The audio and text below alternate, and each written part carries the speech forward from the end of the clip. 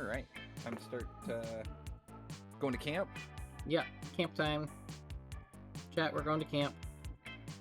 Camp Spooky, the sage of some of our dearest summers. Back then, we were young and unafraid. School far away, everything seemed possible as the sun embraced us on our way to camp. Never did camp. I did it once. Gross. I'm so sorry for your loss. No, it was actually a lot of fun. I really enjoyed it. Knowing me, I know that I would not have had fun going to one. Probably not. I feel like you need the right people if you're going to enjoy something like that. Otherwise, it's just going to suck. When I was younger, I didn't do things with people, though. No, that's what I'm talking. I guess I'm talking more now versus then. And now, I just straight up wouldn't go camping. I mean, but like, if we were going somewhere, maybe, right? No. What if it was like the mountains or somewhere pretty? Wow, that's some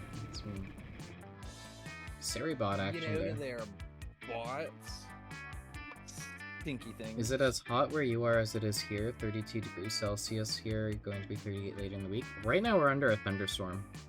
Yeah, we've actually been in like crazy humid thunderstorm weather for the last like week and a half. But it was really warm before then. Right now it's like 16 Celsius out? Yeah, I want to say 16. something like that. 15. But super humid. Half like that. Gross humid.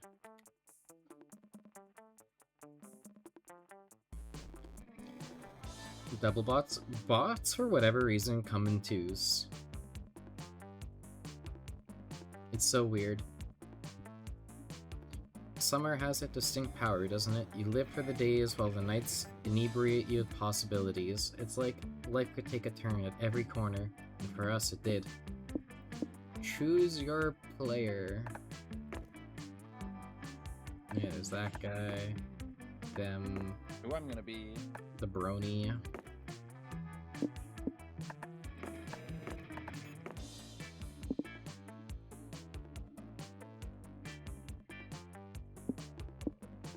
Yo, we're getting a lot of Seribot action. Right? Somebody's gotta buy Seribot like a nice lunch or something one day.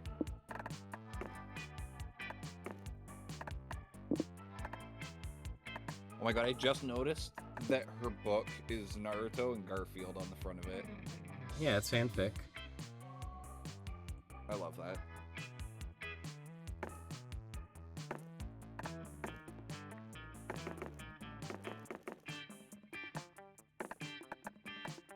This will inspire so much fan art. You hate hot weather?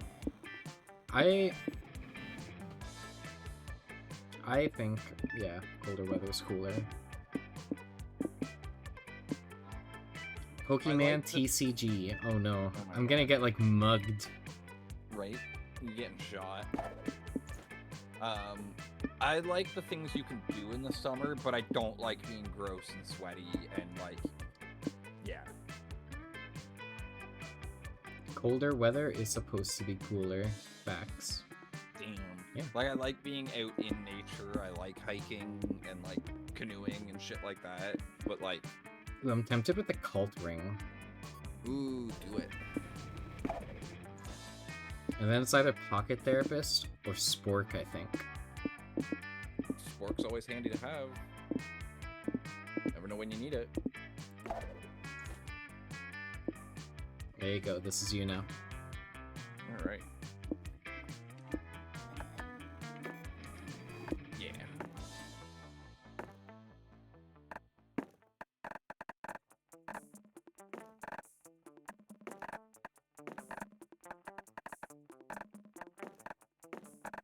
Off.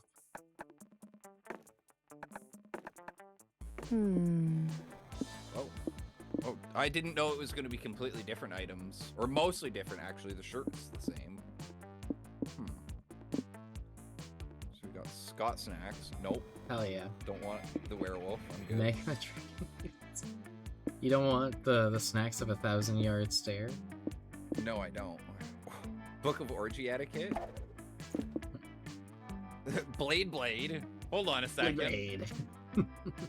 It's time to stab. Blade. Recorder, canned brain. The recorder just has a Coloring fella line on it. Shirt. It does. Coral comb, shades on fire. I feel like I need the shades on fire. That's like, that goes with the look, right? Alright. Alrighty, you have to head to bed now, sadly. Have a good lurk, have a good sleep. Thanks Yeah, for get stopping some by, rest. Flory. It's always good seeing you. One might say the Monster Prom had hardened us on the highs and lows of love. Do you feel Yeah, I hardened was from hard. Monster Prom? I feel hard. Did Monster Prom get you hard? No comment. But no, in love, we're always absolute beginners, and summer camp was no different. No one talked about it, but the idea of a summer love loomed over our heads. Close to the last day of camp, there was a meteor shower happening, just 5 weeks away. I should play Monster Prom? You should. You definitely should. I'm slowly but surely working on a mod that does add me and others into it. Fun fact. One cutscene is already done. Unfortunately, you So can't excited make to see those. the characters you make romanceable. They can just be like featured in cutscenes, but Like other people in the school and stuff, I guess. yeah, exactly. Yeah, it doesn't change any of the romance options, but if you could, I fucking would. I think that'd be so cool. Make yourself dateable. Exactly. It's the only way. It's not possible at IRL. That's not true. That's so true. Close to last day camp, there was a meteor shower, yeah, 5 weeks away. Everyone knew that if you were into someone, you were going to watch that damn thing together. Yeah, that's romantic. And so a silent yet powerful pressure invaded us. It was the Monster Prom all over again. Everything seemed uncertain. Everything but one thing.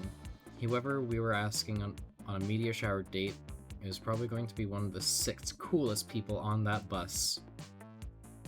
Joy Johnson Jojima, 23. A badass witch who wanted to chill a bit after saving the world countless times. I didn't like them in the first game, so Really? I don't know. They felt like I don't know. I don't know what it was. This next They character felt is my really personal favorite. catty. Like they felt like they were like really catty and like gossipy characters. The Coven.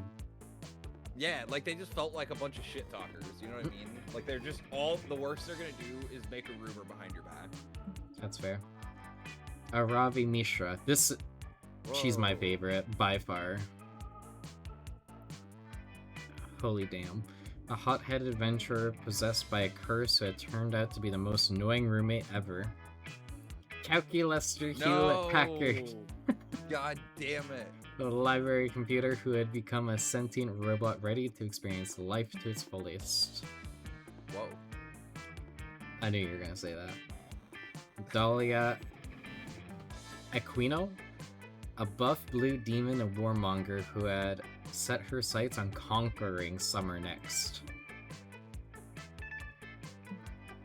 Damien LeVay, a fearless demon with a taste for destruction and a love of fire. So he returns as a romance as well. As Calculester. I know you're so happy to probably see Calculester again. Yeah. Damien I didn't mind. He was kind of funny. He was. He had moments.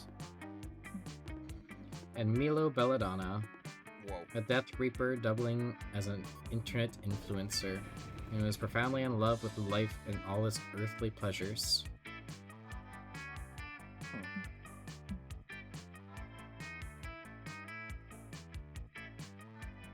The bus trip was long and all of summer could be shaped by the first step well taken. So it was clear, it all came down to breaking the ice and causing a good impression with the right person. Time to break the ice. Which book would you take to a deserted island? Famous last words. The Little Very Angry Prince. Interview with the very sexy vampire. My microwave manual. I feel like that's totally calculus, sir. Guide for speedrunning life. Or the Good art view. of war. All you know is W key. True. I'll take the speedrunning life.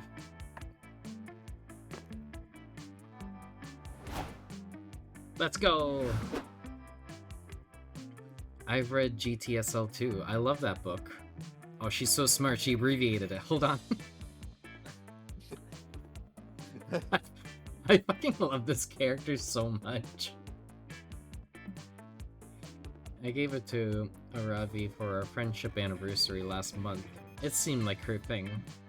Yeah, ironically, if I'd had that book sooner, I would have totally followed its advice and skipped the haunted cave where I found you, and we never would have met.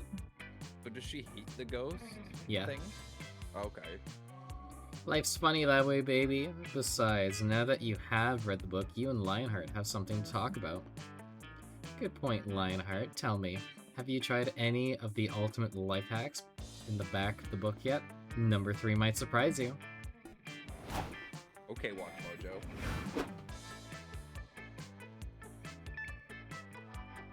All you, Moth. Whoa. Whoa. You've read Art of War too, Ma?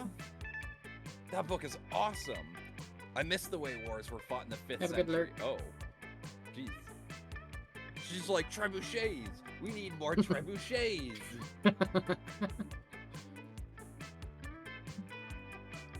Soldiers back then knew that dying on the battlefield was the most noble way to go. Nowadays, they're all obsessed with safety regulations and returning home to see their loved ones. So annoying. Not you though, Ma.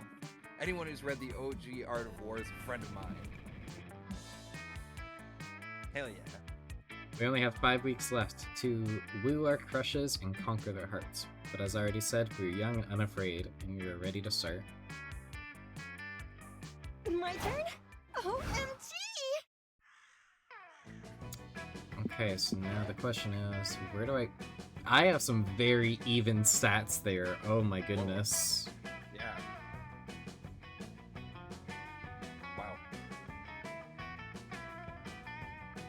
Wow.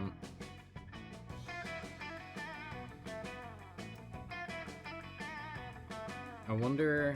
Hold on a second, I'm gonna look something up real quick. I just want to see if there's anything I can do to influence a secret ending. Because I've already gotten the regular ending with Arabi. Oh, okay, that's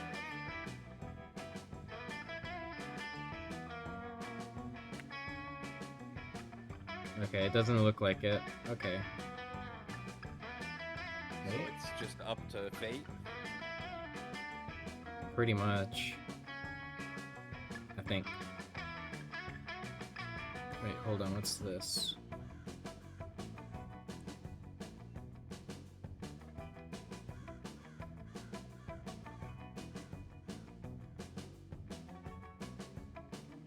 Continued. Secret endings. Hold on.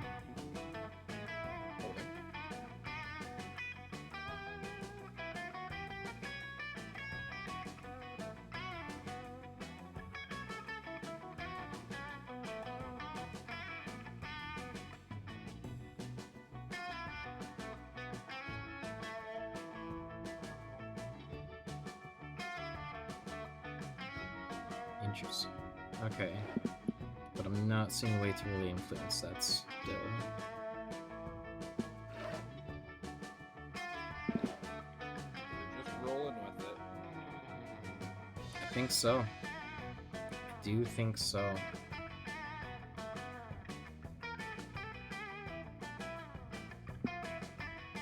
I don't know, creativity? Oh my god, that's adorable. Right? I love Zoe. That day, all the scouts make a braid chain as a team building exercise. Learn all sorts of new ways to braid hair. But the person braiding your hair accidentally ties an infinity knot into your head. There's no way to untie it. You can see into infinity. But right before Coach gives you the worst haircut of your life, you see Wait, how hold on, you all have of your pickles. friends will die. It's useful in helping you eliminate David Davidson, the doomed deer person, from your romantic prospects. Poor David. You also watch every Marvel movie that will ever be released. You gain +2 creativity from witnessing so many plot twists. Name one plot twist in any Marvel movie. Hold on a second. What? It's so fucking generically bland. This had to have been written pre-Infinity War. I mean, I can think of some, but I can't think of any right this minute. But I can definitely think of some. You're then challenged to an arm wrestling match with Dahlia. You try so hard you pass out. When you regain consciousness, you're in the middle of one of Coach's workshops on how to catch rare forest animals alongside her, Aravi, and Hex. Fear not, puny mortals. Dahlia's here. Good, Sleepyhead's awake and just in time. We're on the eve of battle, the battle of catching a feral, ferocious foe with nothing but our bare hands. Oh, a critical hit. And my swords, and daggers, and crossbows, and my enchanted mace, and also my enchanted pepper spray. Hey, yo. Greetings, campers! I want a can of that. Don't worry, kids. All of your unique and occasionally comedically clashing strengths will be necessary in bringing down this hideous beast. Today we'll be hunting a cryptid so rare that he's only been captured in a few dozen photographs on Google Images. Take a look. Here for it. Uh-oh. Wait, Oh, this okay, isn't a never mind. cryptid. It's Billy Wilder. I loved his work on The Apartment and Some Like It Hot. Yes, Hex. But not quite. You see, this creature was famed Golden Age Hollywood director Billy Wilder, but over time he grew disenchanted with Hollywood life. Now he lives in these very woods, transformed into the feral and terrifying Billy Wildest. The Fiend! Does he still direct critically acclaimed comedies? Not really.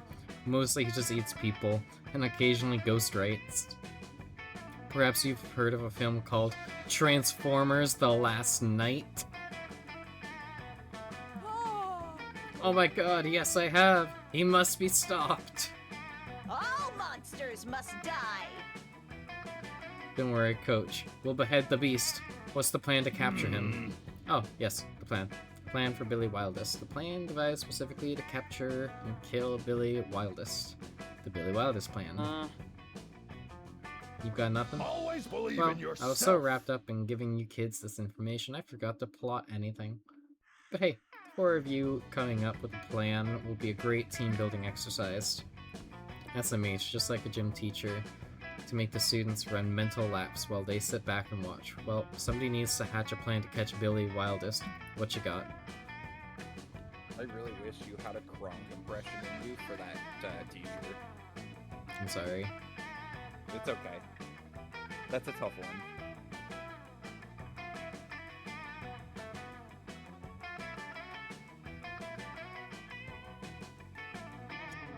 Snare him in a predatory movie. The Dawn. Welcome.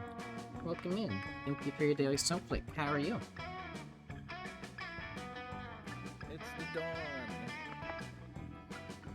Snare him in a predatory movie contract or create an award ceremony for best director currently living as a wild man in the woods. You're alive? Let's go. That's good. How am I? I'm doing good. Yeah. I'm trying to romance the wife, Aravi, once more. I feel like actually it can't almost tell which doesn't one. matter what I choose right now, because all my stats are so even, right? So it's Yeah. it almost not even... It genuinely might not even matter right now. Oh, this will be a stat check, not a one for one of the two people, like to decide. Yeah. Okay, I see.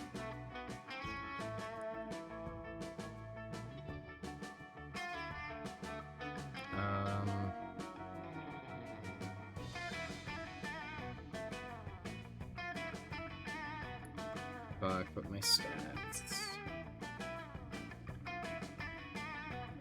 My stats are both good and bad right now, so I don't know. This is funky. I think the bottom one might be creativity, the top one might be boldness. Is what I'm thinking. Can we That's what I just think. fucking watch? It is creative. We'll take it. We'll take it. Are you sure? That sounds like a lot of work. Like, we'll have to make a whole fake award ceremony and get people to attend it, and that sounds perfect! Lately, all my campaigns have been way too battle-heavy. It'll be nice to roleplay for a while. Let's get some badges! Yeah, and I'll finally get to earn my present an award to a deceased director badge. Let's go. Everyone said it was impossible, but I'll show them! You get to work transforming camp into a prestigious award venue. Ravi and Dahlia get really into picking out the decorations, finding fancy outfits, etc. On the night of the event, you invite all of the notable feral Hollywood directors to the ceremony. Ravi and So just the normal Hollywood directors. They're just all feral. True. Oh, I like that outfit for her. Yeah, right? It's so cute. Good evening, ladies and gentlemen, to the first Feral Hollywood Director Awards. I am your host, Hex, with my assistant, Ravi here. oh yeah. I'm such a huge fan of you, all of you, so the first event will be having all of the directors sign my face. Shut up, Hex! Ugh, I knew I should never have invited you to this. Can we just skip to the nominees? I love that, like, devilish smile. I love it, it's so cute. Right? First, we have Skippy the Squirrel, best known for his endearingly homoerotic rom-com, Nuts for Your Nuts.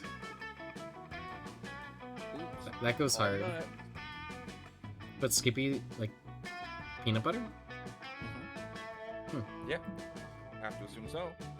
Next is Showing Alfred off his Peacock, nuts. for his terrifying work in the forest horror film of the year, The Humans.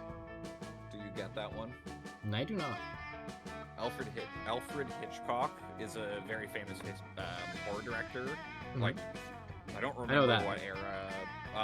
And he directed a movie, The Birds, I believe it was, which is like a very famous movie. I believe it's called The Birds. I'm like 90% sure. It's not my forte for sure. We also have Billy Wildest, whose latest claim to fame is eating your children in their beds at night. And last but not least, Michael Bay. It's Michael Bay. You hear a single woo from the crowd, followed by a small explosion. Let's go. And the winner is Billy Wildest. Billy, please come to the stage and accept your award. Billy Wildest mounts the stage amidst uproarious applause. The award is a golden net. Dahlia throws it over him. Oh, he cries forlornly. I've been trapped, just as I was trapped by the net of Hollywood's superficial commercial desires, and also almost by Nazi Germany. I was not expecting the Nazi Germany call-out. What? Yeah, that was out of nowhere. Touch unexpected even. You all carry Billy away before he starts getting too real. There's no place for true emotional depth at an award ceremony. The whole thing ends with a bitchin' after party, where you all watch Steven Spielberg and Alfred Peacock do a keg stand. You gain +2 fun and +1 boldness. Hope It's this turn interesting goes that they can use smoothly. Steven Spielberg's name, but can't use Alfred Hitchcock's name. Unless it was just to make a funny joke.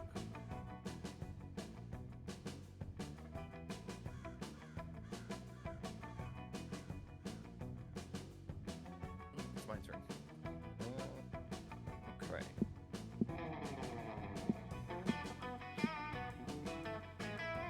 There's just a battle arena, just straight up the Thunderdome. I like the little cult thing here, that's cute.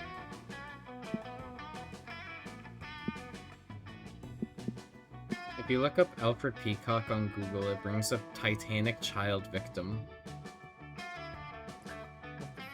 What the fuck? Huh. That's something. I'm gonna leave that suppose. one there. Yeah, we're just gonna let that one sit. That day at the Camp Dome, you play Never Have I Ever Extreme. Every time someone mentions something you've done, you have to cut a finger off. Oh. But besides the finger part, this is finally a great time to brag about all the cool illegal things you've done. You're the first out, and while you're sewing your digits back on, you get to regale your friends about stories of how you robbed a bank while wearing your grandfather's skull as a hat. Kind of badass. You're so cool. Also, they sew you +2 charm onto your left hand by mistake. What? They just sewed some charm into my hand while they were sewing my fingers? Yeah, it's like when you do a Build-A-Bear, you know, and like you sew the star Put the inside. heart in. Yeah. Yeah. They just put some boldness in. I like it. Charm You're not recovering boldness. from that, or Was charm. Listen. Yeah. You're recovering from that interaction when Dahlia almost tramples you with her rock-hard calves. Okay. Fear not, puny Oh, mortals. hey, Ma. I didn't Dahlia's see you here. beyond the majestic silhouette of my own flexing muscles. Oh my god. Badge-tastic! I've got to stay in top physical condition if I'm ever going to earn my FBI agent badge before the end of the summer. You're about to explain to Dahlia how that's a different kind of badge than she probably thinks it is when you notice another Dahlia in the vicinity. What? Oh. There is a second Dahlia. What? That's crazy. The second Dahlia hit the tower? No. Aw. What are you looking at, Ma? I'm flexing my quads right now. You should be looking at... Trust me, I would be. Me? Who are you, stranger who looks almost exactly like me? Explain yourself. I'm Dahlia. I don't look like Rawr, you. rawr. You look like me, because I'm Dahlia Aquino. Rawr, rawr, rawr. Why the rawr, rawr, rawr? You're not me. I am. You lack the necessary muscles. On the contrary, since I'm the real Dahlia Aquino, the real Dahlia looks like this. And since you don't look like... Oh god, this is... I'm the imposter. But how could I be? Am I such a master of disguise that I even fooled myself? Oh my god. She's perfect. No, you're not a master of disguise. Peekaboo. But I am. Counselor Flodge? Flodge. Probably Flodge, yeah. Counselor Hi, Flodge. kids. That's right, Dahlia. It was me all along. You couldn't tell because I was wearing a mask. Your ingenuity truly knows no bounds, Counselor. If only I had your mastery of the art of infiltration, I might have been a better candidate for the FBI. Alas, my flawless blue skin and extreme handsomeness render me totally unfit for undercover work. Oh, man. Why, even if I posed as a contestant in a beauty pageant in order to stop a domestic terror plot in a fun-filled romp starring Sandra Bullock, I'd likely render myself too conspicuous due to winning so hard. This That's rough. is That's tough. Please, Counselor Flodge, teach me your ways. I'm willing to devote all my time to this. Eschewing all romantic relationships in the meantime. Hey, hold on. Wait, no. Yeah, what? No, fuck that. Show Dahlia that you're the better camouflage tutor by suggesting some place where her natural asset would really help her blend in. Oh my god. A utopian society of buff Smurfs, a Dahlia Aquino cosplay contest. But what if she loses the contest? Probably the Counselor Flodge. That was a pretty good one. Think about your stats, though. I think this is boldness. Maybe. I don't know. What would This that is- first one be? Fun? Smart? Fun? I don't know. Mambo, mambo, お祭りマンボ Hi, Tiger. ダ Welcome. ブダブゆらゆらお祭りマンボマンボマンボ Thank you for the mamba. How are you doing today? Fun. Okay. Yes, of course. the 3rd International Cosplay Competition for Dahlia Aquino Dress Up, which happens to be going on right now. Why didn't I think of that? It's the 3rd one? Probably be... it must be, apparently. Probably because you're not a master of disguise like me, or, to a lesser extent, Ma. Yeah. This is just like going undercover at a Miss Universe pageant, only better. Because there will be more of me there. That does sound great. Gotta go. Come on, Ma. How are you? Being ready for Stream's the- going good. I'm doing good today. Wait, Today hold on. Is has that Thick been Dad? pretty decent. Did she acronym that to Thick Dad? Help me get ready for Thick Let's Dad. go. That's great. Soon in the Thick Dad dressing room. Whoa. Damn. Alright, we've only got a few hours to prepare my disguise. Let's think. What would Dahlia wear to a Dahlia cosplay competition? You suggest the outfit she's currently wearing. That's genius. A true warrior makes use of her surroundings. Clothes are totally surroundings. But clothes are only the beginning. A true master of disguise mimics everything from their guest's gait to their way of talking. How do I learn to walk and talk like you Dahlia? are.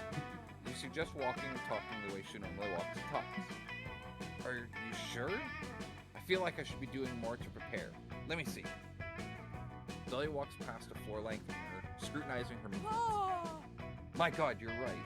It's as if I've been training my entire life for this job. They'll never know it's me under this flawless Dahlia disguise.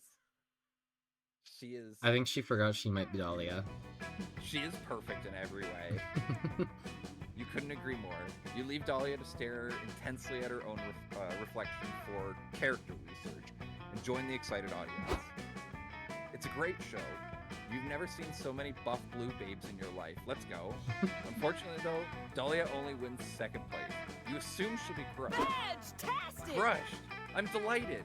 It means that my Dahlia impersonator disguise was so convincing, no one could tell I was the real Dahlia. So many Plus, Dahlias! did you see the 1st place contestant? She's flawless. I'm flattered to even be in the same competition as such a professional. Here she comes now. Oh no. Is it gonna be the counselor? I hope it's the counselor. I'm Dahlia. Rawr, rawr. Oh, hello there. It's me, Dahlia, winner of the Dahlia contest. Rah, rah, rah. I'm beautiful, aren't I? She sure is. So beautiful that just spending all day looking at people pretending to be her has instilled you with +2 boldness and +1 creativity. Let's go. My boldness is at 9 already. Everybody choose an object. Say your choice out loud. Ooh, an object. Okay. Fish. I'm gonna go with a paddle boat. Okay. Describe how you kill someone with your chosen object. You can go first. Okay. So, you pick up the paddle boat, and you just fucking throw it at the back of their head when they're turned around. Yeah, that'd probably do it. See, me, I just beat you with the fish. I just fucking hit you. Right in the side of the head with the fish. It's Blunt probably a force big fish fish. trauma. Exactly. But what if you just have like goldfish? That's not doing anything. Paddle boat. Then it's gonna You know be what a you're getting. slow You know what you're getting into with a paddle boat. Paddle boat's paddle boat. You whip that at someone, they're going down. That just means it's gonna take longer. That's all it means for me. But I do think throwing a whole paddle boat at the back of somebody's head might win. I think so too. Like, if we were to even like do a speedrunning competition, I'm still beating you. I'm beating you. Like paddle boat versus a fish. Probably. Yeah, you It's like- probably are gonna do it faster. I need a Yeah. really big fish to club somebody and one-shot them. But like, if we give you a tuna, at that point, it's like it's Oh, taking yeah. the same time as the picking up paddle boat and whipping it at someone's Yeah, face. yeah. Like I need like You get to a 50 or point where, like, 60-pound fish. Yeah, you get to a point with the fish size where it's like, there's no difference between it and a paddle boat. Hi, Yeah, Rin, right. welcome in. Thank you for the daily snowflake. How you doing today? Yeah, I think you get this one. That's all you. I'm doing great. I just explained how to kill someone with a paddle boat. Yeah. I think the paddle boat This is is probably just better like than my the fish. fanfic. Just eat me? Hell yeah.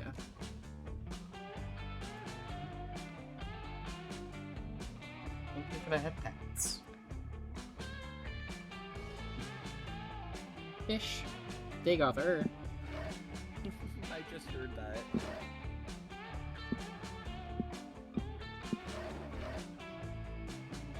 You saw some thighs? Fire or ice? Yeah, it would be ice. Wait, did the throwing of the ice not work? Done.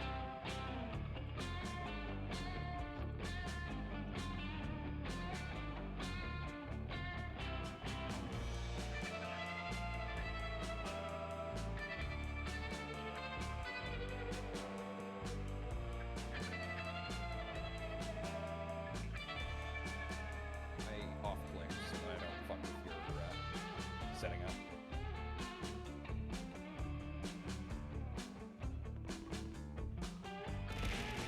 There we go. Now those are working. Whoa! It threw Nice stuff at me inspired. too! Haha, nerd. No!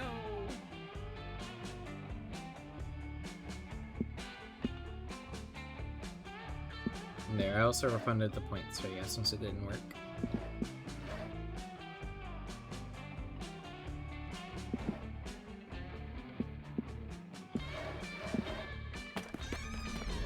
That day, you explore the Haunted Manor's basement, only to find it has a sub-basement. The sub-basement is full of haunted chairs and a staircase to a sub-sub-basement. The sub-sub-basement is a haunted wine cellar. The sub-sub-sub-basement is a haunted nightclub for ghosts who don't like wine. They serve haunted spirits. Ha! Wow, Goldie. We're actually going to a meteor shower. Yeah, we already went to prom, nerd. Yeah, beat it. Been there, done that, Yeah, you know. been there, done that. Got a date already. The sub-basement to the 10th power is a subway. You eat a foot-long Reuben and continue your travels. You eventually check a walkthrough and find out the Haunted Manor can spawn an infinite amount of sub-basements. You only make it as far as the 89th level, which is a Dom sub leather room. You gain +2 boldness from the horrors you witness there. Oh, she looks so cool. Whoa. She's dressed up as Vera from the first game. Oh, yeah, I see it. And Hex is dressed up as Zoe. Cute. You're trafficking sprites? Oh my goodness. Wow. Especially the fucking little scent both of you pulled, then the extra one you put like, haha. What do you mean? What do you mean what's wrong with me? That's not very nice. He's diseased, don't worry. Why are you saying there's something wrong with me? I'm too bright. After I'm surviving that, you need... Wow, the way that you spelt bright, very Fortnite of you. Mm-hmm. That's how they spell bright in Fortnite. After surviving that, you meet up with Veronica. No, that's a Ravi. To talk about... Oh yeah, so with this outfit, it does change the name for them. It's kind of weird. Oh. Well, that's weird. Let's check out a new dungeon she's been telling you about. A 3-hour hike and several side quests later, you're finally there, but something seems a little off. Unbelievable! What the hell? All the loot's been hung on clothes hangers and arranged in shops. And where's my hype battle music? This is just bloodless covers of 90s soft rock hits. Oh boy. A troll leaps out from behind a large fake fern. Prepare for a random encounter, he cries. Now that's more like it. Let's go. With flavor, he continues, displaying a tray of piping hot cinnamon pretzel bites. Try Pretzel Prison, located on floor B2. Level up, loser. Come on, this is dumber than speccing into defense for a solo DPS build. I don't know, Ravi. These pretzel bites are pretty dope. I say we hear them out. The pretzel bites aren't saying anything. If they were, at least that would be interesting. Now, who learned this dungeon?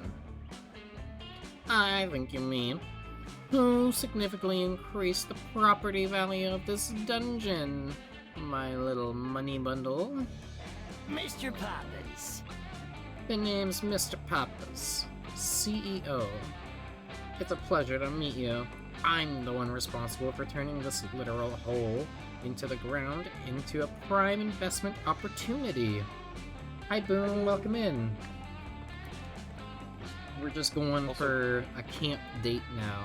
That's what we're doing. Yeah. How are you? Yeah, how you doing? Also, Goldie, I have other colors too. Dungeons are terrible businesses. They don't charge admission, they carry enormous legal liability, and adventurers are always carting off the merchandise for free. Next time, I won't have any mercy. Whatever. The only business that belongs in a dungeon is the none of yours kind. Come on, Hex, let's go back to camp. Oh, this will be a shopping mall. Don't you mean, let's go back to the mall? That's right, I've purchased Camp Spooky and I'm turning it into another shopping mall.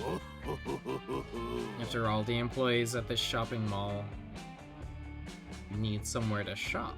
Don't you agree? Oh my god. You villain! I'll show you how a real adventurer shops, by stabbing you and then taking your organs, because that's how I get most of my loot. You I'm afraid I filthy want to eat kid. this dude. The poor guy holding him up too, right? Right?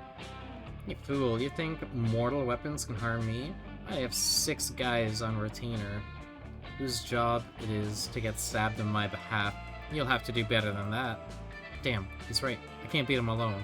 I need to form some kind of anti-capitalist venturing party.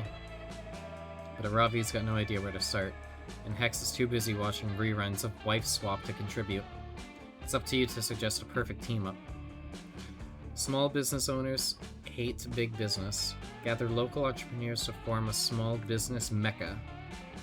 Seek out the powerful and secretive order of e-commerce. It is said that no shopping mall can stand against them all. Not the e-commerce. Oh, my stats are so, like, weird. I don't know what to do.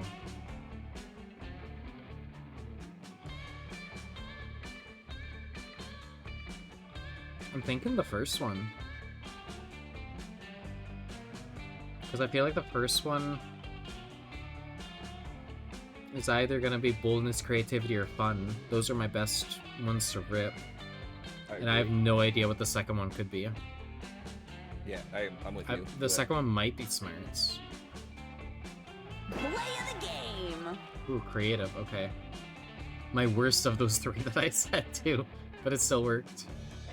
That's brilliant. The area around Camp Spooky is indeed home to many vibrant small businesses, most of which cater to the camp's constant need for replacement buildings and medical supplies. Come on, let's form a mecca. Alright children, you have fun. I'll just be over here, growing steadily wealthier. I hate Several hours of community organizing later. Thank you all for gathering here today. We're facing a great evil today. A dumb stupid jerk who did a thing I don't like. And to stop him, we need to form a mecca. That sounded like you. Benny, from Benny's Bait Shop. You'll use your fish hooks to form the mecha's grappling apparatus.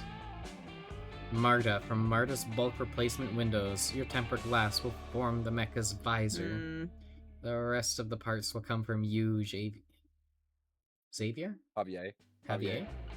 Javier. Javier? Yeah. Who has a shop that sells mechas. Oh, okay. Good job, Javier. Just a whole shop. Thank you so much for including me in this, says Javier. I only hope that my tiny contribution can help us succeed in some way.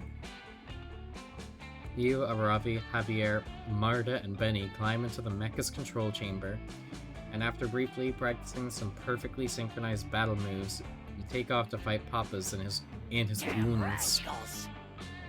What's this? We're under attack. Curses, I don't have mecha insurance! Oh no. The battle is an absolute rout. Benny's hooks make short work of Papa's bodyguards, Marta's visor provides excellent visibility, and Javier's electromagnetic Gauss rifle is also kind of useful. That's wild. Kind of put in some work, you know? Big companies may be able to provide lower prices, says Marta, but nothing will ever beat the charm of small business or their ability to form a huge mecha. Oh, this isn't the last of me, you'll see. You'll rue the day you trifle with Mr. Papas, you socialists. I'll be back and you'll be sorry. Probably says some other stuff too, but the mecha punts him into the sky, so he turns into a little star and then vanishes. Do you want to be my support? Wow, you're a hell of a commander, Lionheart. You've earned my respect, and this helm of +2 boldness and +1 charm. Hope nothing goes wrong. Okay. Right. Creativity. And you're fun. I mean both, but yeah. Which one funds this one, right? That's Yeah. Yeah.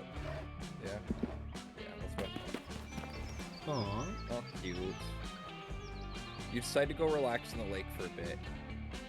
Camp Spooky gets pretty crazy, so it's nice to just float on the water and chill. You end up falling asleep and wake up to realize you floated halfway across the lake, straight into the crab rave? Yo, crab rave?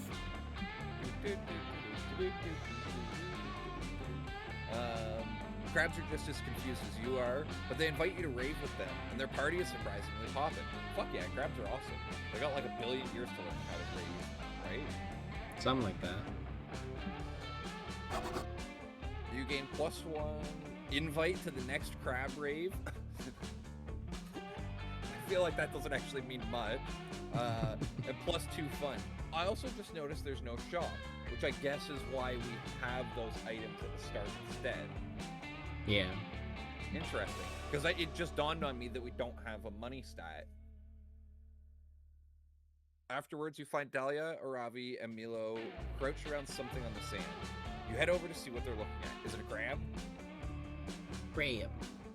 This is war! Come on, Dwayne, crush him. Crush that crustacean. Oh my god, it might actually be crab. Their outfits are all really cute. I love Aravi's the most, but I'm also like super biased to her. That's fair. Rip his shell off. Eat his organs. Do a spin move. Do a barrel kickflip. roll. Hadouken. Hadouken. You're trending, darling. Try moving a few centimeters to the left, where I can get a better photo of you. You get close enough to see what they're all yelling at. 2 hermit crabs facing off against each other, and a ring of other agitated hermit crabs. This is it, the Hermit Crab Fight Club spoken of in Monster Camp legend. Right now, it looks anything but legendary, though. The crab they're calling Dwayne is getting its shell shocked by a much larger and handsomer crab. The fight is soon Get over. good! How do you dictate a handsome crab? I was also kind of curious about Aw. that. Oh, okay. I've noticed Any thoughts, something chat? weird. There we go. I was having a weird Oh. issue with my mouth for a second there. Yeah, I noticed I skipped a thing there. I was having Something a weird about bug Dwayne with my mouth. Johnson. Yeah, I apologize for not getting to read that there. I mean, it's 9 anyway, so. Well, yeah, he's not actually a lobster for one thing. Wait, they were using a lobster in a crab fight? That's illegal. I think that's like rigging, right? I think so. Branding trumps accuracy, darling. This is the 21st century. Damn. It's still doing it. I don't know why. It keeps like sending my mouse, my like PC mouse, over to my other monitor. For no This reason. is an opportunity to Like, grow. it's fully unprompted. It's just over there. But I do have to admit, this inspiring underdog story is quickly turning into bad content. I think it's high time we interfere. Yeah, by subjecting Dwayne to a vigorous training regimen. Pog! Don't be stupid. Pog. All he needs is better equipment, like a +2 shell or a repeating crossbow. I'm here for the I do repeating like the crossbow. Yeah, no, I agree. I love how Ravi's like smile like that. Oh, it's so cute.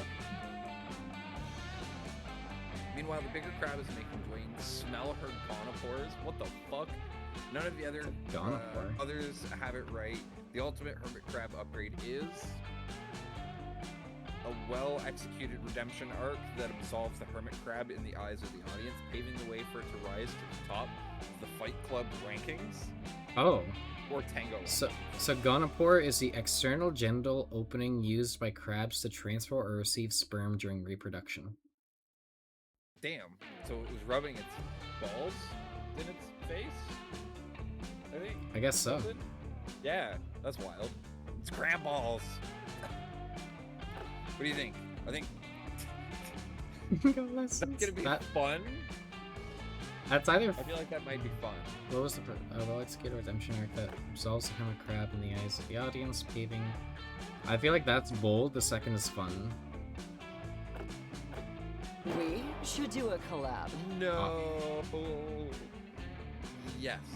Triumphing over one's own inner demons is a great way to build a brand. I did not think it would be creativity. Me neither. Fans love it when you experience a devastating personal tragedy live online. Remember, you can't spell the content of your soul without content. Agreed. A well-executed redemption arc will provide ample opportunities for training montages. Alright then. Tell us, Dwayne, what skeletons do you have in your closet? Or I guess your shell? Dwayne, being a hermit crab, is unable to sleep. Instead, he pulls out his smartphone, shows you a series of photos. Not what I was expecting. Yes. Can't speak, but has a smartphone. The crab phone. Dwayne being a hermit crab. Ugh. Are those upskirt photos of female campers? Dwayne does a little crab dance that communicates something to the effect of, yes they are, but I'm deeply remorseful about it, and I believe we all deserve a second chance. That's fucked up. I don't know. I'm a little bit uncomfortable about trying to redeem a beach pervert just to help him succeed in the Fight Club. I hardly blame you. I understand where you're coming from, Dahlia.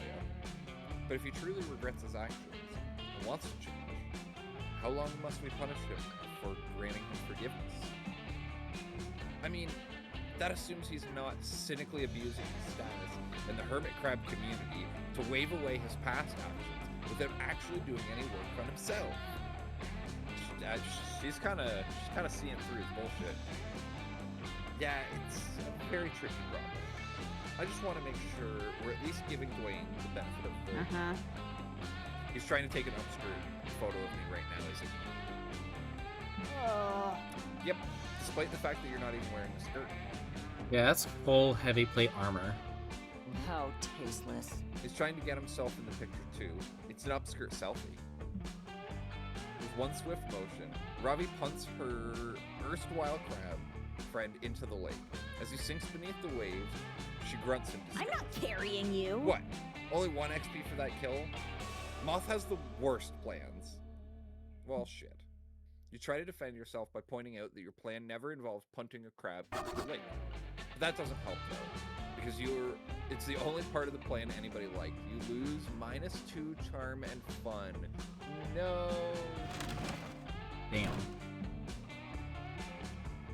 Everybody choose a movie. A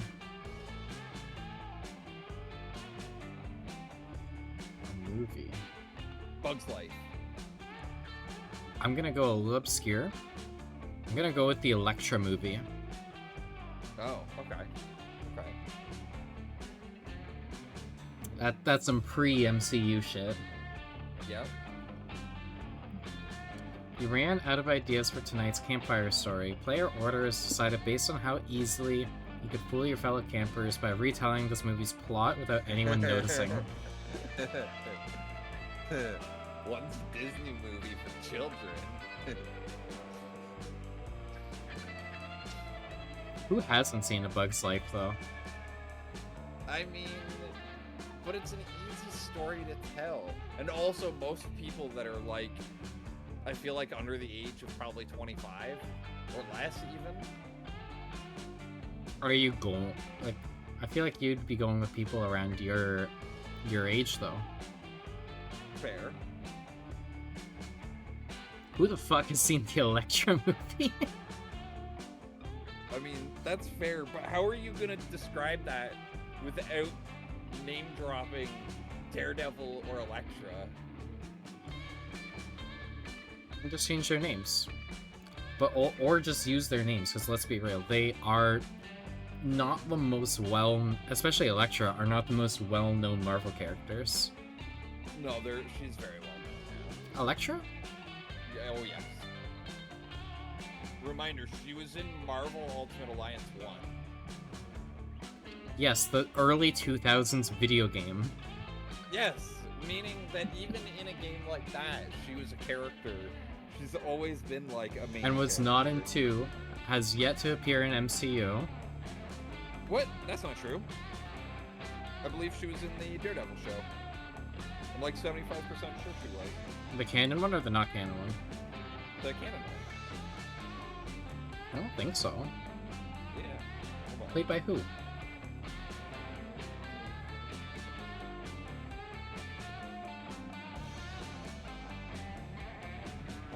Portrayed by, I'm probably gonna butcher the name, Elodie Young. Oh. Yeah, she was. Yeah, because we did watch that. Yeah. Like, not even Also, who the fuck watches an MCU television show? Nobody watches those. No, those actually, you would be shocked. That set of the Netflix ones were like the most popular ones. Because that was also Punisher. Punisher has was, stuff like, now? Punisher has had a whole bunch of stuff, and it's fantastic. I have not heard of Punisher having anything Punisher in had MCU. a show pre-COVID. What? Yes. Pretty sure it was pre-COVID that he was involved in the Netflix show. I still think Elektra's pretty on the more obscure side. 2017. I graduated that year. Elektra was in the show before Punisher's show was out. Because he appeared first in Daredevil and then got his own show. Nobody fucking watches those. Literally, they were like the most watched. There's like 5 people and they all have alt accounts and Oh yell my about it God. online. You win that one. Just because I don't want to debate with you anymore on that one. Let's read some creepypasta. So now we have That's the possible. night. It's creepy. Mothman! Oh, it's Mothman.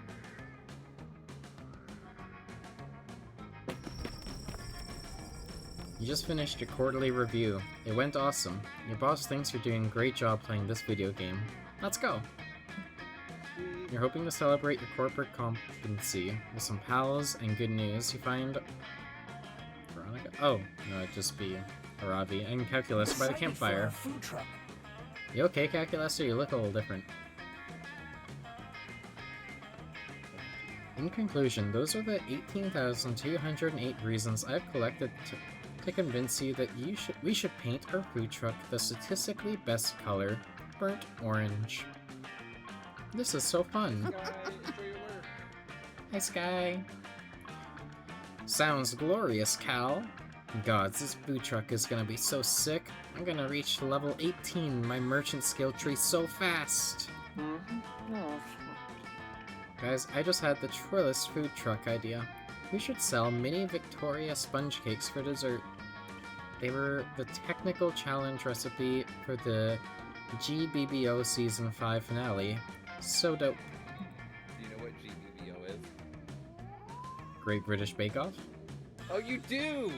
Holy shit! says right there. Okay, I did not. Fuck sakes. God fucking damn you. Never mind. About you not being in a good mood with you. How are you not in a good mood with us? That was really funny. Come on. There's Yeah. no way that wasn't really funny when I joined the call, said fuck you, then left the call, and then Glacy joined the call, also said fuck you. Wow, smart detection beta. No, that's a new thing. That's a new auto mod thing. It even says it's in beta. Because you're a I think it's because it knows that you're a beta. That's why it auto modded you. 'Cause it did say beta. It did say beta beside the auto modding. So I guess that must be it. Whoa. Hex watches the Great British Bake Off? That's your favorite show. You give them the secret GBBO handshake that all the true cake heads know. Nice. I don't know why that's doing that to you, Goldie. I'm sorry. But I'm doing good tonight. How have you been? I'm having a good night too. Nice. It's sick that you like GBBO, Lionheart. I honestly love reality TV in general. I'm watching the best thing right now. Have you guys seen 90 Day Adoption? Oh, no. I have not seen it. I am aware that the show exists, but have been unable to watch it due to my current parental control browser settings. You haven't seen it either. Reality TV bores the shit out of me. They always edit out the really good violence. Yesterday was shit though. My sister's car got absolutely totaled in a car crash. Holy shit. Oh no. Is everything She okay? Yeah. She okay? Everything's all good. Yeah. She is okay? Okay, that's good. Yeah, that's really good to hear. Was doing some trafficking with Boom. Interesting. Parked car that got hit. At least it's a pretty, like... I know you hard meant thing to sprites, but argue just saying that yourself. you were just doing trafficking with Boom is crazy. I can see it. Boom seems like they'd be up for it. I don't know. Boom and Goldie, the IRL version of the Wet Bandits.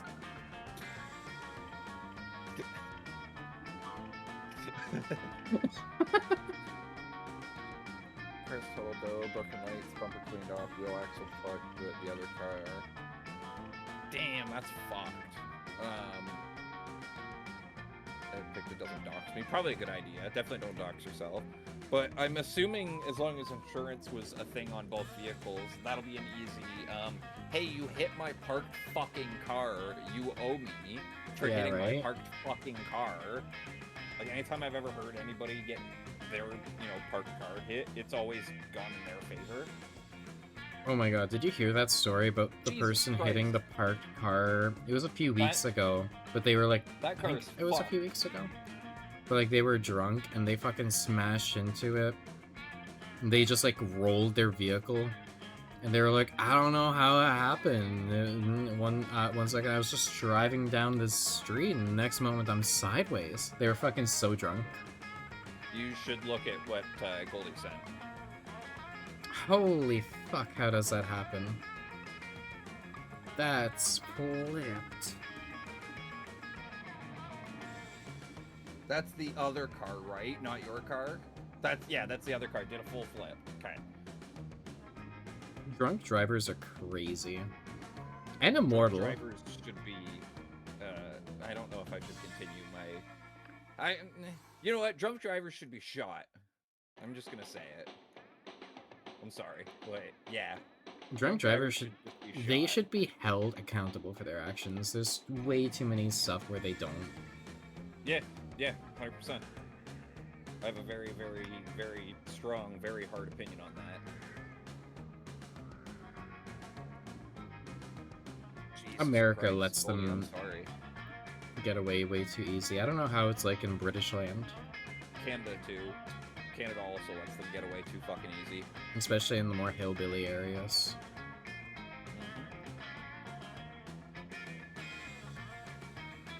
So after that, going drinking, then joined a friend on Dead by Daylight and spoke to her in her chat.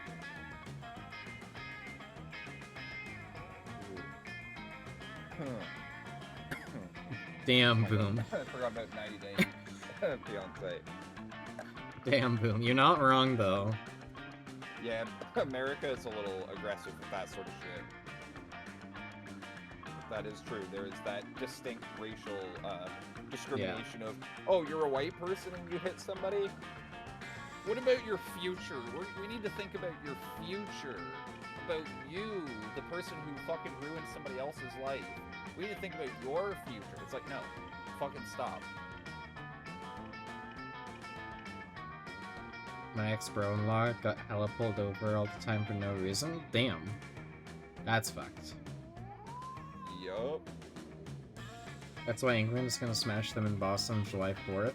Oh, hell yeah, I hope so. I hope That that, would be happens, but also the I love riots that would ensue Oh my over America God. losing on their day.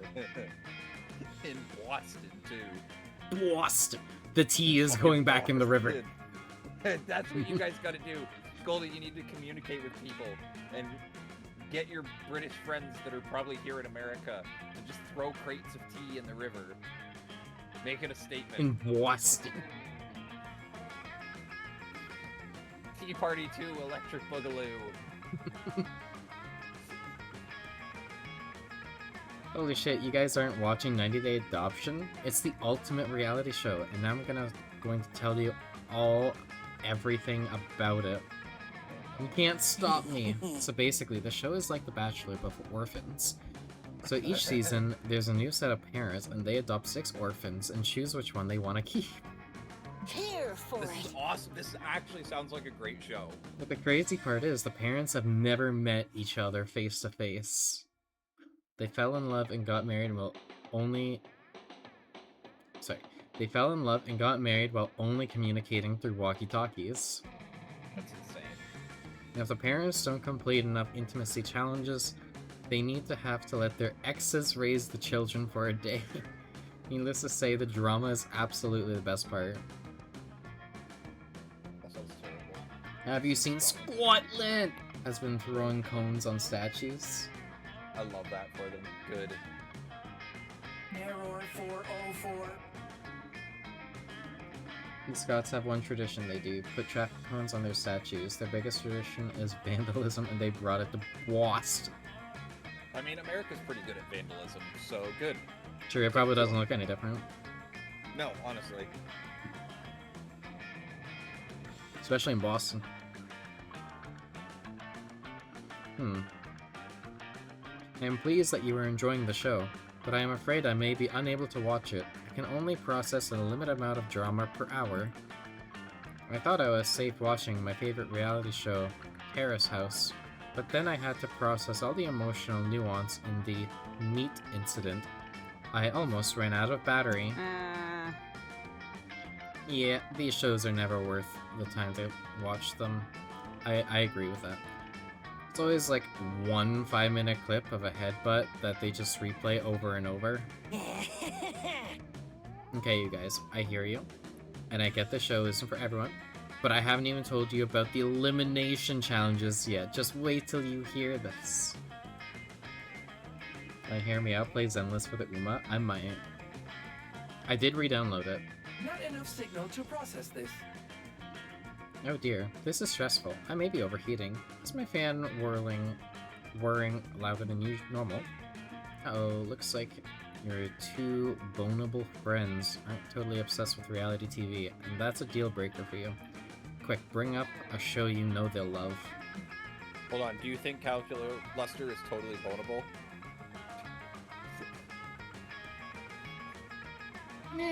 Under the right lighting. Under the right lighting. Damn, that's something. The Uma is after the best character ever. Okay. That's my 50-50 on the engine, though. I'm scared. I believe in you. Just grind. Grind more. Yeah, play more. Come on. What about Undercover Final Boss? It's got brutal violence, and there's tons of drama when the boss finally reveals their glowing red weak point. That's totally gonna be a Robbie. And the other one is, have you guys seen the Turing Test? Are you human enough? It's family-friendly, drama-free, and teaches you a lot about human social cues. Oh, this is the most obvious so I've ever easy. seen it. Undercover Final Boss. EP 50/50s for males, and I have been grinding. Lion, I'm nearly max level in Hollow Zero. Maxing trials, nearly maxing garden. Time to max the credit card. Yeah.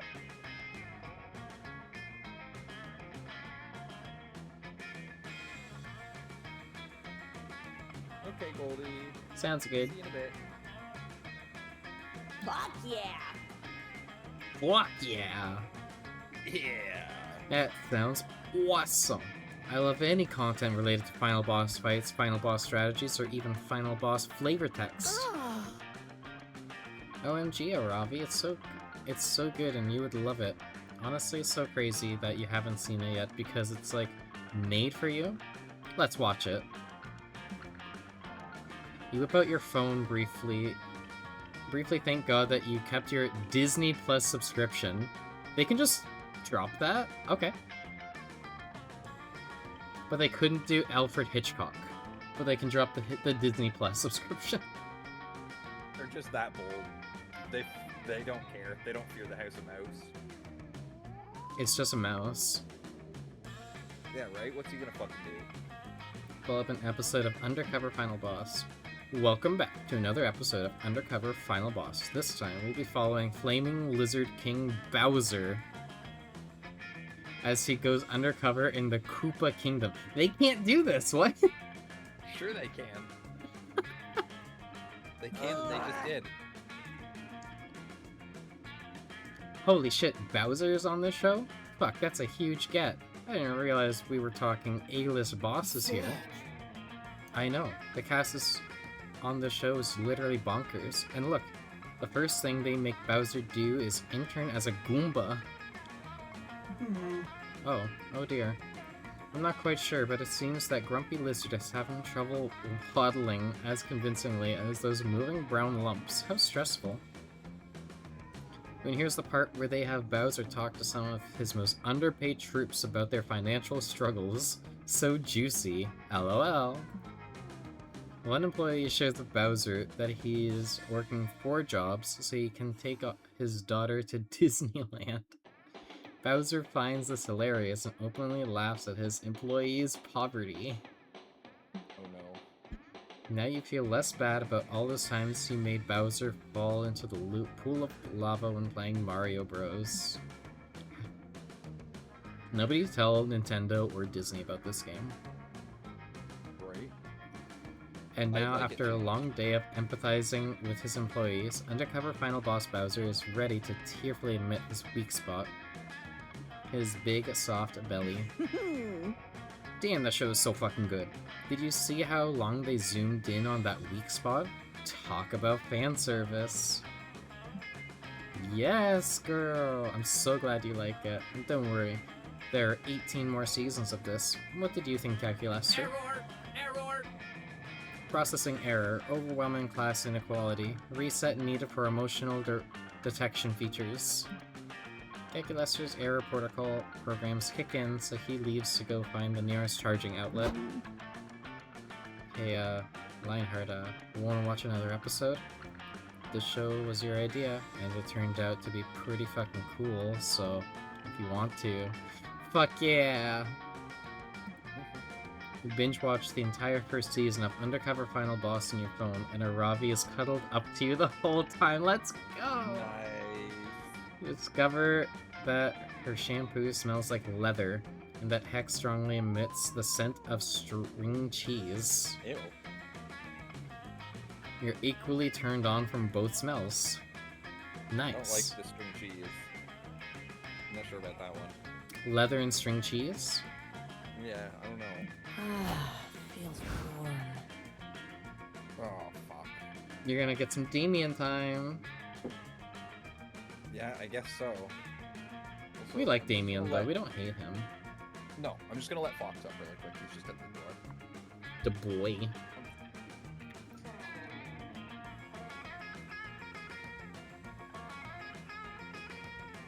Really tempting fate there, throwing both Disney and Nintendo product in the same little bit.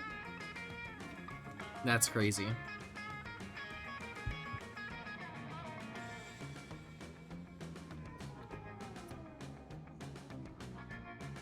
There we go. Sorry. I'm back. Let's see what these two are up to. Roasting a s'more harder than you... Wait, whoa, hold on. You're roasting a s'more harder than you were roasted that time you wore neon Crocs to school. When you hear what sounds like intense negotiations. You go investigate, because you're a nosy bitch. Yeah. Whoa, what the Damien. What fit is What's that? going Holy shit. Yeah, right? Biblically accurate Damien? Damien? I guess. Yeah, right? Oh, shit, why did it fucking click like that? I hate that. It's being a little janky with me. Do I get the dukedom on it? Only if you fold afterward. See, it's like losing my mouse, and it's only just started doing that. And if I don't fold, land, but no dukedom. What if I KonMari fold so that the clothes can be more easily stored in this tight camp space?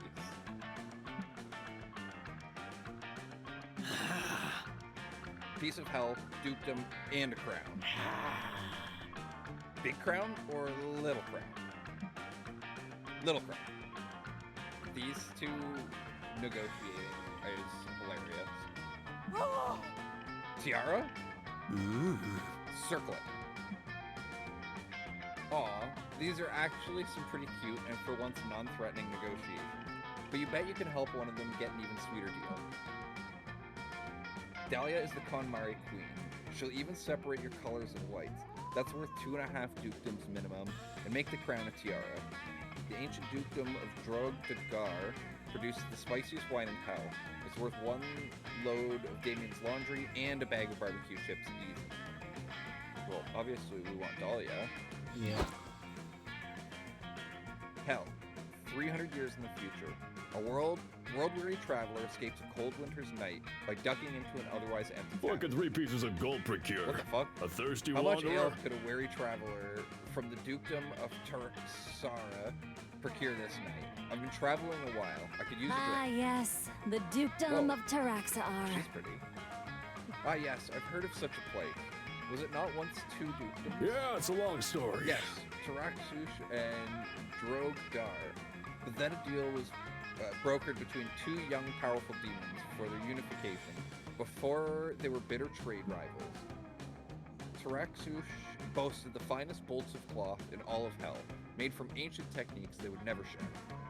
Meanwhile, Drogdar was home of the finest scientists hell had ever seen. They created potions that would remove any stain from any Glory to surface. Empress Dahlia the First. Empress Dahlia the First displayed her intellect and diplomacy by uniting the two into one, thus proving that a unification between dukedoms was the most efficient move after all. It is now a prosperous place. Tell me more tales, traveler. Tell me more tales, traveler, and perhaps I'll tell you a few of mine. Meanwhile, back in the present. Ah, fine. Whatever. You can have 2 dukedoms. Buonissimo! Nice! I got 2 dukedoms. Now dukedoms, Hey, kiss. Zany, welcome Oh my in. God. Now kiss, she says. Dahlia minds How me you doing two today, dukedoms Zany? Kiss. Mwah, mwah, mwah. Mwah, mwah, mwah. Mwah, mwah, mwah. Arr, arr, arr. Furnace, So cute. Maybe you'll get to do that.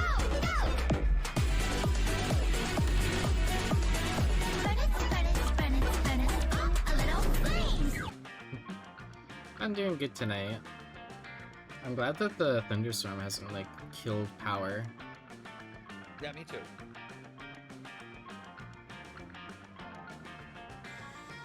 Oh, we got to choose another movie. Interesting. Okay. Shrek 2. I'm gonna go with the B movie. Oh no. 2 classics going head to head. Play order is decided Mambo, based on mambo. which movie cast お祭り will survive マンボ the longest on a ダブ deserted ダ island ブ together. ゆらゆらお祭りマンボマンボマンボ I think that's gotta be a random. I feel like we picked 2 bangers. See, the bees, they're just gonna make a hive. Do I need to 'Cause remind they're- you of Dragon? Dragon's not in Shrek 2. You said Shrek 2. Dragon dragon is definitely in Shrek 2, even if it's briefly. She is only featured in the post-credit scene on DVD only, where it has the Idol Ever After with what's his face from. Also, Tiger, thank you for the funk. I could not hear. Oh my goodness, that was loud. Damn, got the lore on lockdown because I have watched these movies so many fucking times in my life. It's not even I funny. think Shrek 2 is gonna outlast. The fairy godmother is just gonna be a problem to everyone there. And the But, like, bees are just gonna chill. But Donkey and Shrek wins. So Shrek wins at the end of his movie. So does Barry B. Benson. But he's a bee. He is a bee. That's his natural advantage. You're not gonna find the bees. They're gonna make a home. What if the deserted island can't habitat bees?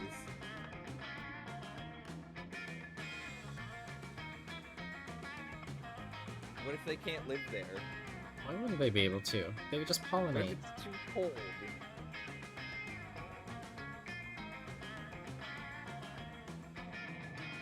They don't have thumbs. They can't light fire. Bees don't have thumbs. They can't light fires to keep warm. Obviously, it would be an island that they can go to, like, survive Why? on. What makes you say that? It says they have to survive on the island. It doesn't say they will survive. Okay. Bees fuck. They will Bees outlive. fuck. They will outlive through reproduction. I thought bees could make themselves warm. Oh, hold on. I don't think all bees can. I feel like that's only certain bees. Can bees. But also, what if, make like, a big storm themselves- happens? Then they go into their hive. Honeybees What if it actively knocks the generate and trees regulate their own body and hive temperatures when it's cold. Okay, yeah, they're fine for temperatures. Boom. Yeah, they huddle up.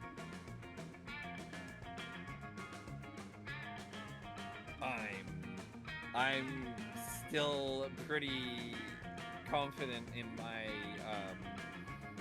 my Yeah, Shrek in 2 your answer. Shrek 2 with Prince Charming, who's Yes. fucking gonna be dead in the Yes. first day. Yeah. Yes, With the probably. And then Frog they can King. Eat him. Hold on, they could eat Prince What- Charming. And the Hold Frog on. King, who's also not gonna survive long. Frog legs.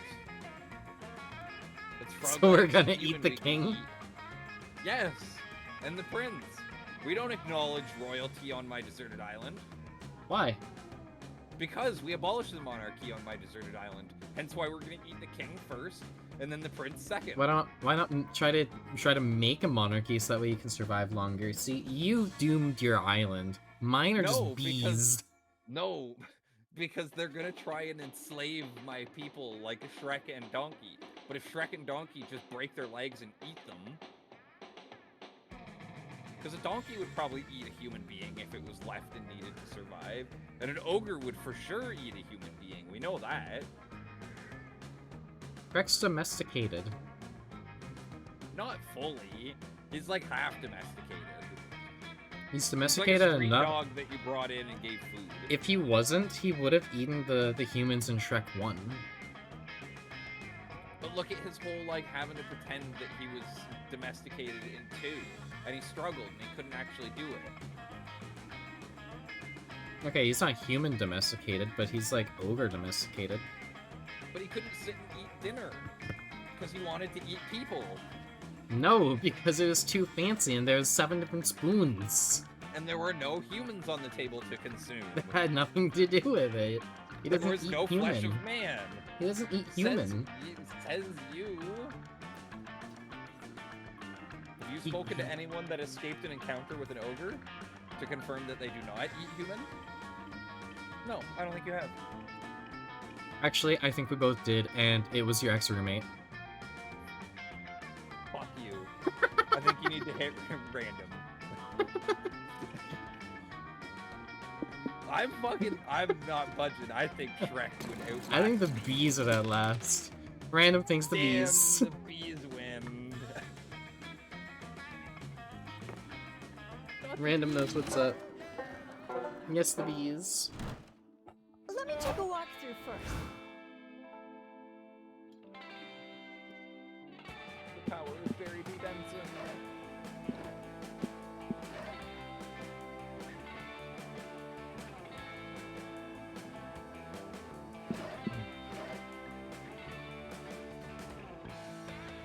I don't know where to go. I have a lot of boldness, Hell. though. Probably get smarts. Think smarts? Do I really need to care about smarts, though, right now?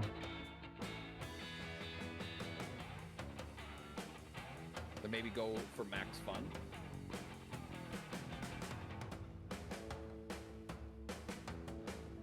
Fun wouldn't be too bad.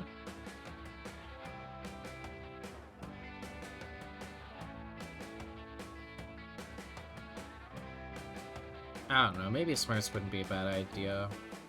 Just get it up to 6, just in case you get any skill checks for it. Oh, that's cute.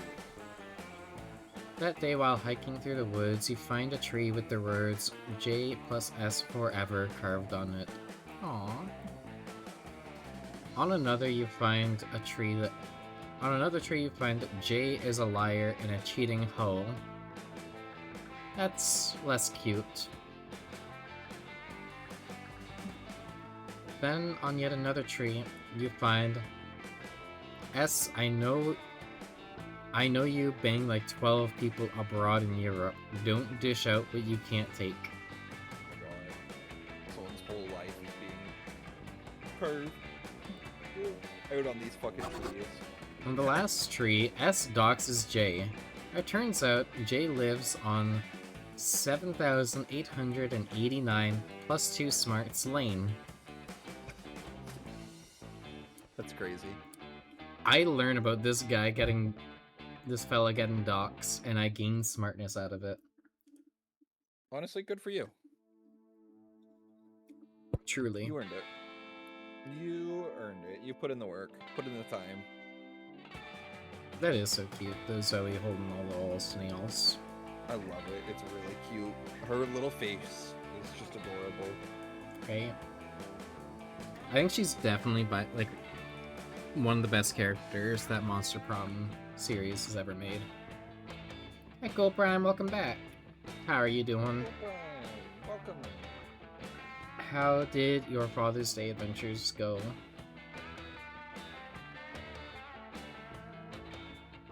Yeah, did you have a good day? Did you win? Did you become a dad? No, I'm kidding. I'm kidding. I'm good. I mean- We just finished eating food and now I'm chilling. Hell yeah. Nice. We love chilling.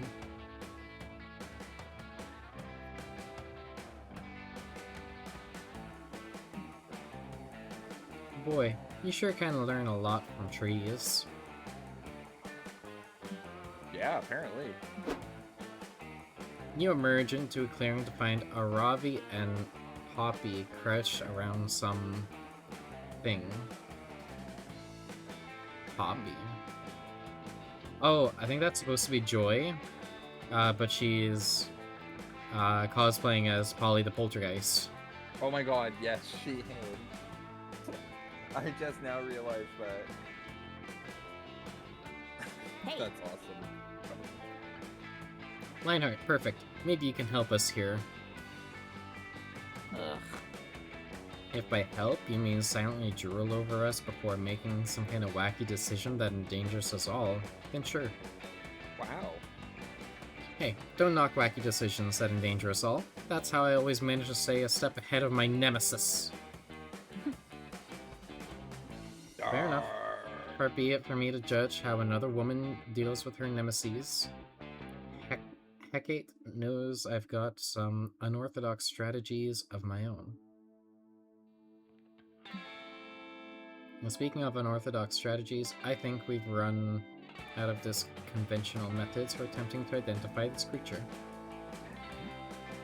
some more on my paint booth earlier and tested the fan. I also worked out how I'm going to run the ventilation for it too. Nice. Also watched a Gundam movie earlier. Heck yeah. Sounds productive.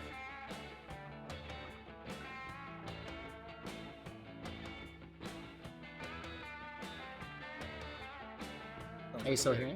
Okay. Yeah, oh yeah. I was having a sip of my drink. Oh, okay. I got scared for a second. I thought you died. I was like, no, we came so far. Oh, so it's a creature. That's more than you were able to figure out by looking at it. It gives you a mournful look with one of its fins. Are you gonna finish that?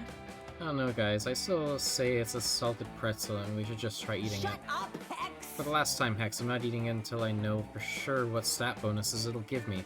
I don't know that we can't... And I won't know that if we can't identify it.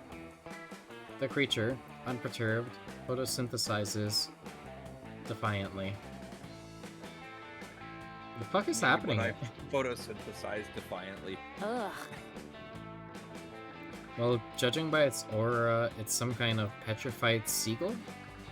Ah. The creature winks at you with what is either a mouth or an Ethernet port. What am I listening to? But its droppings seem to indicate that it's more like an illustrated guide to how a bill becomes a law.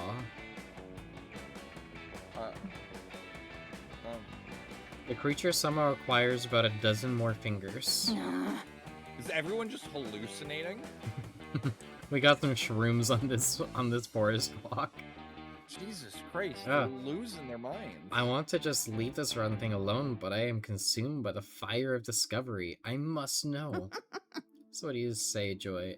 Is this the point in the adventure where you ask for aid from an unlikely ally? Guess it is. What do you think, Lionheart?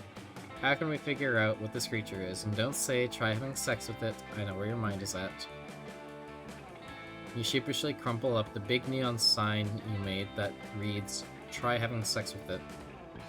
It's time for Plan B. That sign. You would own that. Look up its call using Shazam. When in doubt, it's a bear. Bear! Oh, my stats are so weird. I don't know what to choose. Bear maybe? Bear! That's my kayak! Could be boldness with bear. That was. It is bold. Okay. Are you kidding? If this is a bear, then I'm 100 squirrels in a poppy costume. Maybe. Maybe, actually.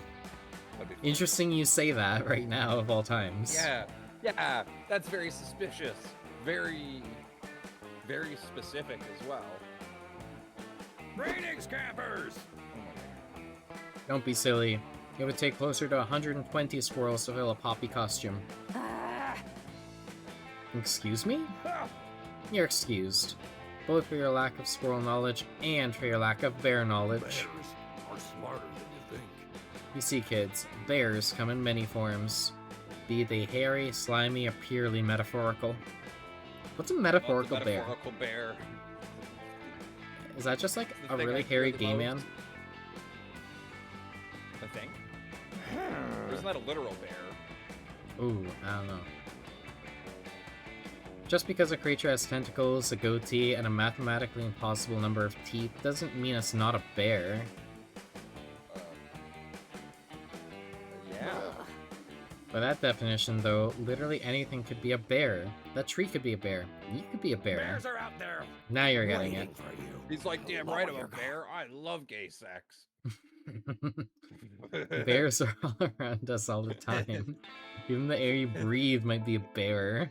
Oh, That's no, why I there's a place bear such in an my emphasis mouth. on bear safety at this game.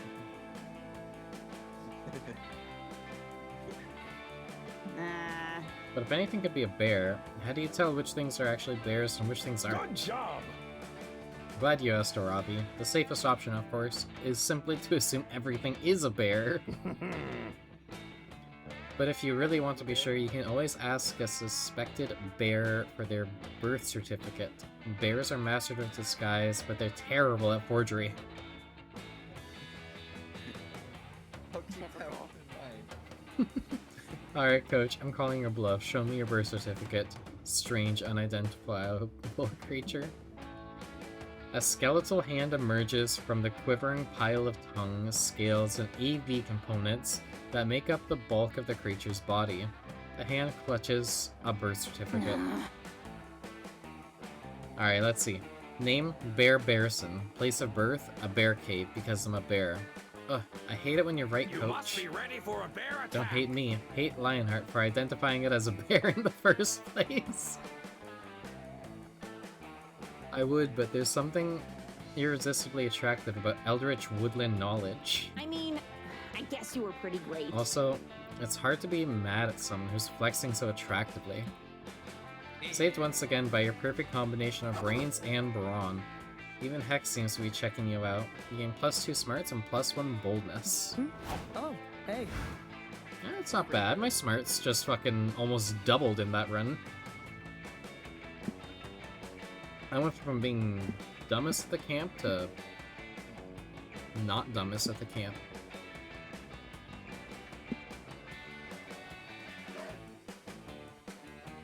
I feel like I need other stuff. Creativity. You think creativity is the other thing for them? For them specifically, I feel like it'd be boldness and fun. That's kind of what I was thinking. Which is... this one's fun, yeah. That day you Heck, decide to take awesome. swimming class in the lake. You learn all sorts of cool swimming techniques. The backstroke, the side stroke, the Macarena stroke, the mime having a stroke. I'm stroking! Stroking my All those cock out. strokes.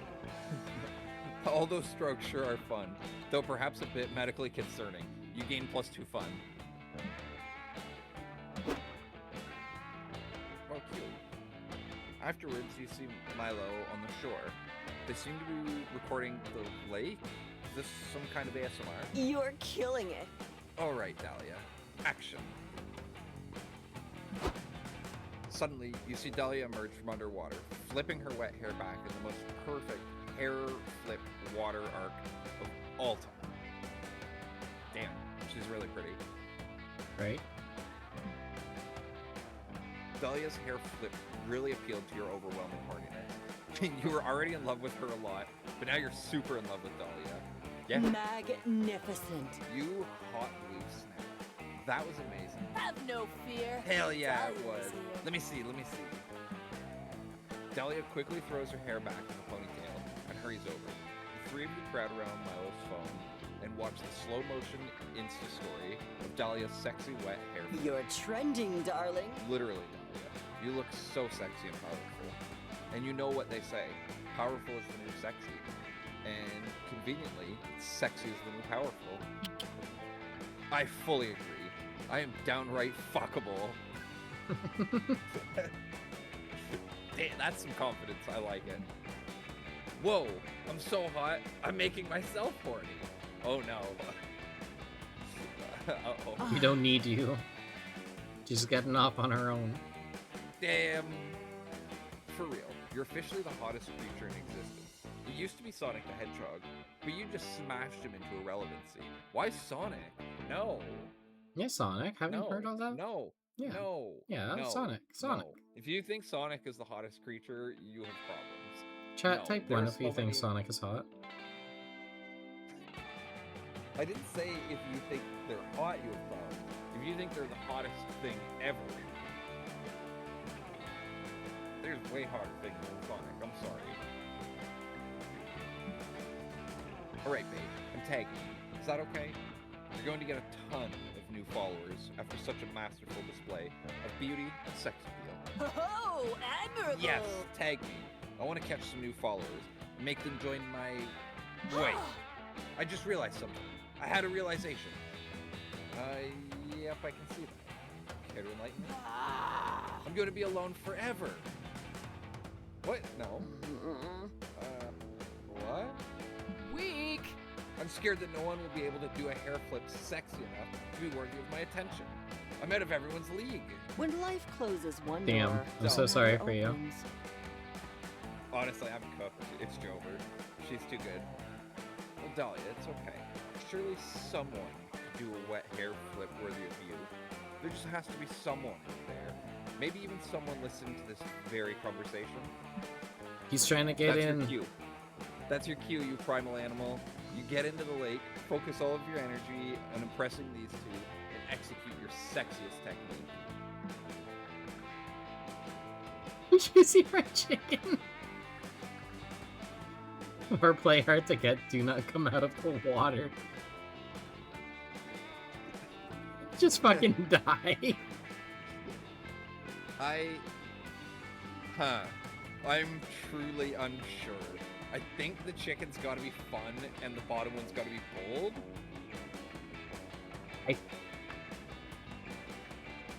The first one could also be charm.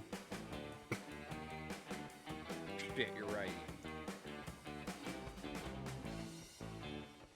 Fuck, I don't know. That's hard. This is a hard one.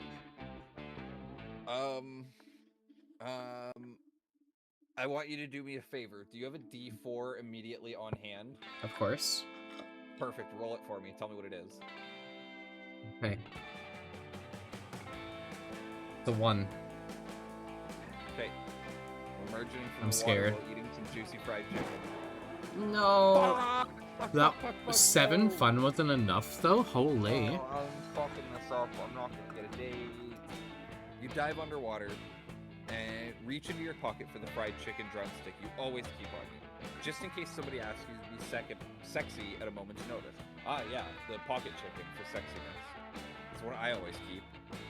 Interesting. You've never You used it emerge on from the me. water, so just you wait. I've been waiting for the right moment. Whips chicken out at you. We Ooh. haven't gone to the beach yet. You fool. True. Very You true. revealed my secret. I'm gonna drown in the water with a piece of chicken. Come save me.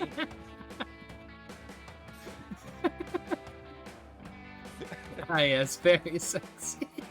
Right? That's what I think.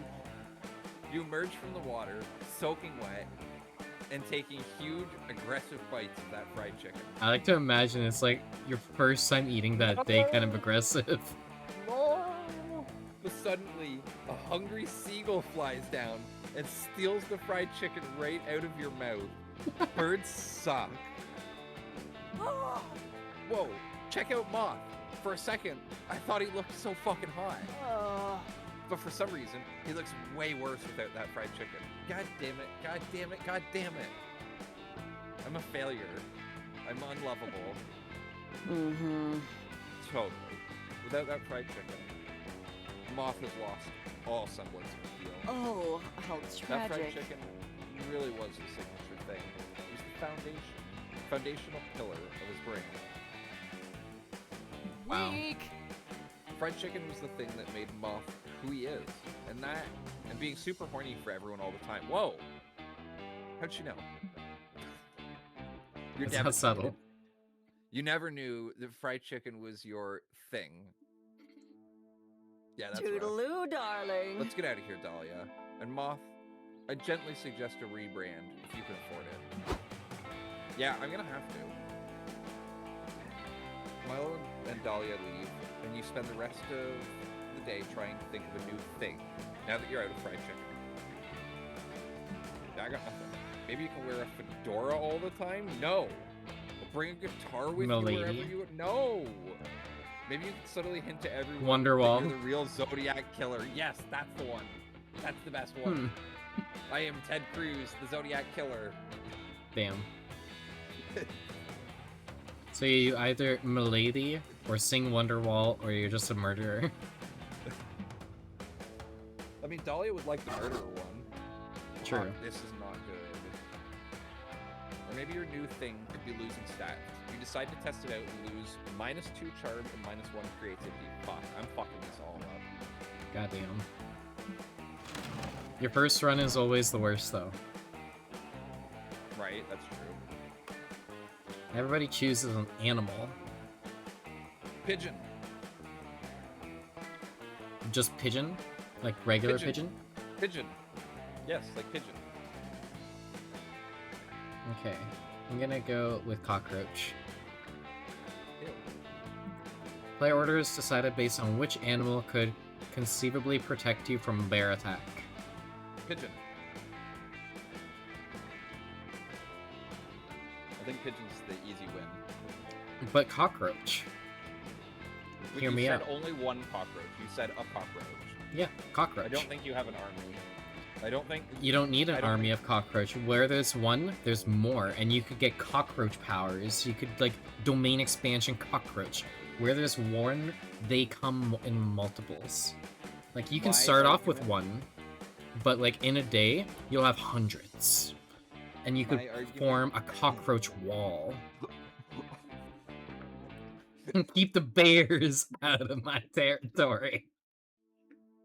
Now, the problem with your logic is that you created the same logic for me.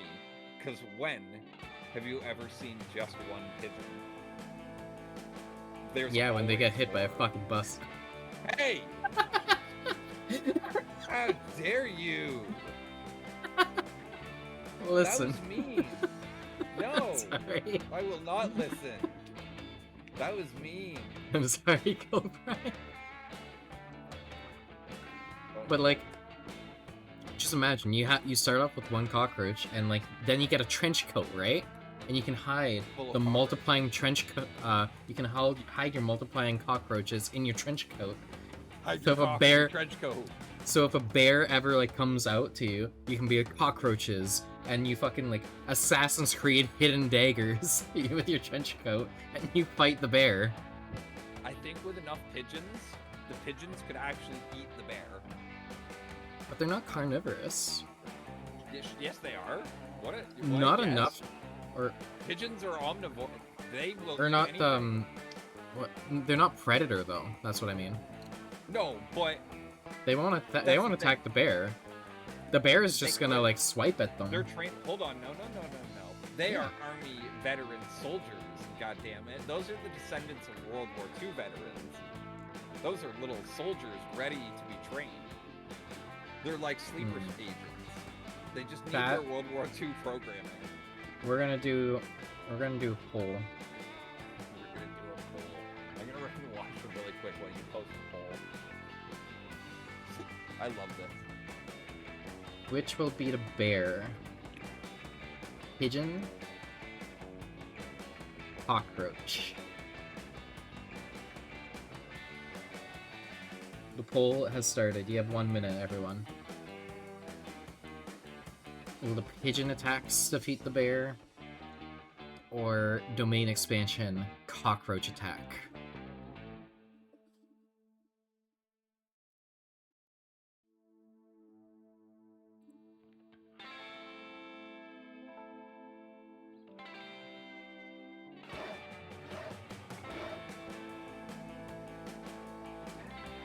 You have 30 seconds left to vote, everyone.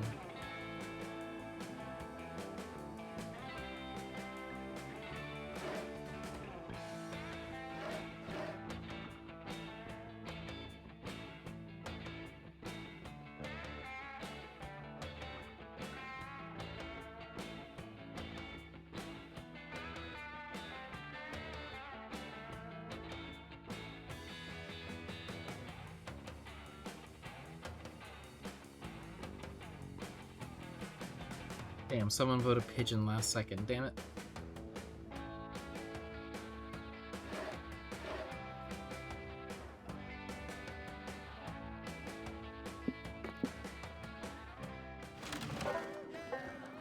Wow. Oh, Pigeon Someone won. voted Let's pigeon. go. Let's go. The water pigeon succeeds. Water pigeon, hold on. You just changed it all around. That was the secret all along. It was the stealthy water pigeon. The water pigeon will lose to the bear. The bear is in more natural territory. No, the water pigeon knows the way.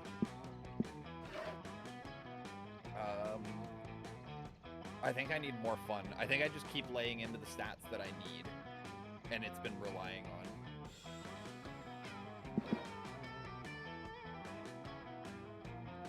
That's my thought.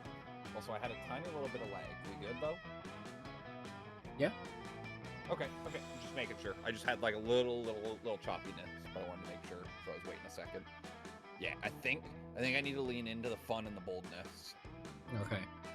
Because that's what happened just on that last one there. I didn't have enough fun. But if I keep getting But those creativity. choices, no. Also, I do really like that picture. It's really cute. It is. That day, you decide to go scuba diving and find a treasure chest at the bottom of the lake. Whoa! Whoa. You pick the lock. Oh, did you hear that they announced a new Spyro game? I did briefly hear about that, yeah. That's so huge. I hope they also do another Crash Bandicoot that's better than the last one. Yeah, they've been doing a lot of the more spin-off ones, right? For The last one was something time, I think. It was meh. The original trilogy is just it's hard to top that. The kart racing remake though was awesome. Oh my god, the kart racing is so fun. The PS1 version and the PS4 version, they did a phenomenal job. But yeah, that newer Crash game was just kind of meh. And then the Spyro Reignited trilogy, that's huge. And then yeah, they're continuing the story, which I'm super excited for. Because Spyro went into a really weird, it started doing spin-offs and then reboots and then Skylanders, which I do love Skylanders. But Skylanders was its own in a weird spot. Because Skylanders started as Spyro spin-off, but then it became not Spyro, and it was just its own universe. They used Spyro initially more as a branding recognition thing. And then it almost became bigger than Spyro in a weird way, where it outshined to the point where Spyro wasn't making the money that Skylanders would. Exactly. It was weird, yeah. And Spyro wasn't even in a couple of the games. The middle period of Spyro games, there just wasn't any new Spyro figures for Skylanders.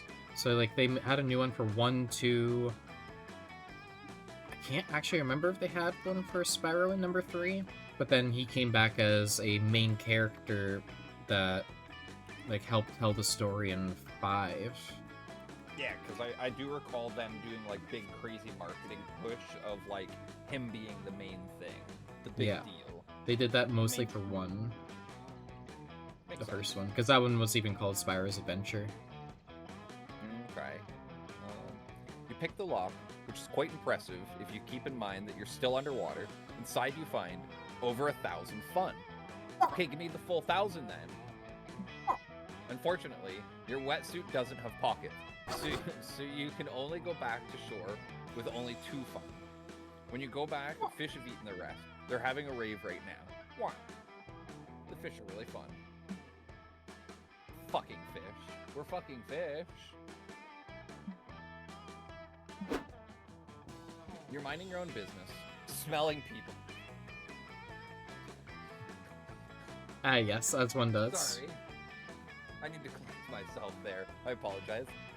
You're minding your own business, smelling people, when Dahlia grabs you and drags you to the lakeshore. Best summer There you are, Mom. ever! Once more, I need your help achieving the best summer ever. Critique my rock skipping, critique my rock skipping technique. Dahlia skips a rock straight upwards. It disappears into space. Moments later, you notice a faint glimmer in the sky. It's not Dahlia's rock, or the satellite Dahlia's rock destroyed. It's a meteor. It crashes into the woods on the far side of the lake, turning them into a giant bonfire. Yes! Ultimate campfire. Quick, tell me some campfire stories, but very loudly. You're about to tell her one about the horny summer campers who finally boinked when you're distracted by a glowing figure approaching you across the lake. Oh no, it's an alien. Greetings, says the figure in a warm, booming voice. It is I, Calor, Herald of Summer. Calor, it's an honor to meet you. Can you critique my rock skipping technique? I am here on a much more important errand, says the spirit. Your passion for achieving the ideal summer has moved me. I have a quest for you. I have grown weak as of late due to the lack of worship. The heralds of the other seasons mock me, drain my power. I need you to destroy them. I will do it, noble hot man. I was going to say talk to them and ask them to stop being such jerks. But honestly, that sounds great if you're up for it. The first herald you must defeat is Vern, Herald of Spring. He's in Florida. Good luck. I know make a my Vern own in luck. Florida. Out of blood. Blood! Moments later, you're face to face with Vern. It turns out traveling to Florida is easy. You can just mix a can of Bud Light with cough syrup, and you're there. Huh. Sounds right. I'll keep that in mind. What's up, bros? Says Vern while shotgunning a hard seltzer and thinking about boobs. Here to defeat me on behalf of that nerd Calor? Yes! And also to get a tan. A good tan is critical for the best summer ever. Ha! Says Vern, doing 3 keg stands at once by the grace of his divine might. Suck my Easter eggs, losers. No one can defeat me, he says. I'm gonna live forever. Spring break. Woo! You'll just see about that. It so happens that you know the perfect technique for defeating the Herald of Spring. Remind him that spring is just the lame opening act for summer. Allergies. Fuck. I don't know. I'm a little worried because I think those are both not stats that I have. And that's the issue of like diving deep. Allergies could be fun or boldness, but I'm worried it's creativity. The first one feels like smarts. It does. I don't know. We're just gonna. The Yes. I was about to yes, say yes, yes, the yes. all capitals makes me think bold. Yes, yes, yes. Perfect. What? Says Vern, visibly nervous. Haha, no way. A little pollen isn't enough to destroy the mighty spring. Oh yeah? Then how about a lot of pollen? Eat this 50-pound bag of pollen I carry around for exercise sex reasons. Huh. No, I don't want to eat it, cries Vern. I only eat microwave burritos and pussy. He lets out a tremendous sneeze. Ha! Take that. And this. Dolly whips out an enormous bag of shrimp and peanuts and starts stuffing them down Vern's throat. She's just gonna kill him with like an allergy. Oh, he screams.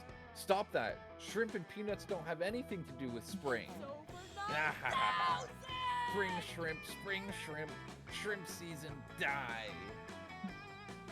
Turns out Vern actually is extremely allergic to shrimp. Or maybe it's the peanuts, or the bees, or the gallon jug of black fluid labeled Vern poison. So that's just liquid shrimp? Yeah, right? Boiled down. Whatever the cause, Vern fucking dies like a loser, and you dance on his stunner shade. Summer forever. Yes, yes, summer is victorious. Also, I have quite a few shrimps left over. Do you want to have a shrimp party? We're shrimping. Hell yeah, shrimp party. You dunk them in the Vern poison. It's harmless to you, and actually quite delicious. You gain +2 creativity and +1 boldness. Hell yeah. There you go. I did it! Okay. Charm or creativity? Probably creativity. Spend all day learning how to use the North Star to know your location and never get lost. The fierce challenge and everyone gets, like, super lost. You say fuck it? Try to text the North Star to ask for directions. Maybe no one ever asked. Of course, this achieves nothing. It's a star, and you should stop trying to resort to sheer absurdity to solve your problems. You get no badge. No one does. It was all a trick test, and it wasn't even nighttime. But Coach awards you a +2 creativity for your lateral thinking. You already knew Aravi was loaded with bravery, determination, in chutzpah. But as she roots through her bag, it's clear she's loaded with some pretty sick items as well. Unbelievable! Why are my battle axes +1 through +200 all out of order? You got hex. I got bored while you were sleeping and arranged them by color. That's evil.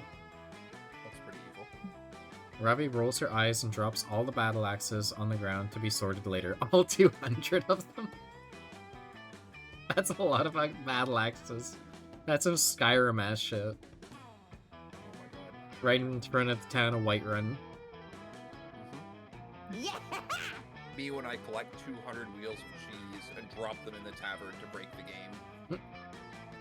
Oh, here's that Alexandria's Cursed Emerald item I found in that one dungeon. And may I just say, I'm very cool about not being the only curse in your life. Miss Mishra, how dare you litter on the hallowed grounds of Camp Spooky? Oh. Oh, I'm not littering, Camp Director Miss Weaving. I was just looking through my bag for you telling me that all these items were in that one small bag. Likely story. And what is this bottle of booze? That's not booze, that's my therapist. Then you need a second therapist to help you deal with the fact that you keep your first therapist trapped in a bottle.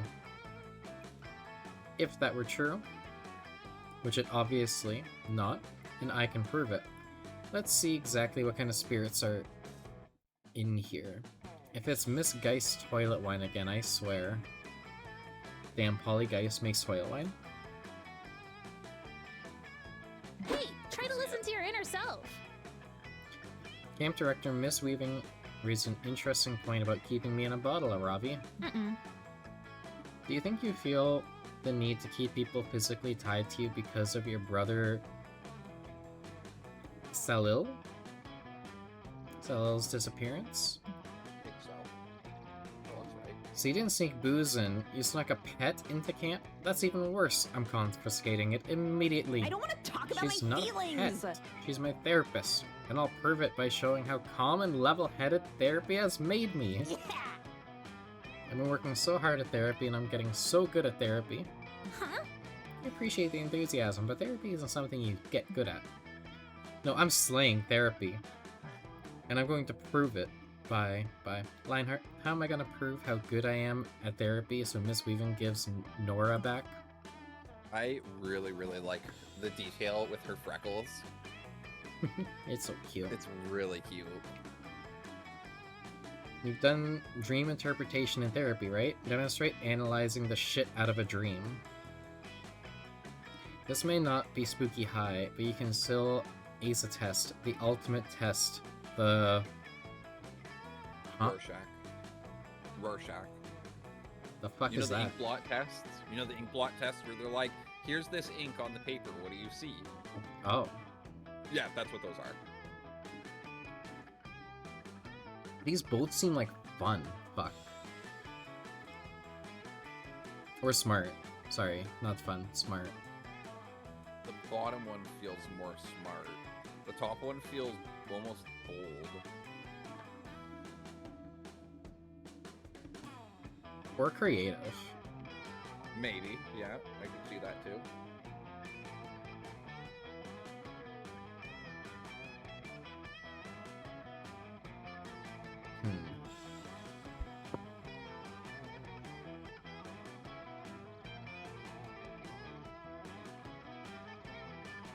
Fuck.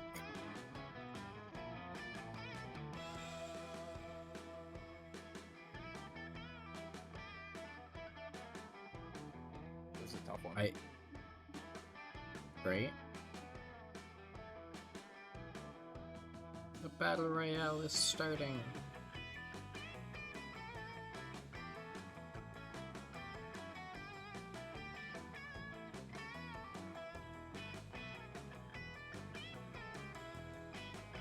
It's kind of crazy that this, I know it's because it's our first one, but it says the game length is 90 minutes. We're not even halfway through, I don't think, on... Yeah, no, I've never had any of them last for the amount of time that it says that it's gonna be.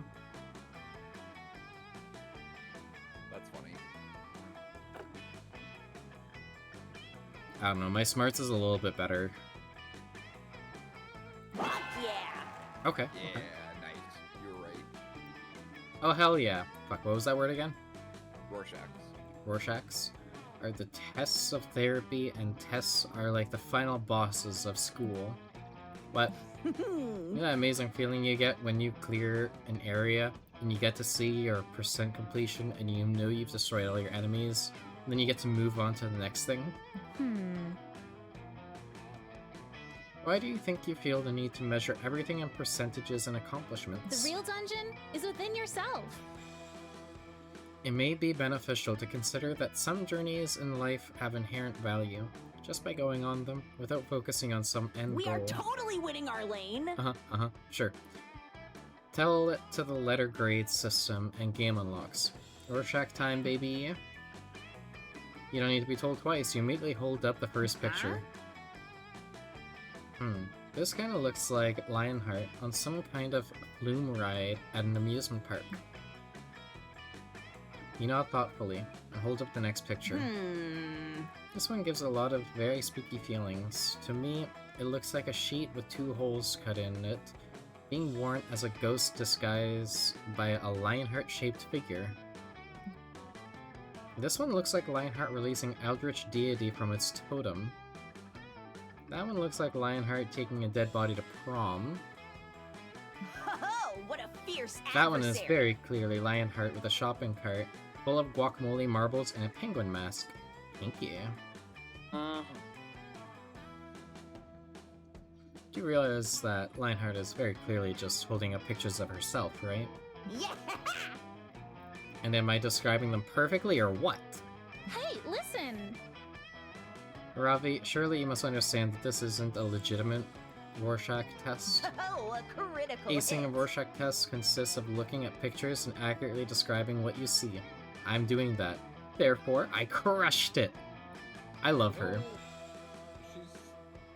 She's kind of right. Huh? She's got the same energy that Dahlia has, though, and I kind of love it. But, like, in a different direction.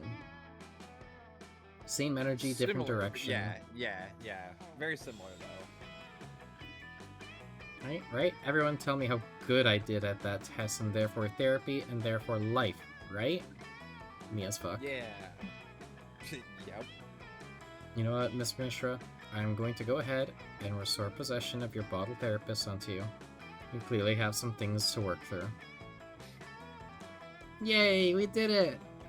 Play of the game! Yes! Thank you, Lionheart. You look great in all those Rorschachs, by the way. A compliment alone gains you +2 charm and +1 boldness. Who needs therapy when you can improve your personality with points? Yeah. Choose a food. Muffins, because I just ate a muffin. Expired avocado. Because you just ate an expired avocado? I shoved an expired avocado up my ass. Oh, I'm so sorry.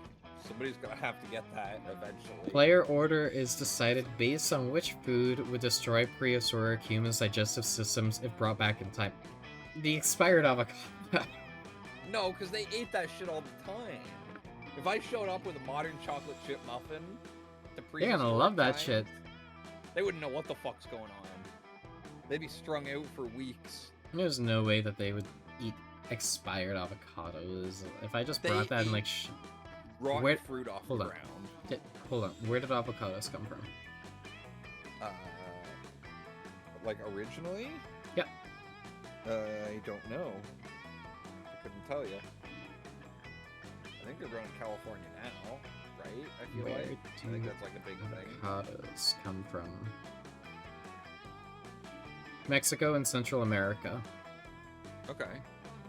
So yeah, if I brought that shit to them, they're cooked. Yeah, but a whole chocolate chip muffin. Yeah, that's delicious as hell. They're gonna love that. They're gonna ask for more. It is, and they're gonna be strung out on chocolate and all the crazy additives in our baked goods nowadays. Gonna be some craziness.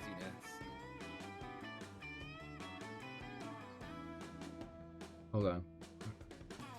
What happens if you eat an expired avocado? You get sick, like probably most things. Mild stomach discomfort, gas, nausea, or diarrhea. So it's just gonna be worse for them because they don't have anything to like. They don't have Advil. They don't have fucking. No, they're just gonna shit everywhere, all over the place, all over their ground. They're gonna shit their bellies out. They're cooked if I give them the expired avocado. Yeah, you can have this one.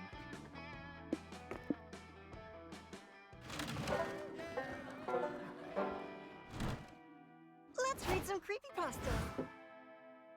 I'm so sorry.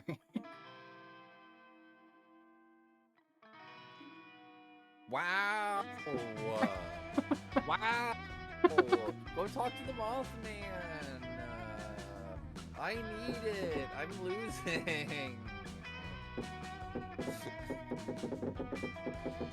You know what? Sure, I'll give it to you. I'll be nice. Hello? Hi there, Lionheart. I have a business proposition for you. If you had a nickel for every time a friend of yours proposed a business to you uninvited. My idea is this, a magazine about Camp Spooky. It will feature stories about our fellow campers' lives, photography of our fellow campers frolicking, salacious details about our fellow campers' innermost secrets. Okay. I need some gossip. It's genius, no? The only problem is, I need some groundbreaking gossip to get any publication off the ground, something that the other gossip reporters haven't gotten their greedy hands on yet. Would you know anything perchance? Fuck it. You always wanted to give an interview, and this might be your only chance. Let's gossip.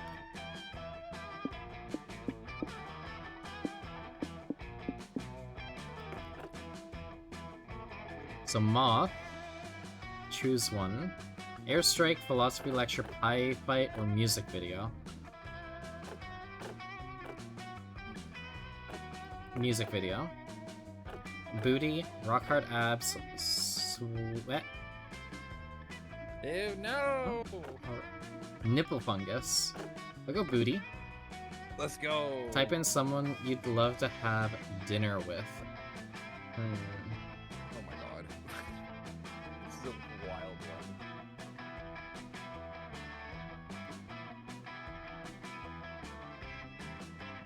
Let's go, Iron Mouse. Gossip. Amazing! This will be our cover story for our debut issue, Lionheart, the Saucy Secret. Farewell. I'm going to do more sleuthing for our stories. Catch you later. Not long after that, Moss has completely spread your rumor around camp. Hey, so you know Moth, right? Listen to this, because you may not know him as well as you thought. According to what I heard last year, he was arrested for taking an illegal music video. That's pretty cool. That's pretty cool. That could give you some, They're some also boldness. really pretty. I like their piercings. I like That is- it wow, looks like yeah. they've got spacers. Yeah, that's... damn. Wood. I'm a furry, and... I mean, yeah. The trial was long and tedious right up until Moth, who was defending himself, called his surprise witness, who is none other than Iron Mouse. Let's go. I heard it was a Save trial to remember. That's not even the strangest thing. In the end, the judge determined Moth was innocent solely based on his booty. It's too nice. It's truly just spectacular. Better keep that in mind next time you talk to Moth.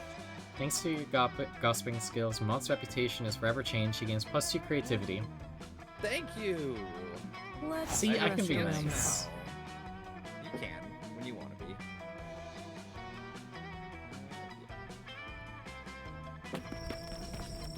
Later, you're chilling by the fire when you hear a terrifying, blood-curdling, yet also slightly adorable sound. Dahlia and Arabi's hysterical giggling. Suck, Cute. loser. Cute! I love that armor's on her. Right?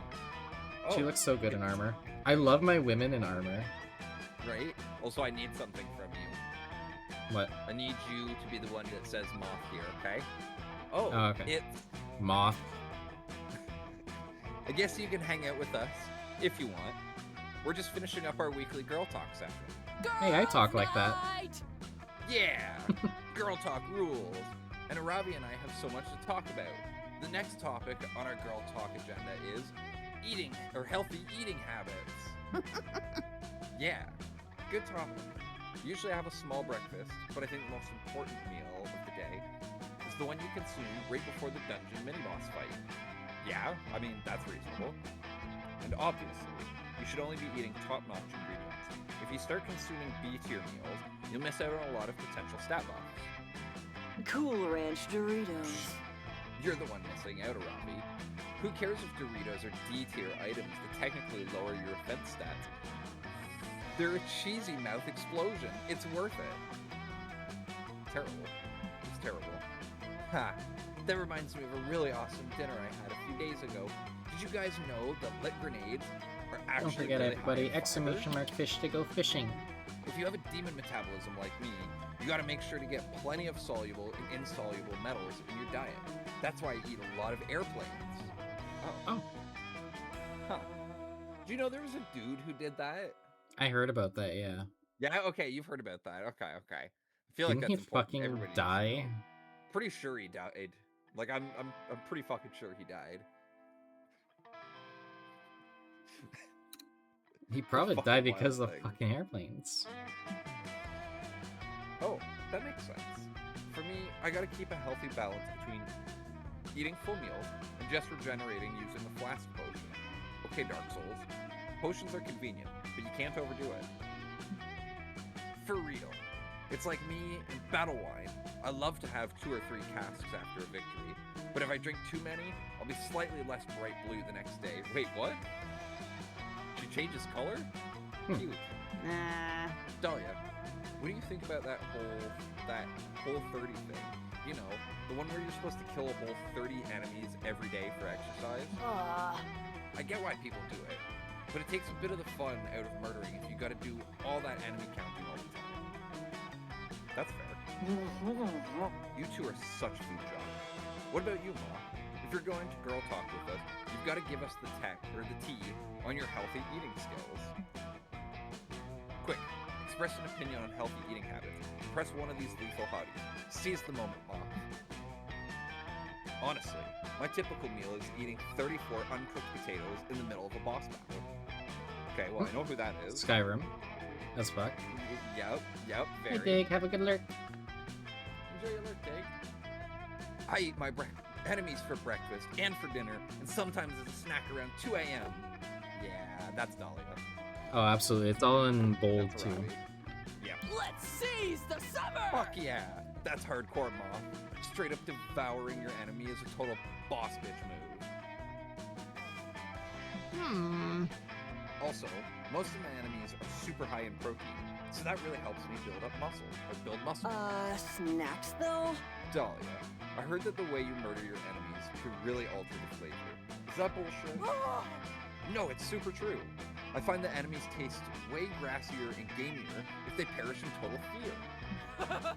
If they die valiantly, their meat is a little tougher, with so much rich flavor. You can really taste the bravery, you know?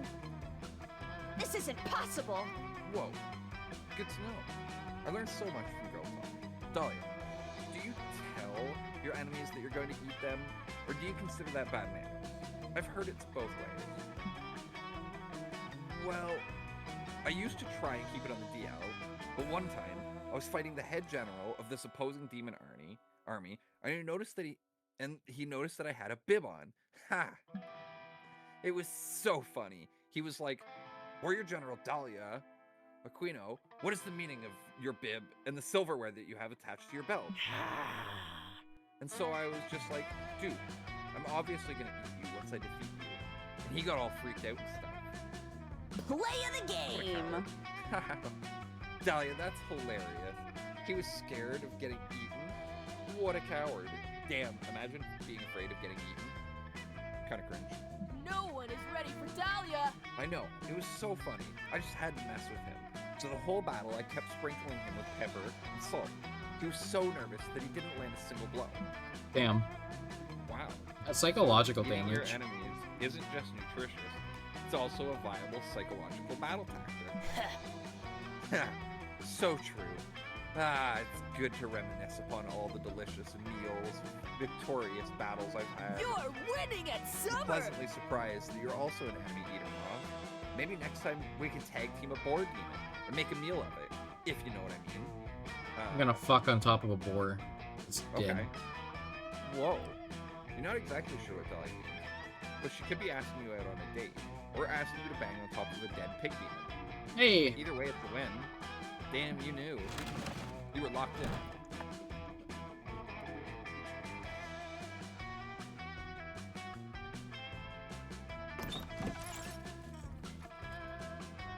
That weekend you feel like getting wasted, so you go visit none other than Juan.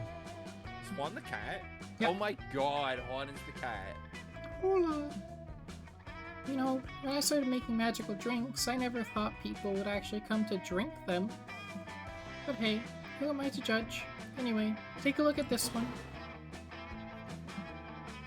No idea if I got the recipe right. Want to try it? Otherwise, you always have the mystery box. Pair of beer boots. I feel like that could go hard. That's kind of fun. Good. Yeah, no, totally. I was just testing your common sense, and you passed your prizes, God. the drink you chose. So cute.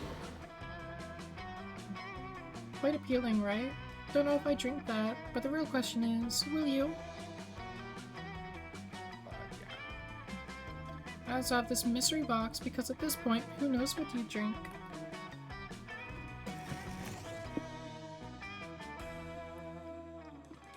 Yeah, I mean, I've already said that I eat people and my enemies. You know, so... totally.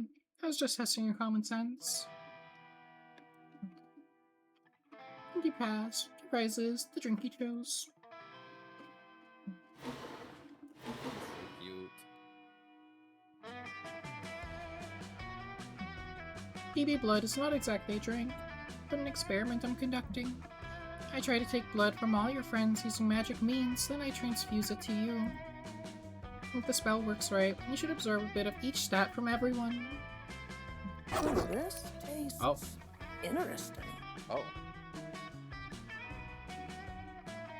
You took my stats. I think Wait, you did can we handle a switch pair of stats? pants. You stole my stats, you sucked them. Oh. I give your stats the big suck. I think you sucked one from each stat. Okay. Thanks to these babies, a random location will be chosen, and you can drunk walk all over it until you become a true expert. After that, anyone could end up wearing twice as many sets from visiting it. See some rhythmic courage. This is the part where I leave before you puke all over me. Itchy out. That's pretty cute. She's a fictional character. Jason Bourne.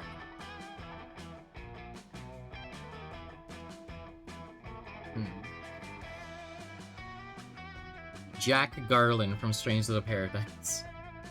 No.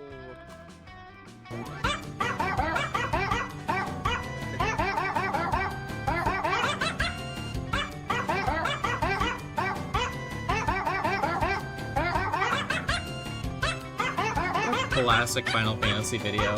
I love it. I love it.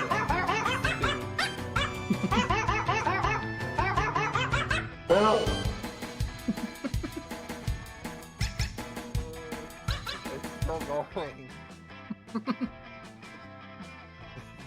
You're the manager of a burger joint. Player order is decided on based on which fictional character would make the best assistant manager. Oh, Jack Garland would be Jason so Bourne would be way fucking... better. Jack Garland would be so good because, like, if some customers started being like, oh, if a customer was like, you didn't put enough mayo, blah blah blah, Jack would just look at the person and be like, bullshit, and then fucking blast him Linkin Park. Yeah, but then he would destroy the business all the time. Jason Bourne would be a great manager. Ah, but we're not looking for a manager, we're looking for assistant. No, wait. Oh, make the best. Well, a good assistant manager would not be the one that destroys the building. bullshit destroy the building, plays for sure. Breaking Benjamin. Blows up burger joint. Like, literally, any bullshit that happens, Jack Garland will call it out and then play early 2000s emo music.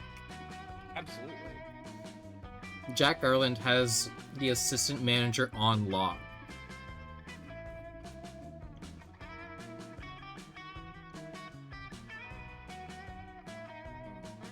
Oh, it's a tough one. I'm gonna keep it a buck. I don't even know what a Jason Bourne is. I don't even know what a Jason Bourne is. Holy fuck, it's Jason Bourne. Is that like I'm shocked 007? I've never even heard the meme. It's basically like 007, essentially, yes. But I'm just, yeah. Oh, fuck, that's fun. I think we should random it. Okay. I think that's a fun one. Oh, let's go. See, I think Jack he'd destroy the business, so it wouldn't be good. It'd be great for Let's go business. somewhere relaxing. Fuck, what do I need? Oh, I guess I didn't mean to click on that. I didn't realize I was already hovering it. Oops, that's okay. You know what?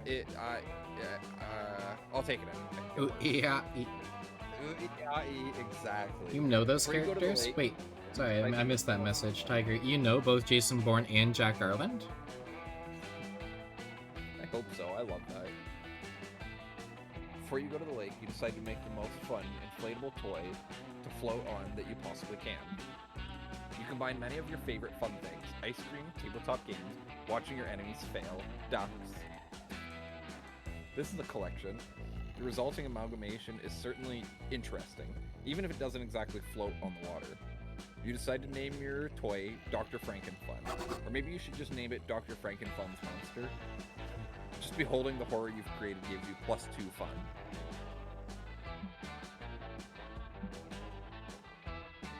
Later, you happen upon Dahlia washing a car in the middle of camp.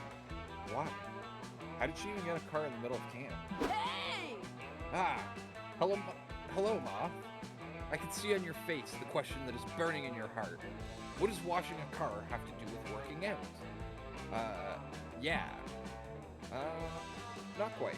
But sure, that's as good a place to start as any. Well, just because I'm on a camping retreat doesn't mean I can go soft. That's what my enemy would want from me. I must find alternative ways of maintaining my rippling abs, pardon me. I was too stunned by your rippling abs to read the words. You're OP! And I watched a documentary recently that taught me that the best workouts are often hidden in menial tasks, such as washing a car. Wax on, wax off. You know? Aww. Unfortunately, I don't think the car washing is doing much for my muscles, or even for the car. I'm pretty sure it's dirtier than when I found it. That's probably because on closer inspection, Dahlia's washing the car with 50-pound weights. Presumably washcloths aren't heavy enough. Oh, she's just like scraping the hell out of it. Perhaps this isn't the proper workout for me. Everyone knows the best workout adapts to each individual's body. And what best exercises their muscles? Like fucking... I probably just need to find a different menial task that'll give me a full body workout. Mom, you seem like an expert in menial tasks. Ooh. Wow, that's rough. What sort of rote activity could I do to reach maximum power? That's rough, I think. Achieve the perfect balance of a checkbook. No. Smarts. The more menial a task, apparently, is, the more it will work you out. So you must subject, holy shit, I can't talk. You must subject yourself to the most menial of all tasks. Consciously blinking. Oh yeah, that's gonna be it. What are you talking about? What is this blinking thing? Wait, does she actually not know? You point out her eyelids and how they go up and down over her eyes every 10 seconds or so. Wow, I've never noticed that before. Have I always been blinking? Should I stop? Ugh. My eyes are so dirty and dirty. My eyes are so dry and itchy. I hate this. I suppose this blinking thing really is important. I should be devoting more time to it. So Dahlia sits and blinks. She's concentrating, like, super hard on it. Every time you try to speak, she shushes you. Not now, Mom. I can't think and blink at the same time. You're ruining my concentration. I love her. Hey, bro. Oh my god. Oh no! Ooh, it's Jump our thousand. scare. It's our 1,000-yard stare man. Hey, bro. I saw you were busy. I'm about to play barbell frisbee golf. Want to join? I need to practice catching a 44-pounder with my teeth without breaking my molars. Oh my fucking god. That's insane. Oh, man. Sounds fun, Scott. But no can do. I'm too busy remembering to blink. Fuck. That's tough. You Oh, fucked her for like shut up. 1,000-yard stare. There it is. Oh, weird. That sounds hard. I'll catch up with you later then. Hey, you. Okay, Dahlia, listen. I'm having a coven-related emergency. Oddly enough, this particular emergency calls for a tall, buff, blue demoness to solve it. No other person will do. Believe me, I looked into it. So, even though I never thought I'd say this, would you like to temporarily join the coven for... I gotta stop you right there, Joy. Joining the coven is my life's ambition, but I'm really caught up with this whole blinking thing. I can't be distracted right now. Oh? Well, okay then. Have fun doing basic bodily functions, I guess? Dahlia keeps us up for over an hour, during which time you brush up on your yodeling skills and win a 20 out of 30 tic-tac-toe games with yourself. So muscular. That's I tough. think that's enough. Thanks for the suggestion, Mom. My eyelids have never felt so buff. She's right. Dahlia has achieved the focus levels of a monk, and her eyelids are now powerful enough to create gusts of wind just by blinking very strongly. For your assistance, and because of all that yodeling practice you got in, you gain +2 creativity and +1 fun. This is just like my fanfic.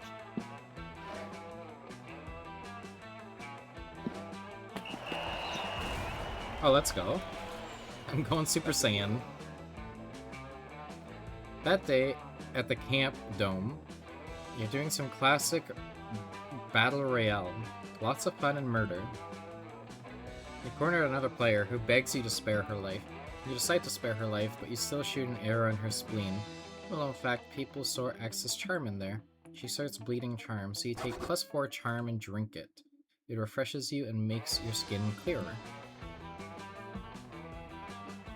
After that, you head to the lake with Hex and Aravi. Aravi is testing out her new Zora armor, and you're helping Hex chug as much lake water as possible. If I saw someone chugging... Is it? Yeah, the Zora armor, those are the fish people in Zelda. Oh, okay. And you, like, specifically in most of the games, you get their blue armor for breathing underwater.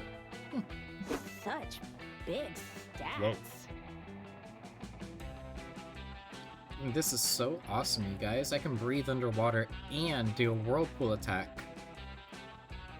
Gods, I'm so glad I spent 200 million rupees on these greaves. Yeah, so it is all a Zelda reference. Wild. Glug, glug, glug, glug. Ah, glug, glug, glug, glug. Nice. Sorry, my mouth was full of lake water. What I was trying to say. Fuck yeah, this is what a shit. Lake time with Lionheart. Fucking classic vibes. Suddenly, y'all hear a weird voice calling out to you from across the lake. Hail, adventurers! Heed my message! You look over and see a messenger emerging from the trees. He's holding a leather scroll, and he looks super stressed out. Huh. The messenger looks familiar. Sorry, I recognize him. Maybe someone I cursed in the past. Adventurer Ravi, Adventurer Hex, Adventurer Lionheart.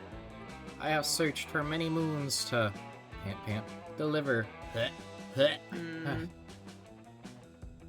Yeah. You've got an important message for us, life or death, blah blah blah. We know the deal. Give me the scroll, noob.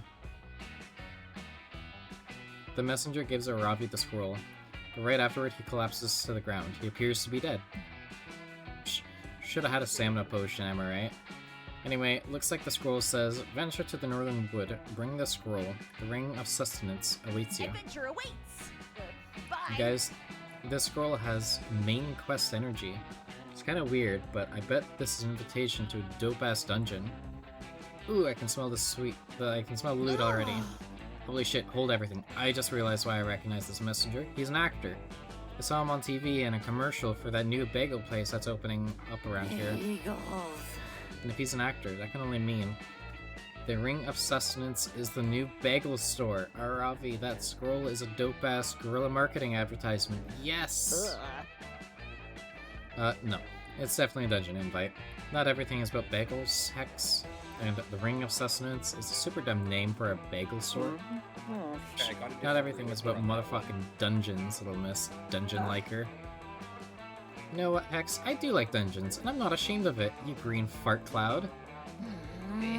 Half my shorts, you loser ass, tsundere ass, RPG ass, nasty smelling ass, full inventory ass, Koopa Troopa looking ass bitch. Oh hell yeah, you've been waiting for Hex and Aravi to have an argument so you could support one of them in a heroic gesture of romantic friendship. Pick a side. Wait, can you date Hex and I not know- date Aravi? So I think this is actually an option for a secret ending that I am getting. Interesting. Hex is right. I just found that messenger's IMDb page. His name is Todd Zombiehead. He's defo an actor. Aravi's right. That's no actor, and I can prove it by hurling his corpse into the sea. A lot of ass. We love ass. Alright, I'm gonna drown the actor. Oh.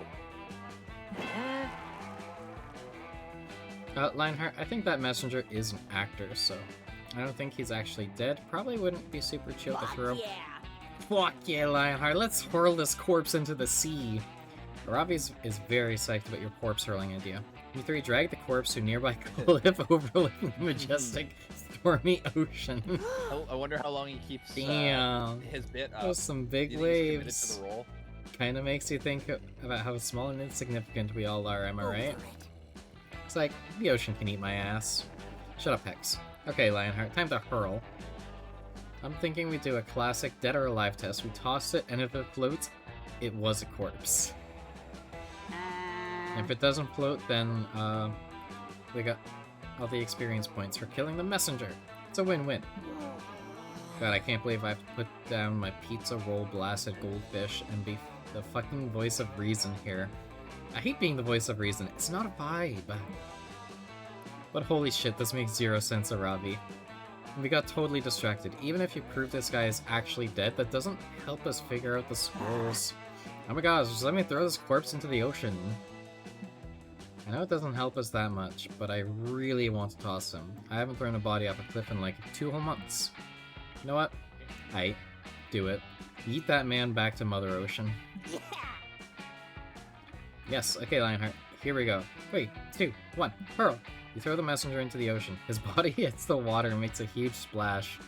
You all have a big laugh about it and high-five each other. Play the game. See? This totally proves my point. Throwing corpses into the sea kicks ass.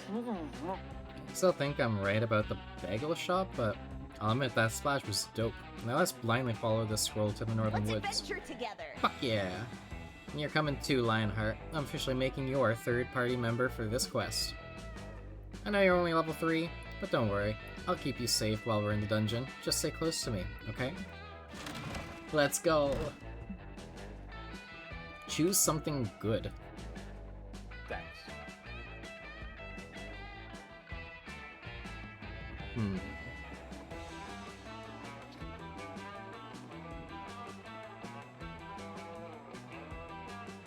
All you can eat dessert. Damn. Sex or all you can eat dessert.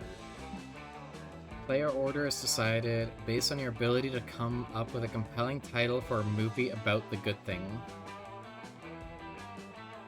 That's not fair. Both of those are pretty easy.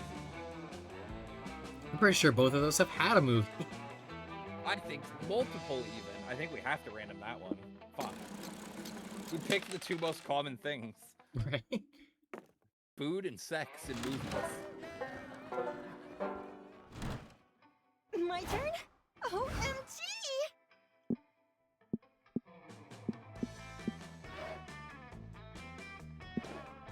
I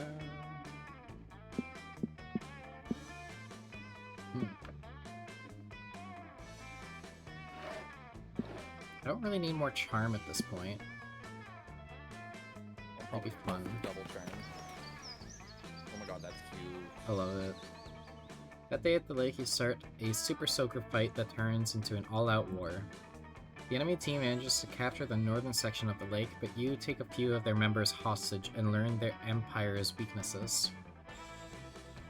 You lead a full-scale infiltration. Thousands of soldiers get totally soaked. Trademark. It's a bloodbath. After several hours, the enemy team surrenders, and you gain +2 fun from the peace treaty. Yay! A few hours later, you're out adventuring with Aravi and Hex. You all followed the scroll from that messenger, and now you're deep in the northern woods. You've already found several environmental puzzles and a few cryptic clues. With each solved puzzle, you draw closer to the secret location of the Ring of Sustainance. Strangely, all of the puzzles and clues so far have been vaguely bagel-themed. Ooh, yeah. Whoa. Once I've rearranged these glowing stones to spell locks, a scroll appeared. Damn, this some dope-ass gorilla bagel shop marketing. This promo slaps.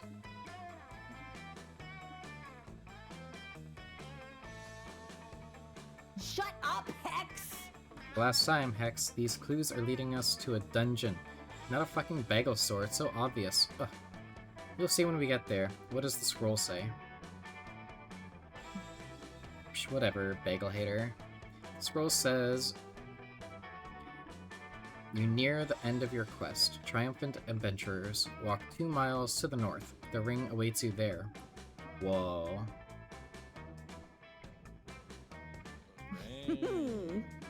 Finally, we've solved these annoying intro puzzles, and now we get to dive headfirst into some sweet dunge?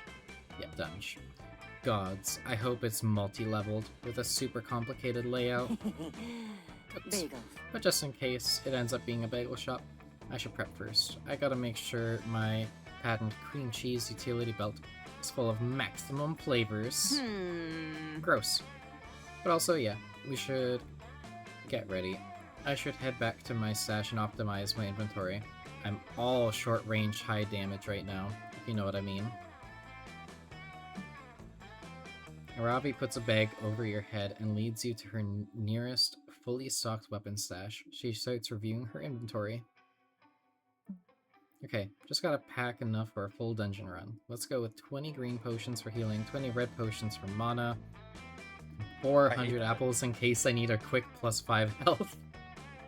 Do you also hate the red potion for mana when it should be blue? Absolutely, that's interesting. Okay. And green is supposed to be stamina, not healing, but fucking whatever. Right? Maybe they're just colorblind like me.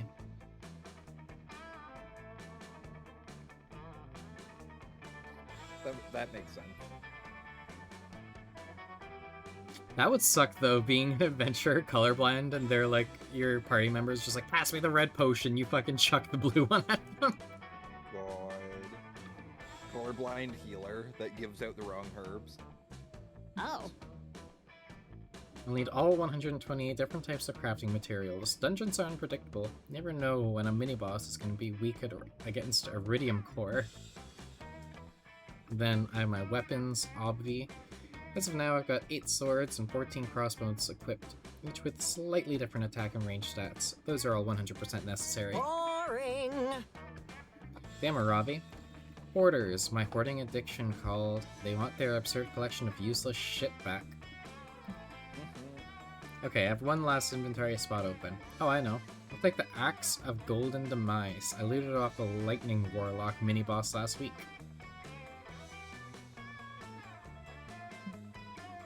Fuck that, Aravi. You know we share inventory space, and I need that slot. I'm planning to get covered in schmear. So I've got to take my package of 200 paper napkins. Napkins? They're a complete waste of inventory space. We're going to be fighting to survive in that dungeon, okay? I don't have time for your snack food nonsense.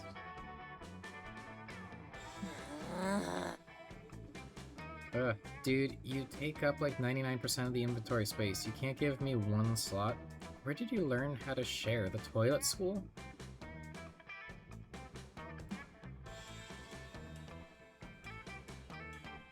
Ravi and Hex are fighting again, but luckily for them, you're an expert at conflict resolution. What's the best use for Ravi's last precious inventory spot?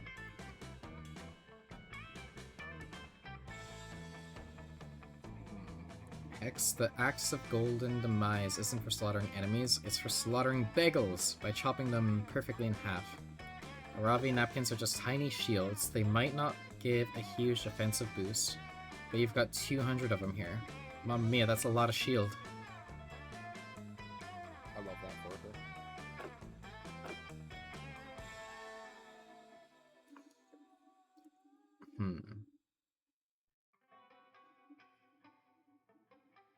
I also gotta think about the stat here, though.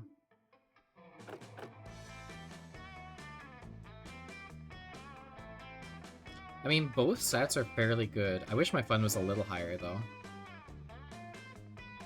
But I think my fun... I think my fun is okay. I think it'll be okay. So try to convince Hex that the axe is good? I think, yeah, I don't know. I almost think the shields one might be.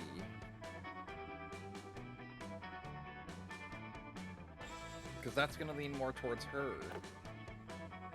I think you do that one. But I'm convincing Aravi that Hex is right. Oh. I see now. I see how that reads that way. Yeah. Fuck, I don't know. Yeah, try the one you're thinking there. Whew. Bullshit, Lionheart. You're making up a dumb lie to trick me and impress Aravi. I'm not gonna fall for it like the other idiots around here. No, she is right. Except Golden Demise is the pinnacle of bread slicing weaponry. I'll prove it. Aravi equips the Axe of Golden Demise as her default weapon. She now has immunity against lightning-based attacks. Alright, I'm ready. Now you just need to test a bagel. Hex, got one on you? You know I do, mofo. Hex summons a bagel out of thin air. It's impressive, but also unsettling. Where the fuck did that bagel come from? Was it in their pocket? Or is it one of Hex's supernatural abilities? Can they summon bagels? I'm the narrator, and even I don't know. Throw the bagel at me, as hard as you can. I'll show you the true power of the Axe of Golden Demise. Believe it. Bagel! Whatevs. I've said it before. I'll say it again. Bagel yeet! The bagel flies through the air, and Aravi slices through it perfectly. The Axe of Golden Demise shimmers as its legendary blade parts the bread in twain. Aravi's technique was so flawless that she somehow toasted the bagel. One slice lands in Hex's hand, and the other lands in your hand. Toasty. Sick. Oh my god, I was so wrong. This thing is awesome!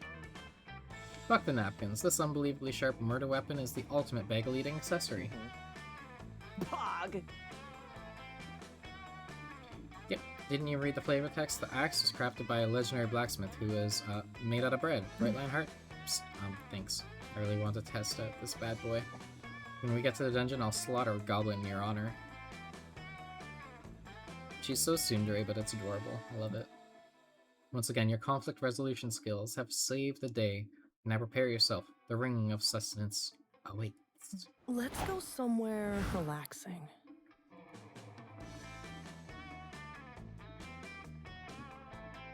I think...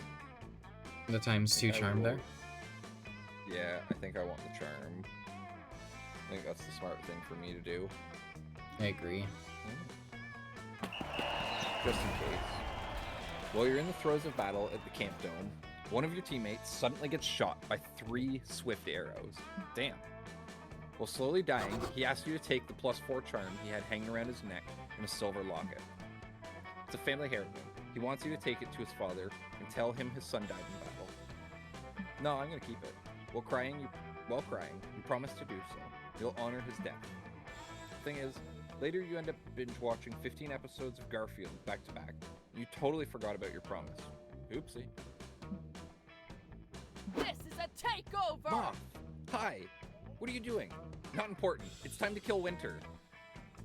I think what you're getting is also a secret ending. I just realized, yeah, because it's the ones that are the secret endings continue through multiple days. Typically, yeah. Yeah. I tracked her down. Her name is Bruma, and she lives in Alaska, in a palace made of ice and crude oil.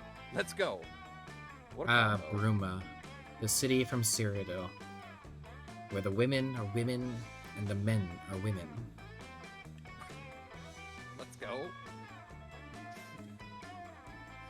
You hesitate for a moment because Alaska sucks, but Lady Aquino of Hell triggers a travel montage before you can object. One plane, one bus, and one tauntaun ride later, you stand before the palace of the Herald of Winter. The portcullis opens with a tremendous grating noise. Probably. Who dares approach my sanctum? What? Yeah, hold on. I was confused. You started reading my thing. You confused me.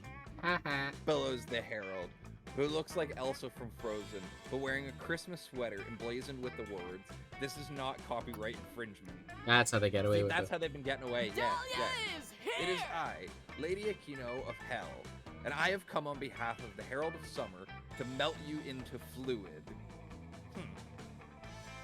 That's a statement. I might hold on to that line. Foolish mortal, says Bruma. You cannot defeat the mighty Winter. It is by far the superior season. What? Impossible. Summer has all the best things. Revealing swimsuits, sweating profusely, the Summer Olympics. Okay, the first two maybe. Indeed, says Bruma, but Winter has bitter cold, not being able to go outside, and the Winter Olympics. Yippee! I love those. Curses. She's right. Damn those figure skaters and their sexy ice bikinis. Yes, you cannot stand against me, smiles Bruma. Now run along. I have lunch with Sarah Palin in an hour. Oh no, not Sarah Palin. No, you can't give up so easily. Surely there must be a way to ruin Winter and defeat its herald. Wait, you've got it. Invite all her relatives to a holiday dinner, then ambush them with politics. Socks. Give her socks.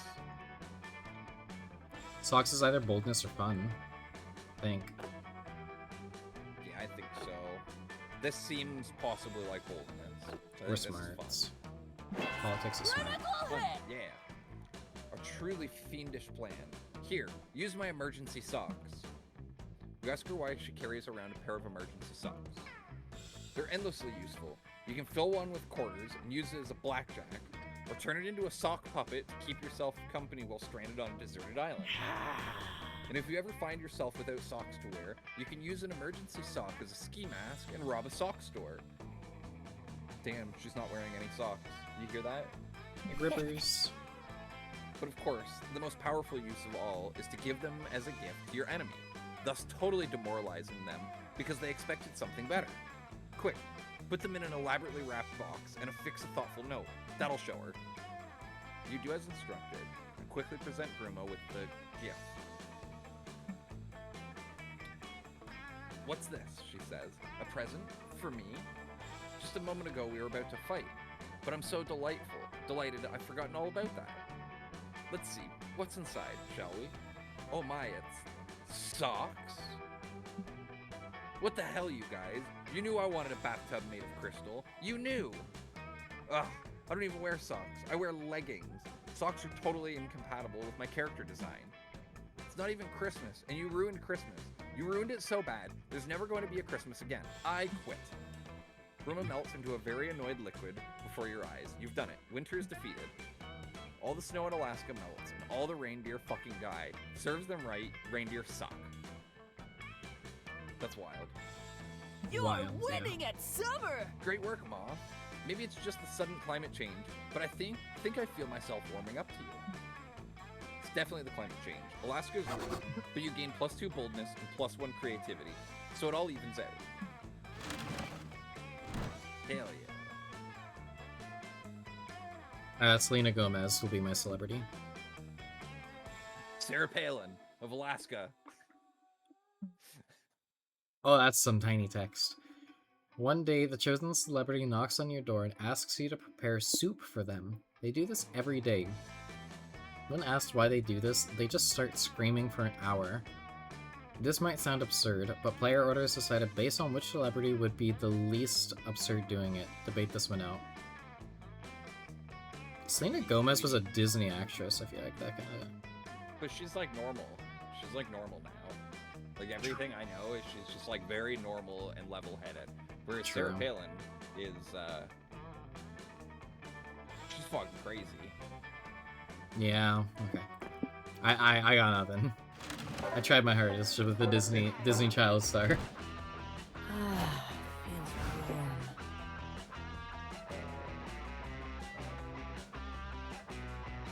Oh. What was it? Yeah, I was gonna say it was not. There we go. What? You and I don't even know what title that is. It Esquire? Okay. Yep. You and Esquire Belladonna are debating whether or not the human personification of apple pie would be an ENFP or an ISFJ. I have no clue what the fuck we're talking about.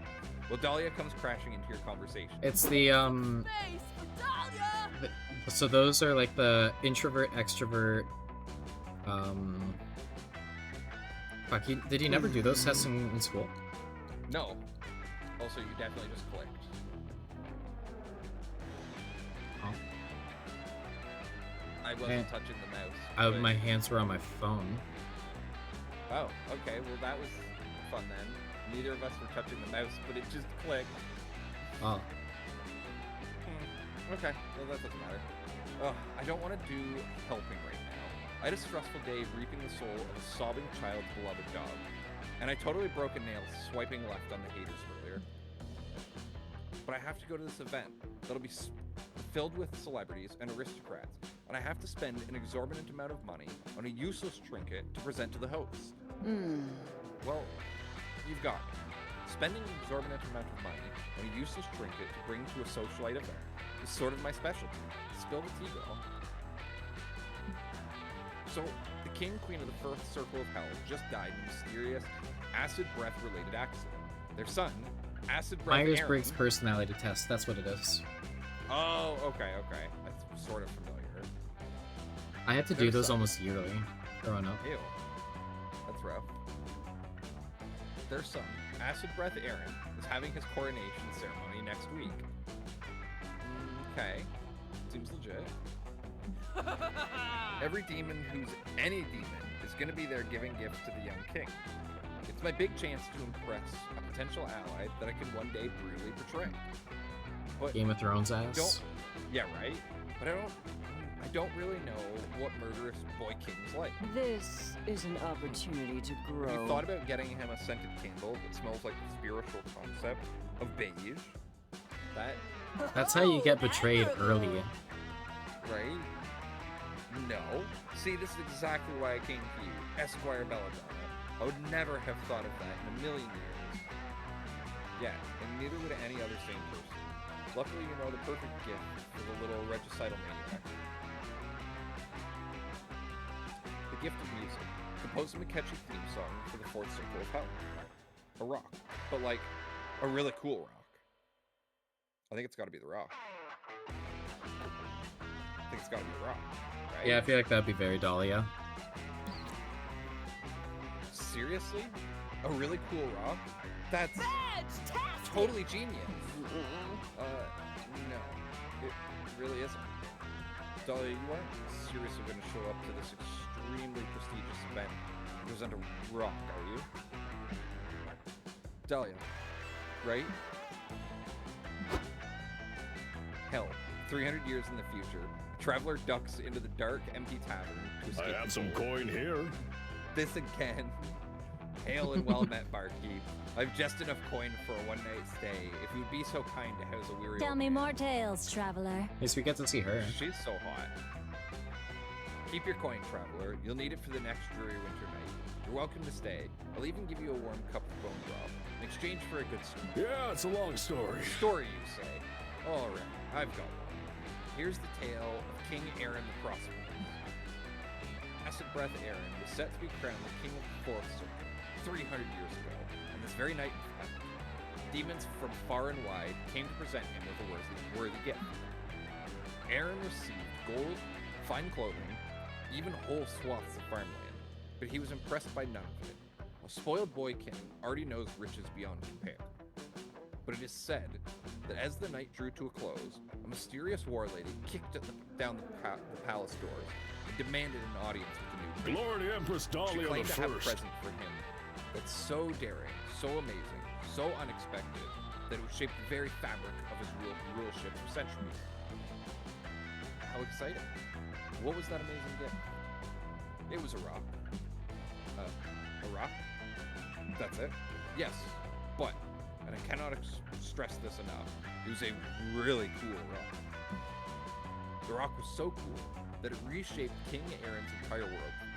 Sure, money and power could buy gold, jewels, even happiness, but it could not buy a cool rock. Well, I mean, kind of cool. King Aaron went on to rule for almost 200 glorious years, with that rock. Glory to Dahlia the Incredible. Strong! And what became of the mysterious war lady who gifted him said rock? It is said that she returned to her spooky encampment from which she hid, where she found many more cool rocks, and perhaps took a horny lover as well. Let's go. Tell me more tales, might be you. traveler. I hope. I'm intrigued by your story, traveler. Please stay a while and expound on the alleged coolness of this legendary rock. Meanwhile, back in the present, you spend the evening helping Dahlia pick out the coolest rock you can find. She's kind of a Don't rock get right now. Right? But a night with Dahlia, that's the greatest gift. of all. Let's read some Hell creepypastas. yeah. I'm just gonna run to the washroom really quick. You do your turn, though. Okay. We follow a trail of empty wine bottles leading to a log. Joy and Aravi are sitting there, acting like two people who have drank multiple bottles of wine. Take that, noob. No, okay. Wait. I'm gonna go with truth. Yes. Okay. We're getting to the deep part of the night. I'm gonna need more wine for this. Have you seen more wine? Booty calls. Found it. Okay, here's one. What's, like, your biggest sexual fantasy? Sick. Oh shit, Joy here with the fun questions. I knew there was a reason I like drinking with you, girl. Okay. I'm gonna, like, whisper it in your ear, but you can't tell anyone, not even Hex. She's too drunk to remember. I can hear her thoughts. Wow. You do not even want to know how much orc blood is involved in Ravi's fantasies. Orc blood, you say? You have me intrigued. Impressive. Whoa. Oh my goddess, Ravi, you're such a freak. Joy playfully shoves Ravi. Ravi shoves her back, and within minutes they're giggling tipsy piles on the dirt behind the log. Wow, okay, wow. Was everything so spinny? Holy shit. When did we get on the ground? Who knows? Oh fuck. It's my turn, isn't it? Oh man, I should pick Dare. I'm like psyched to do a Dare right now. Probably because I'm a freaking boss babe. What? But I told you such a big secret. You totally owe me a good truth. Shit. Okay, wait, Lionheart, that's you, right? What should I pick? Truth or Dare? Wait, isn't Joy the one that gets to pick Truth or Dare, since it's her own turn? Nah, that makes no sense. Like, Lionheart is always the one choosing between two options and shit around here, right? Yeah, this is for sure definitely how Truth or Dare is always played, so which one should I choose? Truth, that's what Aravi wants. Yeah. I don't want to talk about my feelings. Yes, thank you, Lionheart. I like hate talking about my feelings for some reason, so it's nice to put Joy on the spot for once. Alright, fine, what's my truth? Okay, what scares you the most in this world? Oh, wow, you know, like, for example, the fear of spiders, or the fear that none of your friends actually like you and everything you do is just a facade. Whoa, Ravi, are you, like, good? Well, sometimes I do feel afraid. I have, like, this whole world to save all the time. I would actually say you save the world a lot. Like, more than is actually necessary. It's kind of something I've wanted to point out for a while. I wouldn't be able to save it if I did it all alone. I've got my girls, Hope and Faith, and I've got my wine night gang now. Just count to 10. Yeah, but working well then with you others stab is them. hard. Wouldn't it be easier to, like, stab your fears in the face until they go away? Believe me, girl.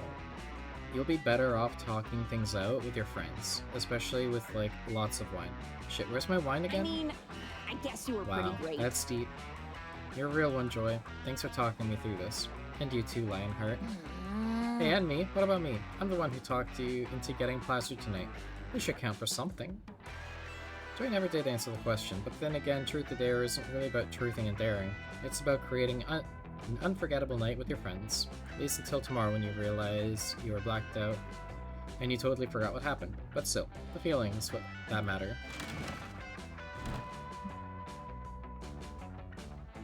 Choose a color. Periwinkle. Purple. You're in the lake having a good time when the lifeguards start waving a flag. Player order is decided on how worried you'd be if you saw a flag of the chosen color. I don't think either of them are very worrying. Periwinkle's like a soft color, right? Yeah. And purple is just like royalty. So is purple. Yeah. None of those are really concerning. Yeah. Random? I don't know how to even argue either. Yeah, I'd say random, 100%. Okay. Yeah. There was no real winning that one, I think, for either of us. Yeah. Fine, let's go. Both are so hard. Both would be so hard to argue. Right. I think you need smarts. I think I should go more smarts. I mean, you are low on it, in case, like, a choice needs it, but I don't know. Yeah, fuck it. That day, the Monster Scouts hike around the camp, cleaning up litter to respect nature and stuff. Nobody... Bear attacks 1, 2, and 5, 4? Yeah. You must be reading 3. Yeah, I must be. Nobody but Coach gives a damn about picking up trash, but it does quickly become a contest to find the coolest garbage. Some find used condoms, others find weirdly shaped fruit, you somehow find a Rembrandt. It's an original. The mystery of how the Rembrandt ended up there will go on to trigger the most epic adventure you will go on during the summer. But it won't happen on screen. But you still gain +2 creativity just by looking at it. So magnificent. That's wild. Whoa. Weird! Whoa. Also, Calculaster is dressed as, Yeah, I see it. That's interesting. That's really cute, because they were friends, so... Yeah. That's kind of funny. That's kind of funny. I love that. You walk into what you thought was going to be a class on optional summer smooching, but that was just a wishful thinking. It's actually just another of Coach's safety lectures. So, as I was saying, a summer camp is an extremely dangerous place. Take this camp, for example. What a way to, like, instill courage. Right? So, you know this place that you guys are staying at for, like, all of summer? It's really fucking dangerous here, and a bunch of people die.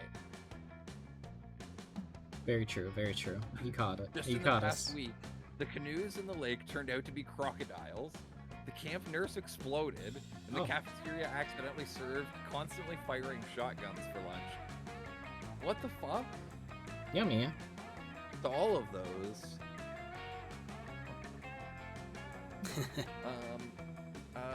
You're welcome? Your spineless Don't take tail, all the credit, pathetic you lump. bell pepper. Those alligators were mine. And you only blew up that nurse in retaliation for me dislocating your shoulder while arm wrestling. Wait, that was all you two? You're working together to destroy this camp? Poor counselor. He's just working his hardest. Us? Working together? Gross. Yeah, we'd never work together. Our collective reign of terror is merely more of a happy accident. Oh dear. Oh gosh. Oh no. Did you hear him? I did. Wasn't that what she would say? I don't I feel think like it so. was. No. I thought she had a voice line like that. Not that I recall at this moment. Oh god, I hate doing this voice. But your underlying assumption is correct, friend coach. According to my analysis, Damien and Dahlia are responsible for approximately 102% of fatalities at Camp Spooky. Someone died, Am I came trying back to life, date a and died murderer? again? Absolutely. Yeah, also, we're overperforming in death. This percentage includes 2 people who were killed elsewhere and then brought to the camp for aesthetic reasons. Oh. There you go. That answered the 2%. We killed somebody and brought them to the camp, so they're being included. That's tough. You weren't part of the original statistic. That's not a very scout thing to do. 102. That's almost as high as the amount of percent you're supposed to give in sports. Damien, Dahlia, you two are a crisis. Loser! Wow, Marmanda. Way to go. Marmanda. I just realized what the name is supposed to be. Miranda. Yes. Because they're dressed like her. Is that the costume pack that you got? Yeah. That's what it's That's from. why. Okay. That's why. Aravi has the. And Hex have the Vera one. Vera and Zoe. Yep. And then that makes sense. Joy has the Polly. I forget what the other ones are. Hey, welcome in. Welcome, to the raid. Raiders. Welcome in, Raiders. What were you up to today? And also, why did my shoutout not go off? That's kind of lame. One sec.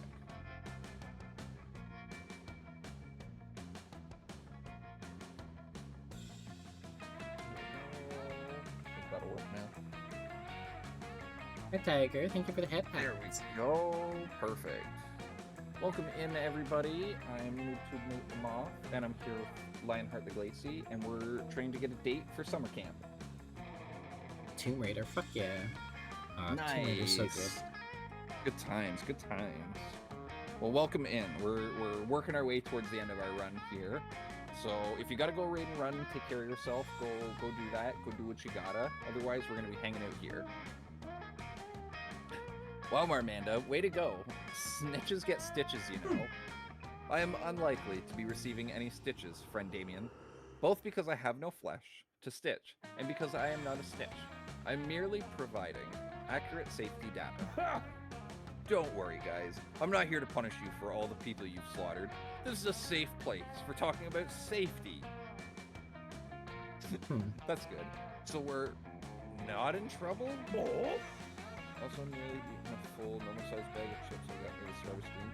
Damn, I'm gonna go eat a thing of Ben & Jerry's ice cream after, because it's waiting. My mind processed that as Benadryl, not Ben & Yeah, I'm gonna Jerry's. eat a whole bottle of Benadryl and meet the Hat Man. What do I do after stream? Oh, I just damn Benadryl till I pass out. I drink enough Benadryl after stream to enter the Hat Man's realm, and then I fist fight him for dominance. Hi, Goldie. I guess you were raiding in. Drinking Welcome Benadryl back. till it can knock out a small horse.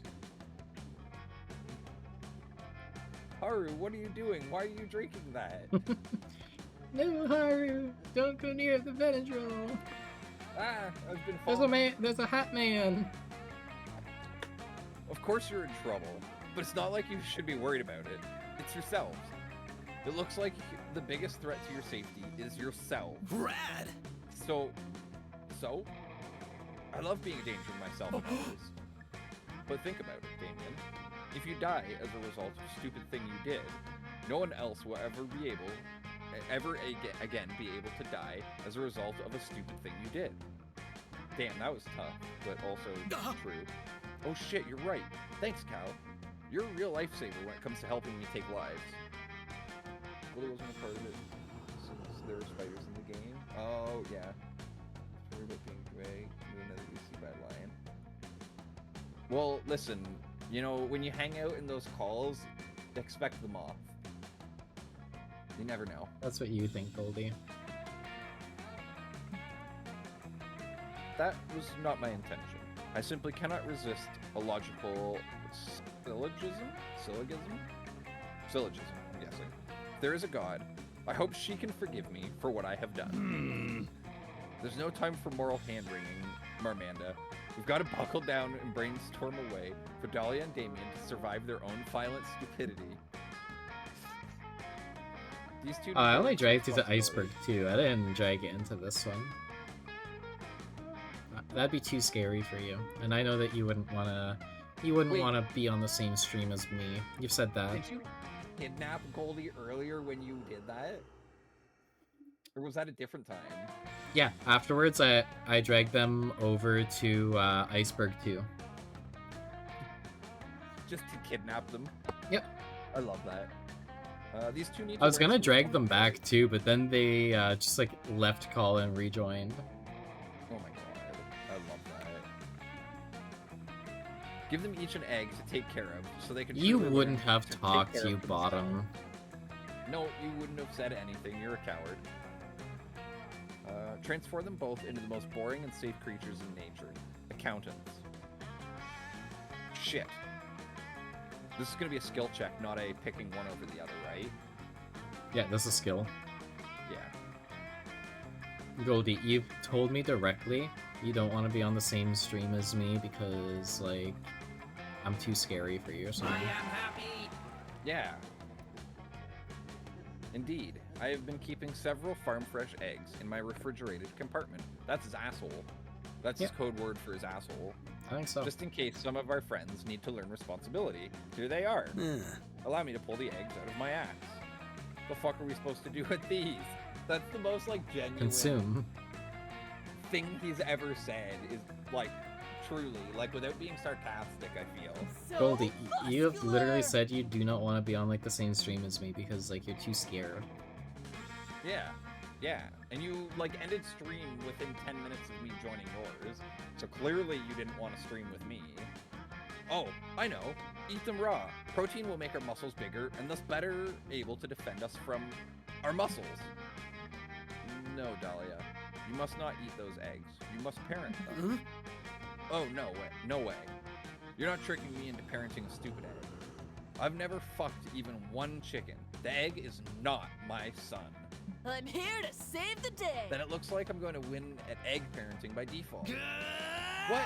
No! I'm gonna parent the fuck out of this dumb egg. It's gonna be so well adjusted, it'll blow everyone's dicks off. Oh yeah? Well, I'm gonna read my egg so many bedtime stories, it grows up to be painfully literate. Leave this to the pros. I'm gonna give my egg Red Bull instead of milk, so when it hatches into an adorable baby chicken, its wings grow wings. Biblically accurate chicken? Yeah. Why feed your egg Red Bull when you can feed it other eggs? Hey, Cal, do you think they know these are unfertilized grocery store eggs? No amount of parenting will change that. Success achieved. Unclear. I must note, however, that this is already the longest these two have gone without causing any wrongful deaths. I suggest we consider this a win. You've made the I was monster just in a scouts VC and rapping proud. for 2 hours. I'm improving my social skills. Fuck yeah. Do it up. Hell yeah, then you gotta yap with us next. Excellent. They'll never love yap with winning. me. They're Thanks, scared of me. Marmanda. You're a literal lifesaver. I am impressed with your Don't thoughts and thank actions. me. Thank Moth. After all, it was his idea. And also, I cannot claim credit for anything that I am not even sure I have free will. Rad. Yeah. Thanks, Mom. This egg has truly taught me what it means to love. Oh. Maybe after I get Helena's engine. You got this. I believe in you. Chop chop then. So, Not as much as it taught me how to love you, Cherry Tomato. Damien and Dahlia go back to aggressively parenting their eggs, and you go back to being great at everything at all times. You gain +2 charm and +1 Wait, is that her nickname for you, Cherry Tomato? No, I think it's the name for the egg. Oh, okay, okay. I was gonna say, what an interesting nickname to give you. Right? I could be wrong, but I think it's for the egg. But could be a funny nickname to give you. Okay, fine. I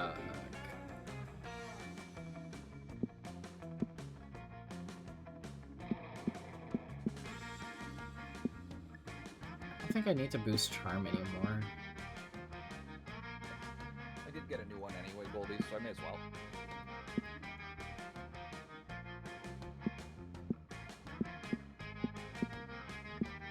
Because that's charm, yeah.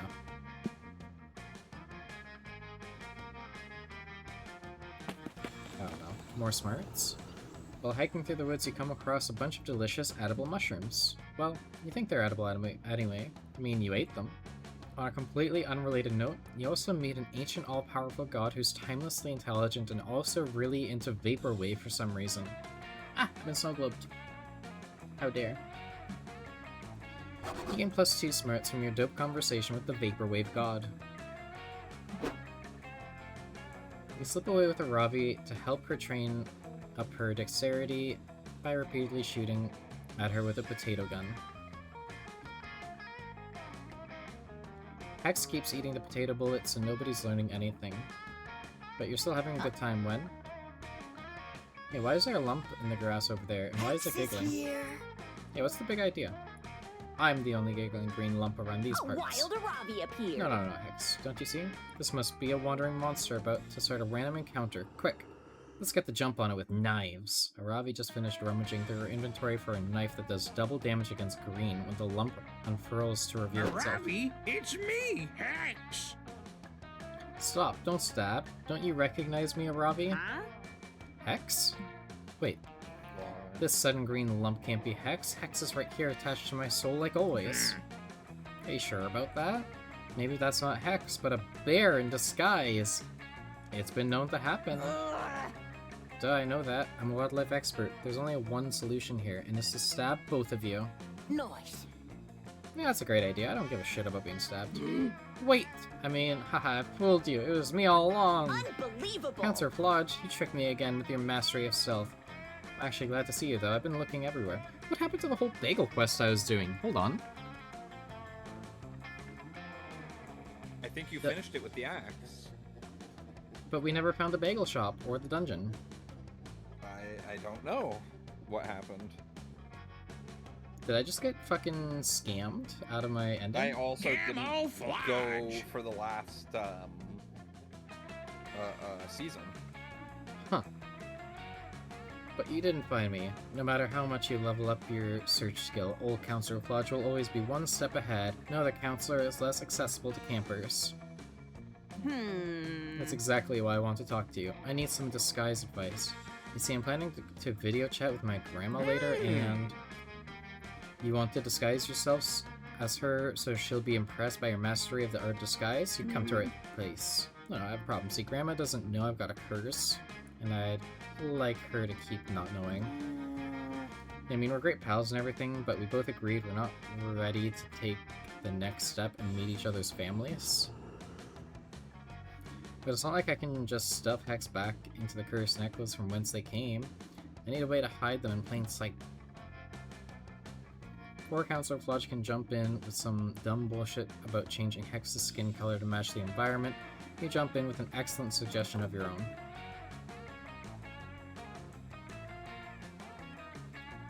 Disguise Hex is a new hairstyle that Grandma is too old to understand. I feel like that's creativity off the bat. Use a spell to confound Grandma's already not so great senses so she won't even notice Hex is there. That could be charm.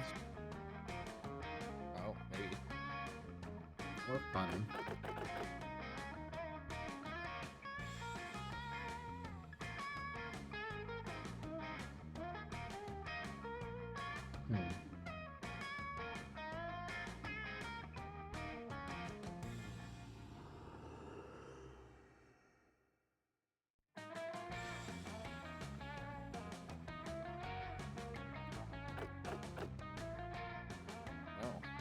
That one's a tough one. Yeah. I think the spell's going to be your better choice, because I think the Hex, the top one, will be creative, and that is your lowest stat. I don't think the bottom one will be creative. Yeah.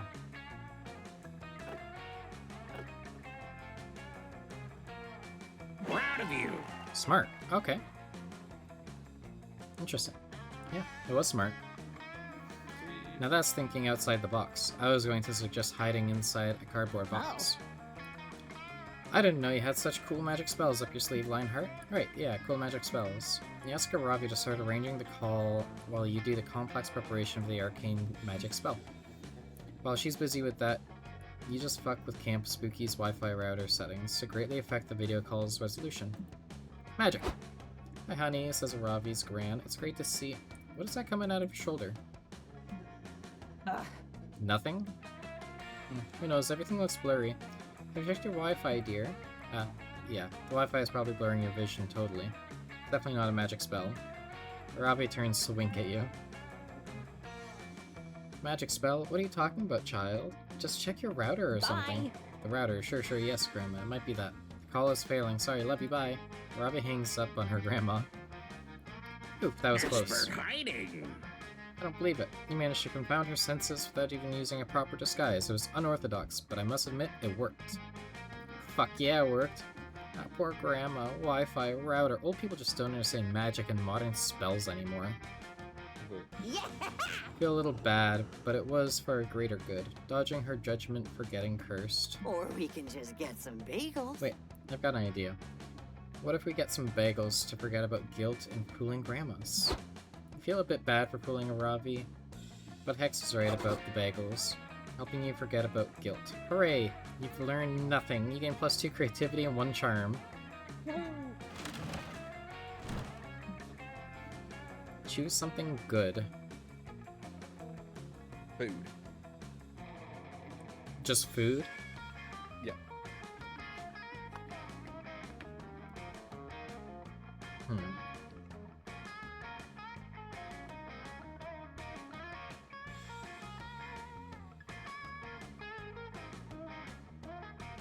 Two B's butt. From 2B's butt from Nier Automata. Oh. Okay, yeah, that makes more sense than what I thought you said. Player orders decided based on the likelihood that that thing would not be seen as good during the Middle Ages.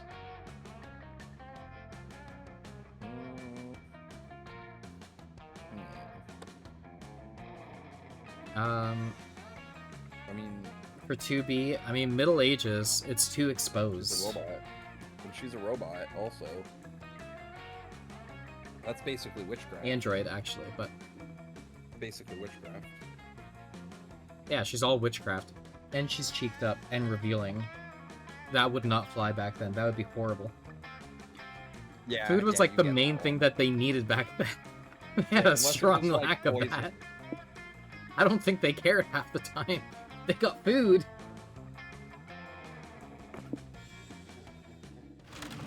They didn't have enough of that back then. Let me take a walkthrough first. Okay, fuck.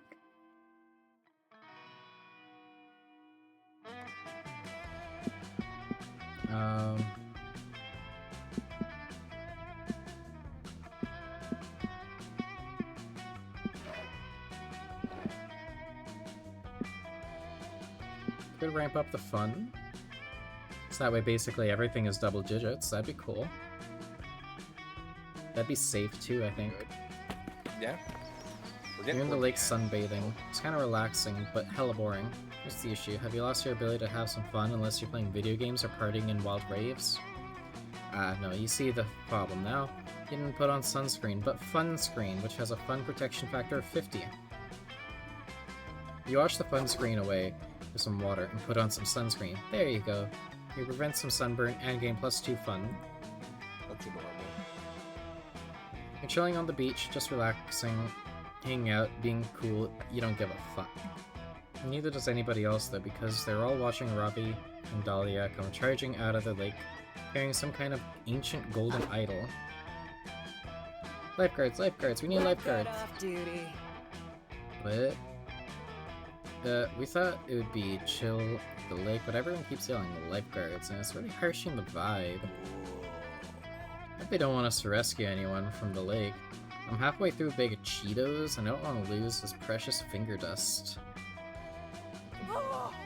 Yes, rescue us, protect us from the lake. But you're not in the lake. Unless lake means something different to them than it means to us. Fish. Hi, Mr. Clean, welcome in. Mind fuck. Whoa, you're right. I mean, honestly, why does it occur to us to call some things lake and other things not lake? I definitely just heard a Pokemon. Shiny Vaporeon. Congrats on catching that, Mr. Clean. Hope you're having a good night. Stop doing philosophy. Your lifeguards, hurry up and guard our lives, or I'll murder yours. Whoa, Ravi, you're not killing anybody until I got a lick of that Cheeto dust. Ew, he wants to lick his fingers. Relax, dudes. What are we even supposed to guard your lives from? The sun is shining, the water is calm, an angry mob of lake people are charging onto the shore. The last thing, that's the thing we need guarding from. No way. Those guys are totally chill. They only ever go after people who steal their sacred golden idol. Hey, shouts one of the lake people. Those are the monsters who stole our sacred golden idol. Get them! Who's the lifeguard for our minds? Man, I think this might be an emergency? Yeah, I swear we watched a training video about this. Yeah, I totally remember not paying attention during a video about this exact situation. But the VHS is still in the lifeguard tower. You, Aravi, and Dahlia follow the lifeguards back to their tower. It's not like you've got another option, but the place is full of old tapes. Which one is the right one? As Aravi and Dahlia frantically barricade the tower against the mob, you spot the perfect training video for this situation. How to sell anything to an angry mob, your mob and you, tips and tricks for doing it the riot way. Interesting. Yeah, those they don't really lean towards anything specific.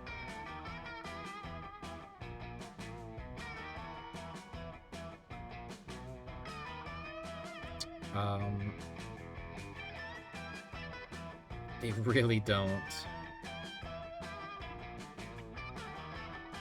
just gotta kind of pick one at that rate. I mean, the first one could be Charm. Being all suave. Yeah. The second one, I got nothing. Yeah, I don't know. Sales. Oh yeah, that's a good one. It's weird that we have so many sales videos in here and so few videos on how to actually save lives. Yeah, I guess it's a good thing we never paid attention in training, otherwise we might have gotten confused. Anyways, let's watch that video. Pop the tape into the VCR and are immediately rewarded with some tiny infomercial music. Tinny? Tiny? Tinny. Tinny?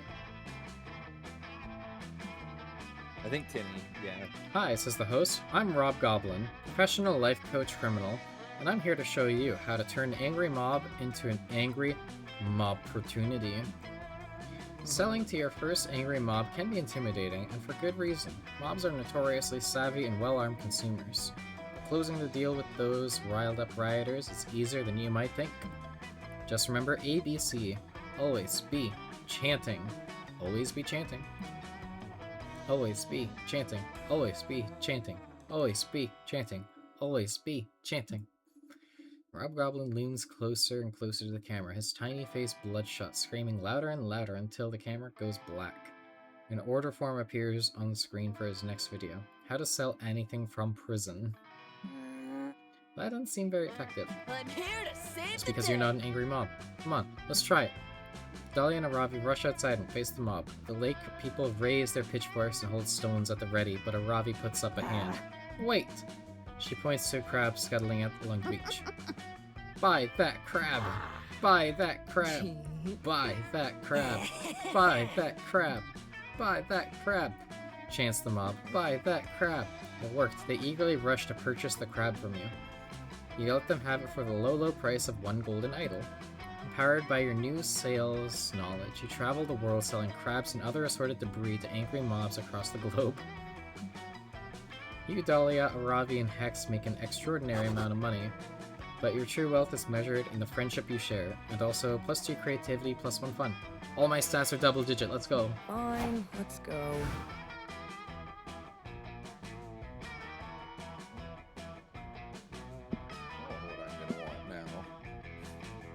more smarts, I guess, just to keep rounding it out.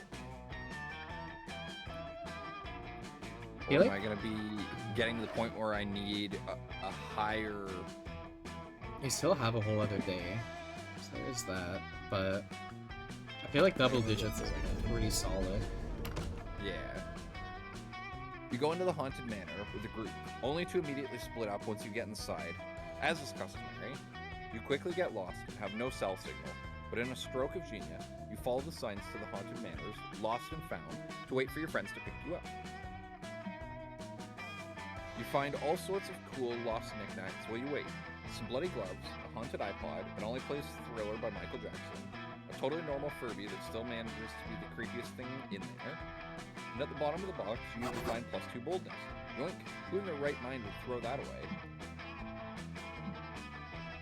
Later, you're snooping around, looking for spooky things, when you run into a 6-foot wall of impenetrable muscle.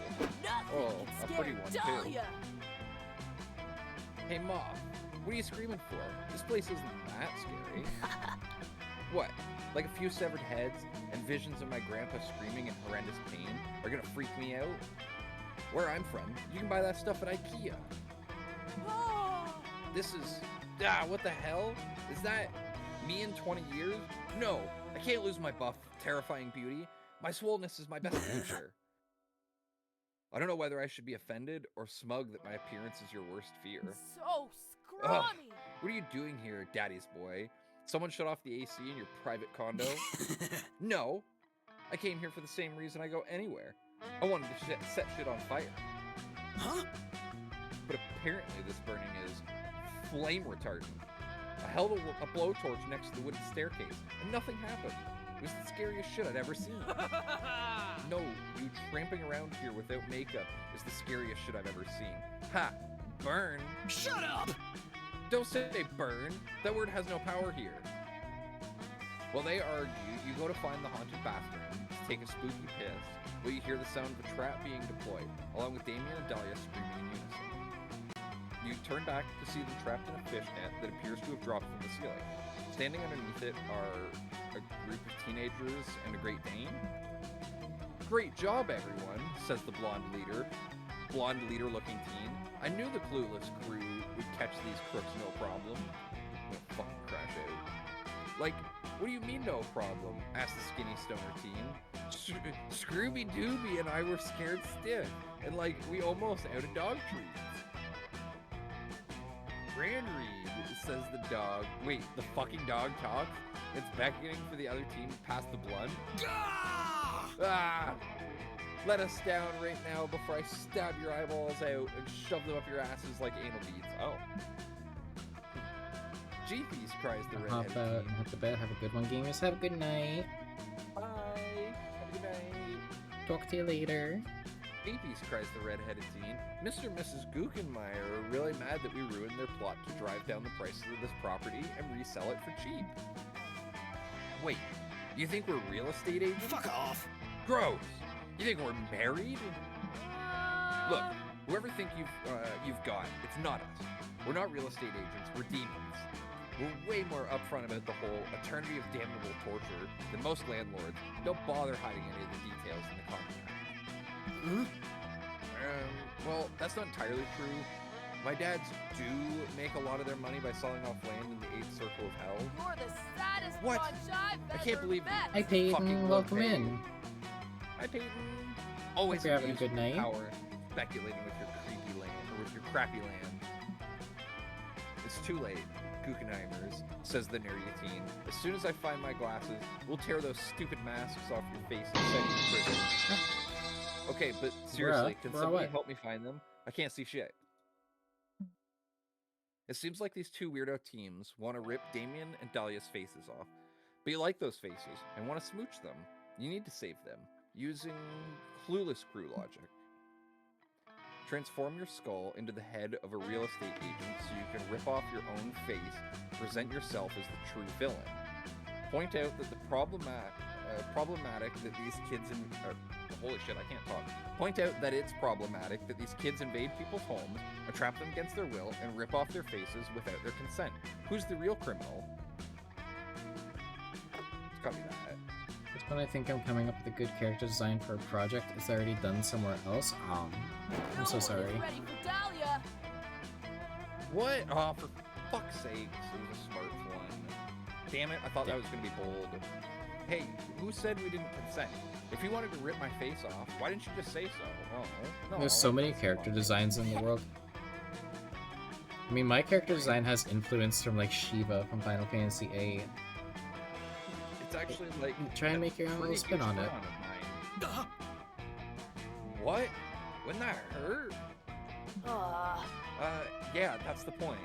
What, you can't handle a little pain, Pillow Princess? Damn, she's perfect. Me, yeah. Fight me, dude! Pillow Princess.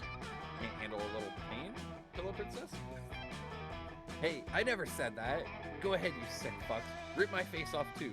I'll pop a boner so rock hard you'll need to chisel it out of your ass. Everybody looks wildly uncomfortable now. Nobody really moves. Oh, playing coy, are we? Don't worry, I'll start us off. And then Dahlia rips off her own face. It's messy as fuck, but she seems to be drawing a lot of pleasure from it. Oh yeah, baby, she cried. Really get your fingernails under my epidermis. That's wild.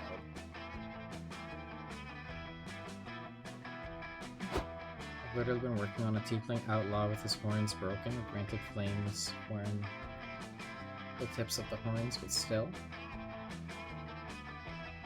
Clueless crew flees the scene, vomiting. There you go. profusely. You're a little Never to twist. be outdone.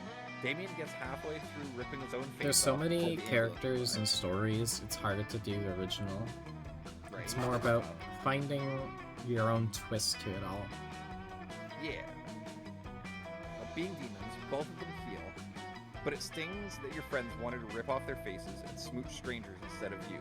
You lose -2 smarts and -1 charm. Damn. Yeah, like, my OC here, like, I'm a fucking mess of a whole bunch of things that I like.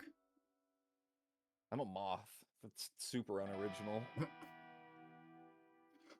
Choose a celebrity. Here come that bullshit, what up? Here come that bullshit, what up? Here come that bullshit, what up? Here come that bullshit, what up? Watch him roll it, watch him get. Boy. You said Keanu Reeves? Yeah.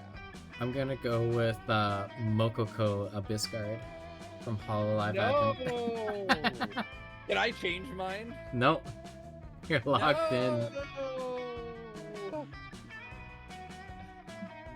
Player order is decided based on which celebrity you'd most want to open a bed and breakfast with in the middle of the woods. Fuck! Just take it. Just take it. God fucking There's no damn it. argument. God fucking damn it. Just take it. Although some people would love Keanu Reeves opening a bed and breakfast. But a Like, I floofy think- doggo. But like, Keanu is known as being like the most wholesome celebrity ever. Like that dude, that guy does no wrong to anybody. But Mokoko. I do agree, that's why I'm fucking giving you it. Because I got nothing. That was a But I good did snake pick from the me. best celebrity, I think. I love a slow burn. I got a good snag out of that from you. Oh, you did.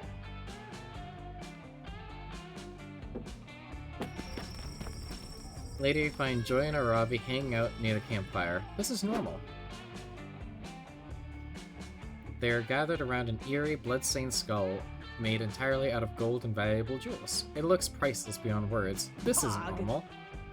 It's so beautiful, and it looks automatically accurate. I wonder if they used a real-life skull as a mold, or if it's an actual skull cast in gold. Either way, it's badass.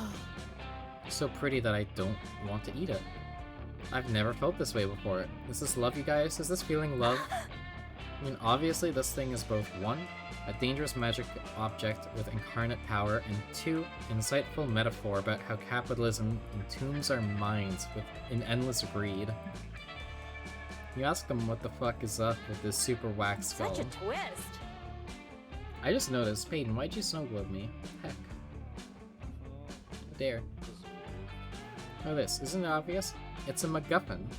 That is, an object that's going to be very necessary to the plot and central to the motivation of the main characters. Joy's totally right. Keep reading your thing, I just have to step away for a half a second. Okay. You have no idea what this skull is for, but you can feel the narrative importance radiating off of it. We're not really sure what the skull actually does, or where it came from, or if it's cursed, or going to drive us into a fit of insanity that makes us eat our own hair.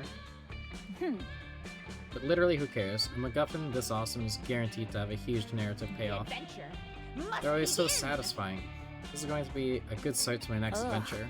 Excuse me, did you just say your next adventure? Ravi. When I stumbled upon this golden skull on that strange altar in ruins of the Temple of Istus, I think it was pretty obvious it was there for me. I'm the main character. Ha, that's hilarious. Joy, sorry to burst your bubble, but you're definitely a B-tier side character for comic relief. Your bit is that you think you're the main character. I've got everything a main character needs. Emotional backstory, bloodlust, high DPS, and now I'm going to add that 6th skull to my inventory too. Ravi, I really do understand where you're coming from, because my deep empathy is what makes me such a good leader and natural protagonist. But I'm afraid you're sorely mistaken. That skull is mine.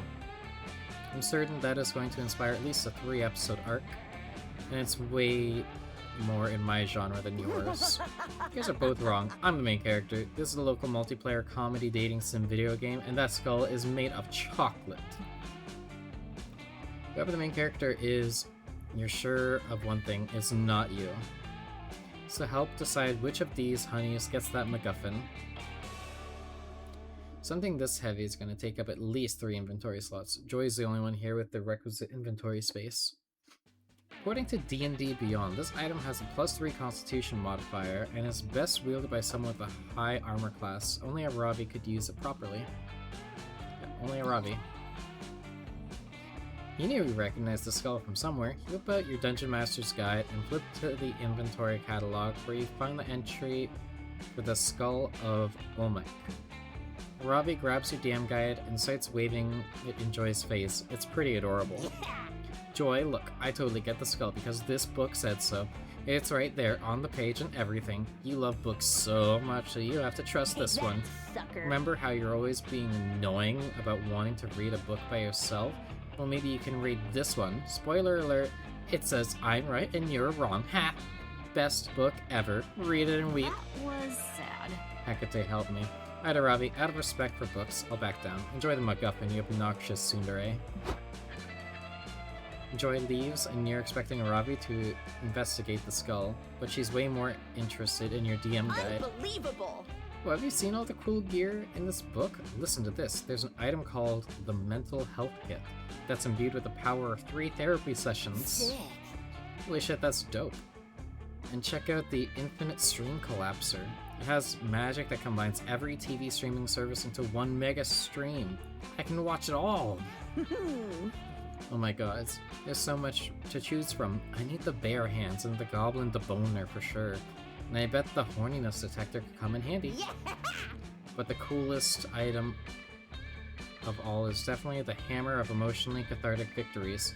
I don't care what it takes, I'm gonna make that my default weapon. Dang, I never expected a book to be fun, Lionheart. We've got to adventure until we find all this shit. I'm gonna be so buff that my stats will look like phone numbers. I guess so you were thanks, pretty great. I guess. It made me happy when you said I was the main character, but don't read too much into it. Nice. Ravi may be the main character, and Hex may be the comic relief, but you're definitely the contender for the love interest. Praise be to MacGuffins. Feels warm.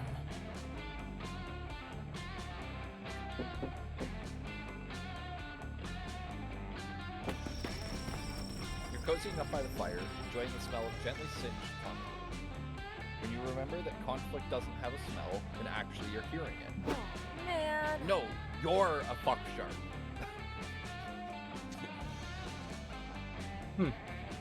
Okay. I'm gonna use that one. Use that on Skull? Sure. Damn. Also, what does that even mean? It means that you are not the VP and will never be the VP, just like you will never conquer the 8th circle of hell. How dare you? You take that back right now, or I'm quitting the band. Ha! Like we even need you. My dead grandma can play the drums with more rhythm than you can. You politely interrupt to congratulate them on having a band, apparently, and ask what the trouble seems to be, since you're known for your conflict resolution. Follow my lead. So, our Ventagram.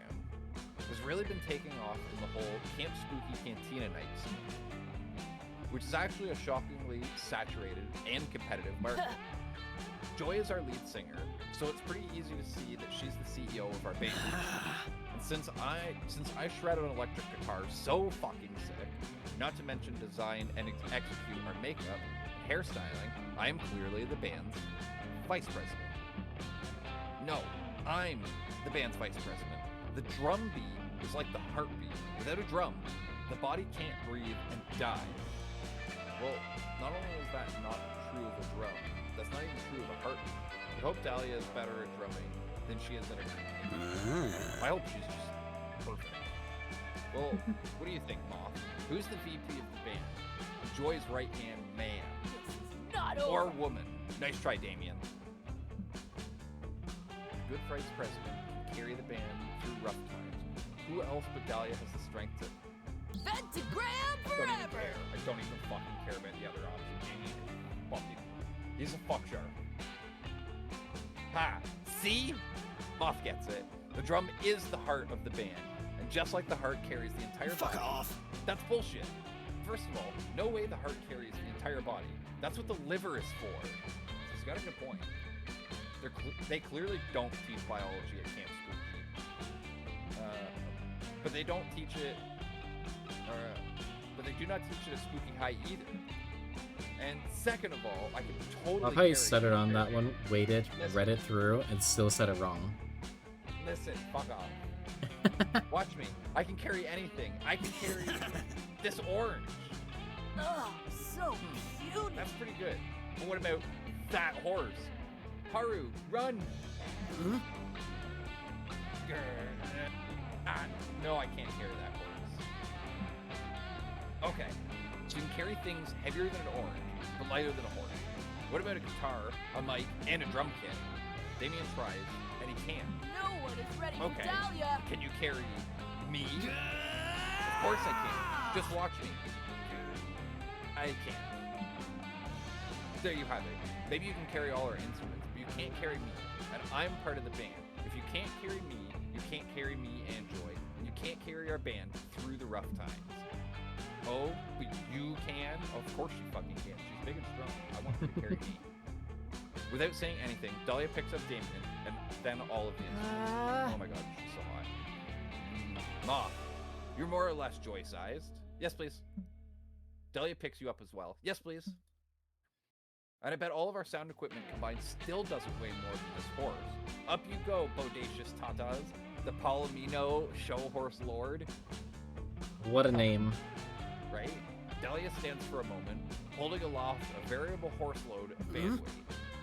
Fine, you're the band leader. Just put me down now. She does. Fucking metal! That was actually pretty metal. We should write a song about it. We can call it Horse Lords and Guitar Swords. I love it. I'll get a sword so the song title is historically accurate as well as right. Rad! Hell yeah. Dahlia seems to have forgotten to put you down, and you never asked her to. So the two of you spend a wonderful night questing for a sword for a death metal band. Classic camp shenanigans. Oh, I want to hear.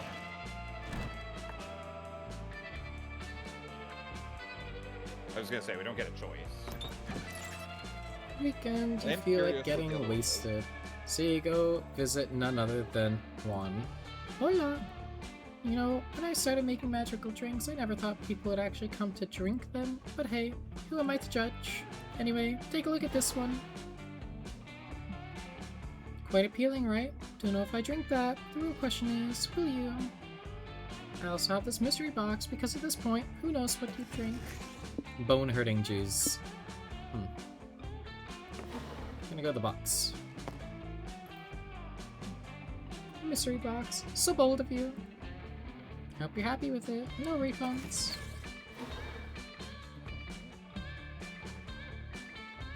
Phobia shots? No it's idea if I from got the the recipe Zelda right. character. But try it. Wanna try it? I think those are his little, like... Otherwise, his little, yeah, his little shadow thingies. You know what? I'm gonna do the bold thing, too. Oh. Poison. So do you die here? Hope you're happy with it. No refunds.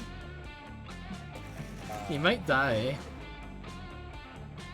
The delicious sangria, a Mediterranean concoction with a lot of heart. If my calculations are correct, it should imbue you with the joie de vivre and the charm of the Mediterranean people. Cheers! That's a lot of charm I have. Holy shit. Oh my god. What? That's straight up poison. Don't drink it. I said don't drink it. And you drink it.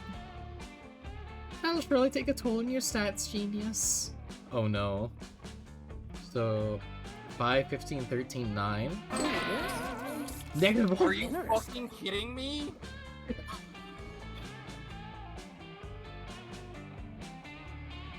I did all this for nothing! Holy fuck. I just got fucked at the end! Hold on, hold on. I'm not You getting might fucked. still have enough hearts, though. I'm not getting enough fucking date. I'm getting a date now. Still hard to believe you No drank that. way. Good luck, I guess. -1 smarts is crazy. Choose something. Choose a food. Fish. A deer burger. Player order is decided based on which food you would choose to have in a monstrous quantities in a survival scenario. Deer or fish. That's like the two easiest survival foods. I think we kind of cooked with those two choices. Yeah. Deer I think tastes that's better. random. But both are easy to get when you're surviving. Yeah. That's my thing. Random. Both are like totally in abundance. Random has decided deer. Yep. Deer wins. Apparently we're in the remote Canadian area. This is just like my fanfic. I can't believe how bad you just got fucked. Oh my god. I don't know if you were watching when it happened, but I got fucked when we were doing this one day. They were going for Joy. Banshee was going for I don't remember who. But I got a drink that makes us that way. It switches people's stats, but it can't be my stats, so I could only switch their stats. And they were going for complete opposite stat builds. Banshee was able to recover. Hyper could not. That is tragic. It's so funny though. And like there was actually nothing I could have done too. Like that was the crazy part. Which place do you want? I don't even fucking know anymore. I should probably just keep my boldness up so I have a fucking chance, maybe? Or should I get my smarts up so I'm not negative? I might want to do the negative. Yeah, I'm gonna do smarts, so do whatever. Okay. I want to be so fucking charming. At the camp dome, you all play the classic children's game. The floor is lava with a twist. The floor is literally lava. You're all hopping here and there trying to survive the dangers of, lava. But then one of your teammates falls. He's sinking into the lava, dying a slow, agonizing death. You offer a hand, but it's too late. Before disappearing under the hot lava, he whispers his last words. Lionheart, your hair looks great. It does. You gain +4 charm from a nice compliment. You link up with Aravi to help her loot the bodies of the dozens of campers who have perished during today's camp Seen any games. loot around here? Another locket containing a photograph of a family who will never see their son again. These campers are dropping the worst loot today. I love her. Sick. On the bright side, I've decided to take up a figure drawing, and these dead bodies are good practice. Check it out. Ugh. It's just a stick figure with the words, pretty dead, where the face should be. It's conceptual. Anyway, I'm bored. Wanna go bug that hot bat lady posing for all those cameras? Oh. What? Sure enough, there's a young adult bat hybrid surrounded by cameras and wielding a very fancy looking longbow. You follow Ravi over to see what's up. Oh. You're just a little fella. Hey. Who are you and why are you being interviewed in the camp dome? Oh, that face. That changed very suddenly. Oh. You mean you haven't heard of me? I'm Batnus, friend of the people and sworn enemy of the Chancellor. Who's the Chancellor? You don't know who the Chancellor is? This disinformation is more powerful than I could have imagined. With my bow, I'll... That's a cool bow. I do archery too. It's kind of my thing. No. Sorry, you don't do archery. Archery is my thing. I'm the protagonist, so... Prepare to What? die! I'm the protagonist, you nocturnal mammal piece of shit. Prepare to get stabbed. Wait, Robbie, didn't your therapist say that stabbing sometimes isn't the answer? I'm no expert, but I think this might be one of those times. Just count to 10. Yeah, I guess then you're you right. stab them. Man, being emotionally mature is hard. Aravi puts away her knife and pulls out her crossbow. Here for it. Yeah, that's a great idea. Beating her in archery contest will show her once and for all who the protagonist really is. Oh, yeah. Beat her in archery contest. That was my plan all along. Let's get to it. So the contest begins. Aravi shoots a bullseye, and then Batnus splits her arrow with another bullseye, and then Aravi splits her arrow, and... Miss Veronica come up with a more impressive shot than a repeated arrow-splitting bullseye. This contest is never gonna end. Any ideas? Forget the bullseye, look beyond mere appearances and shoot the bull's heart. Shoot Batnus so hard the arrow hits her in the feelings. What does that even mean? Right? I think you should do that. I feel like all my stats are pretty solid, so it's kind of like it doesn't matter at this point, but it's... All these stats are pretty solid. Yeah, it must be nice. It is. Oh. Okay, never mind. My stats suck. What? I failed. Damn, that's wild. He had me Okay, shoot Batnus so hard, and then I stopped listening, so I'm gonna do that. Wait, Aravi. But it's too late. Veronica shoots Batnus in the head with her crossbow. The arrow goes straight into her brain. Batnus doesn't die though. You think we'd go through the trouble of making art for the character if we were just gonna kill her off in a random outcome? Ow.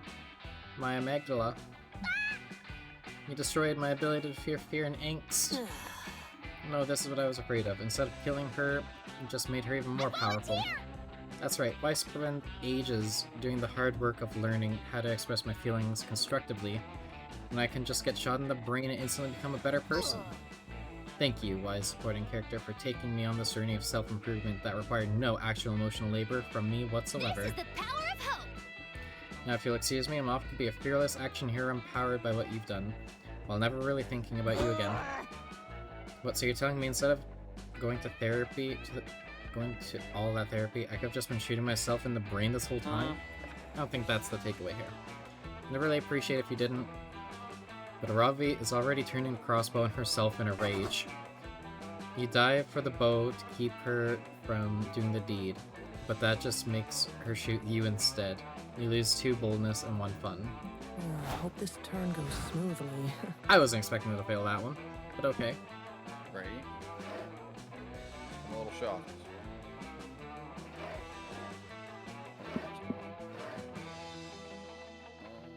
Yeah, we're just gonna do the same thing. That day in Monster Scouts, you all practice writing speeches in preparation for possibly being killed by a bear. You want to get your last words right. You decide to write a heartfelt poem dedicated to your favorite things in life. Monster Camp, the smell of rain, the bittersweet joy of watching the sun set from the very last time, and chicken tenders. Everyone is moved by your poem. I'm pretty sure you even make the nearby bears cry. You gain +2 creativity. You duck into a class coach is teaching about knot tying because Dahlia's there and you think it might be a bondage workshop. Oh. Okay. It's not a bondage workshop. Damn it. Raiding scappers! Knot tying is an ancient... Well, it is knot tying, so, like, it's kind of relevant. We'll learn things. Knot tying is an ancient and powerful craft, which has served sailors, adventurers, and sex havers, see, it is bondage, since time immemorial. Oh. There are knots so dynamic and versatile that they can save your life or slaughter your enemies, depending on which way you feed the bite. But today we're not going to talk about any of those knots. Today, we'll be tying a simple square knot 6,000 times because fundamental is important. After all, you've got to learn to crawl before you can walk. And you have to learn how to walk before you can run. And that's still several steps before learning to tie a square knot. Holy shit. This guy's too fucking literal. Come to think of it, maybe this knot tying class should be focused on teaching you to run. Yeah, 6,000 laps forever. What the fuck? That's a lot of laps. No, this is bogus. You came to this class to mac on Dahlia, not to improve your cardiovascular fitness. You grab her massive bicep and whisper that you should ditch. Best summer Ditch? ever! No way! I came to camp to learn wilderness survival, and knot tying is the #1 most important wilderness survival skill. As is fire starting, building shelter, navigation, and finding water.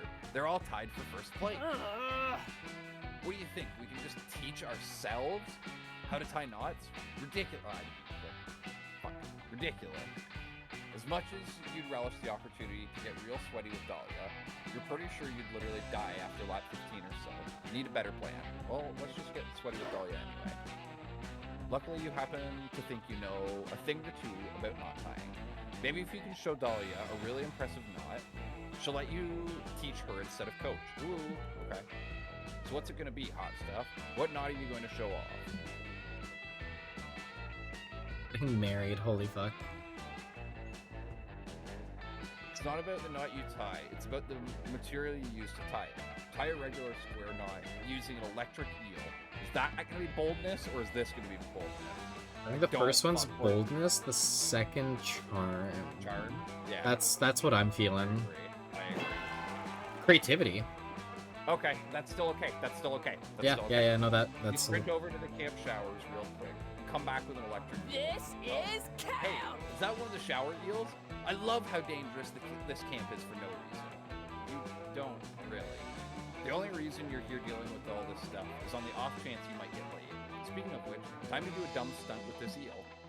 You grab the eel firmly with both hands, successfully avoid a seizure with the electric shocks, damn right, with both hands, and you tie a square knot. Whoa! How did you do that?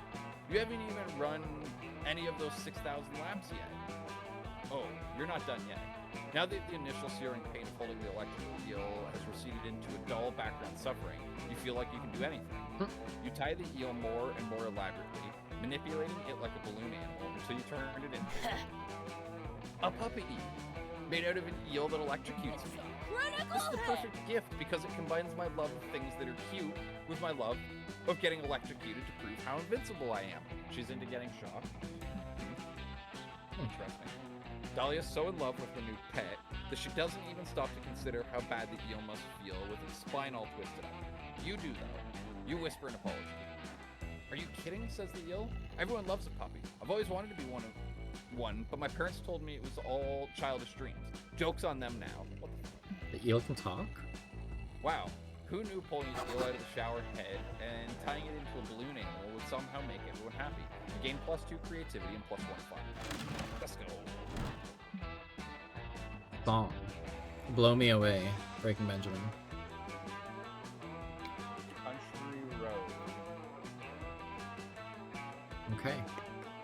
Very different genres, a very different, If I were to decide based on which song you'd most like to listen to while doing some hanky-panky. Blow me away. Just take it.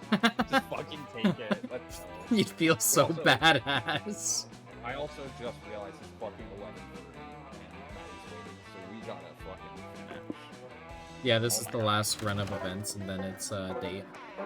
Yeah. Let me take a walk through first.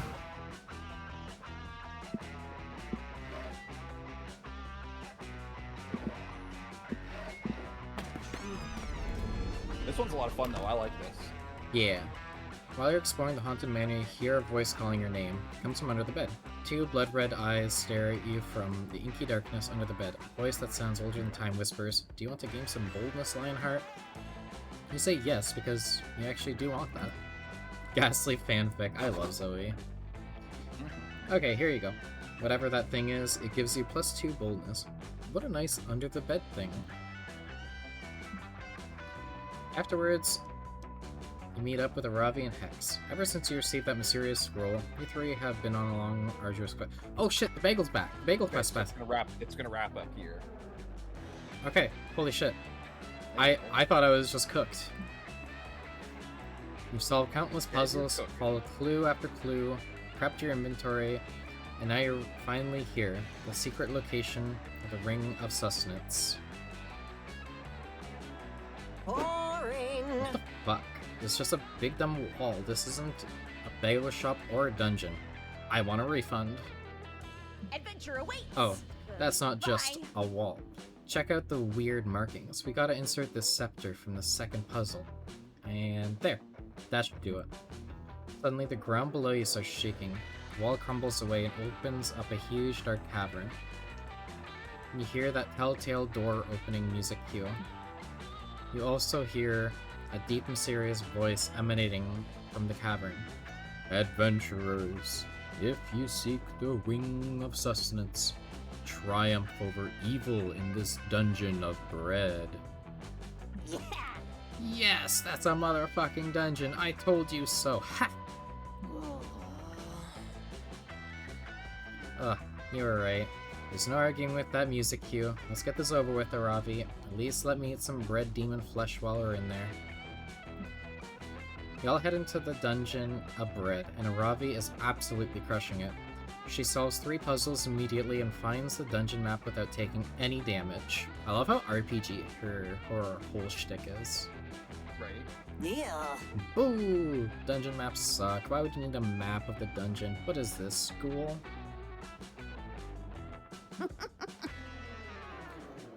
Are you kidding me? The dungeon map is half the fun, and it gets even better when you get the compass.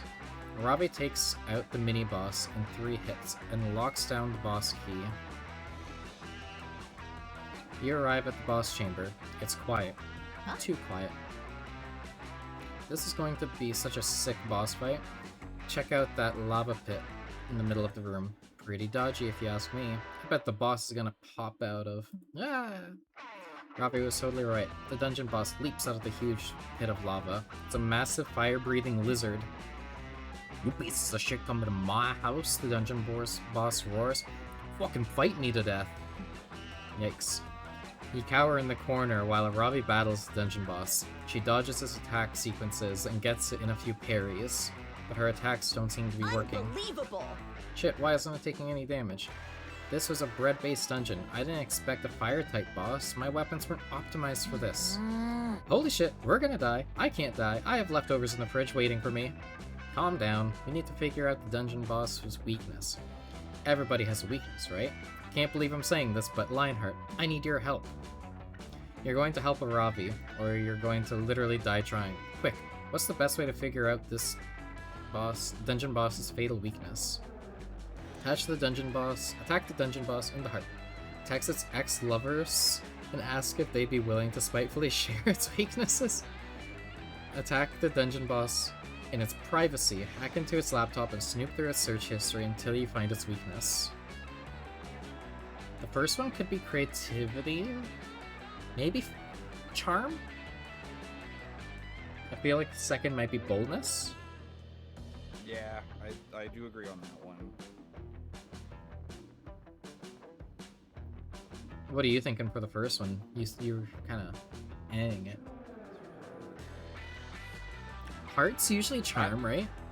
Feels... yeah, that's gotta be charm. My charm's 21. I can't fail this, right? Do that then. Yeah, do that one. Charming. Psychological warfare.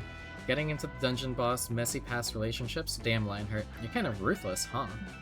You whip out your phone. After a few minutes of internet stalking, you find the dungeon boss Facebook profile. You check out his profile pictures. Looks like the boss used to date a warlock named Gerard. You send Gerard a friend request and DM him, asking if he'll tell you the dungeon boss's weak points. Gerard texts you back right away. He says, I'll tell you everything. Dungeon boss was the worst boy of all time.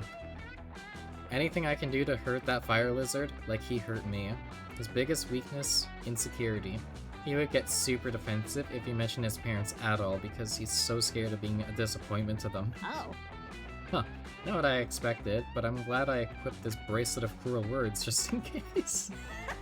Hey, lizard face. You're a total disappointment to your parents.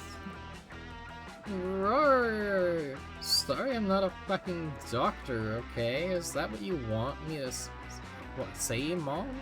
Roar! What? It's totally working. He's getting super distracted by his own emotional baggage. Gerard texts you again. He probs, breathing fire and shaking the ground with rage by now, which means he's super vulnerable. Throw a bomb in his mouth. Oh, a critical Holy shit, of course, hit. the classic bomb in the open mouth strategy. Why didn't I think of that? Lionheart, you're a genius. Aravi throws a bomb into the dungeon boss's mouth. He explodes into a cloud of black dust, and the ring of sustenance appears in the middle of the chamber. You did it! Damn, this ring of sustenance is awesome. When it's equipped, I get a plus 14 boost to my reaction speed, and any damage I take is reduced by half. Plus, it can provide an infinite supply of freshly baked mega bread. This success tastes Best like a dungeon good burrito. ever. I mean, Woo, I guess victory's you were pretty ours. great. Thanks for saving my ass back there, Lionheart. I knew I could count on you. Your adventuring skills have earned you Ravi's respect and a fresh serving of mega bread. The bread gets you a new heart container along with plus 3 smarts. Fine, let's go. Another It's all you, zombie big dog. there. Is it? More like big mom. Yeah, heart containers. Yeah.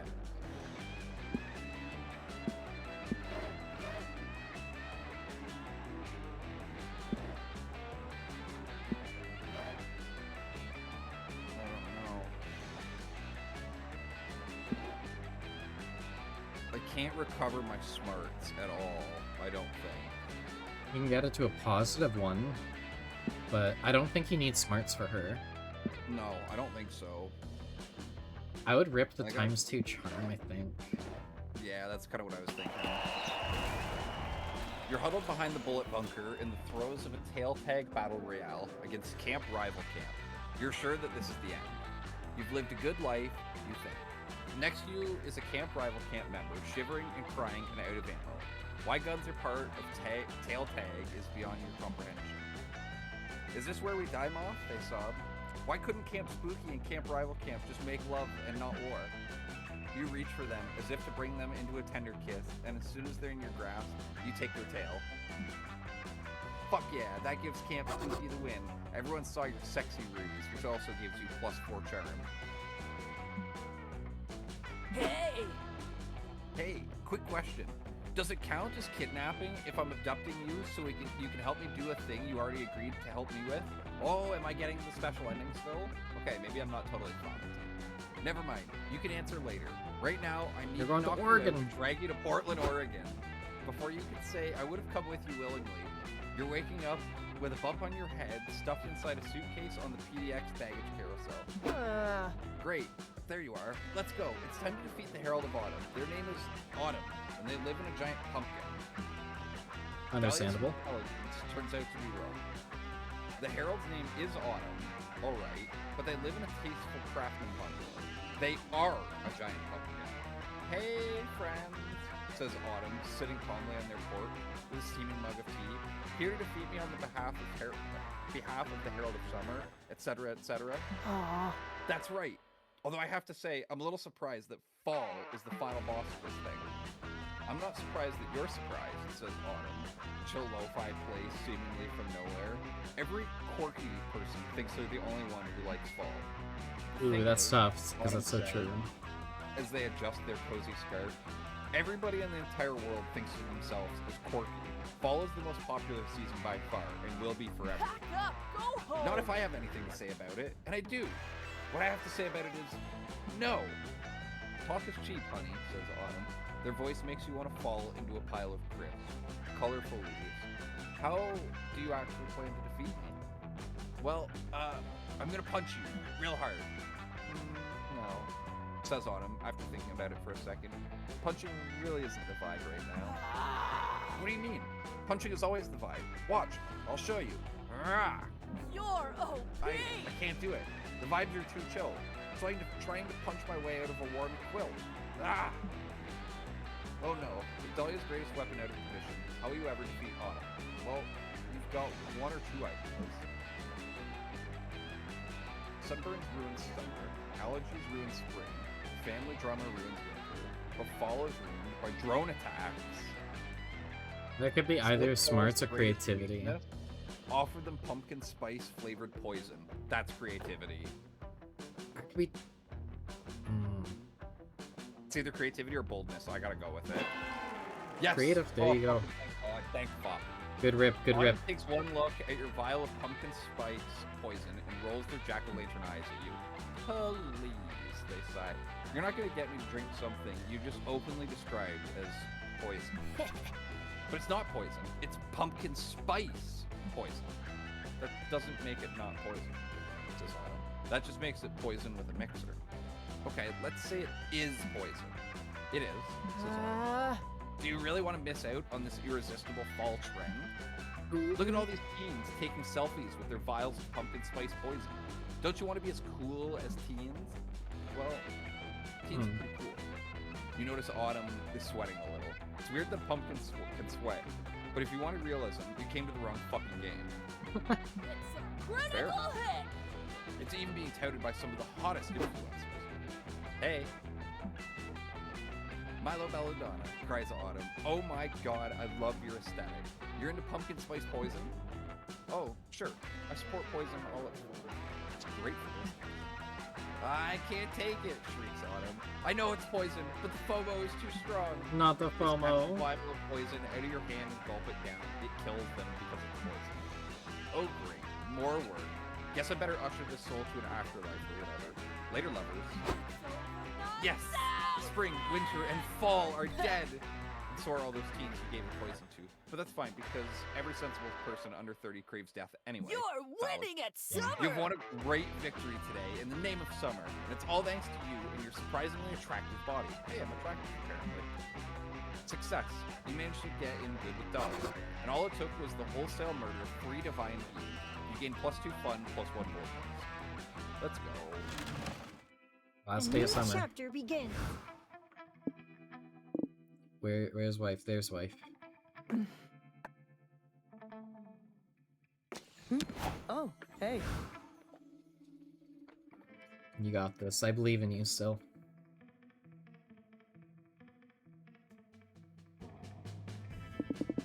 I could just take myself. Oh yeah, that's right. You can just choose to not fail. You can go stag. Technically. Yeah. You gotta rip the chance though, I think. You got all the secret ending possibility. You gotta try. You seek out your favorite monster slayer. Hey Lionheart, there's no time for talking. Adventure awaits! Robbie grabs your hand and whisks you away on another adventure. Does that mean I won? What? I don't know. She doesn't talk much, but you've learned talking is not her thing. Maybe that is a win. She's a woman of action, and through action, you bond. You go on an intense dungeon crawling session together. You slay and you loot. I don't think you're even going to go see a meteor shower anymore. No, I don't think so. I think neither of us are. It's okay. She's got her way of connecting with her feelings. You feel like you can wait. It's hard to keep up with a Robbie, but the good news is, after all your plundering and battling, sex scene in a rustic bathtub? there's also time for relaxing. Whoa. Just... You're caught in HD, motherfucker. I saw that. There's also time for relaxing.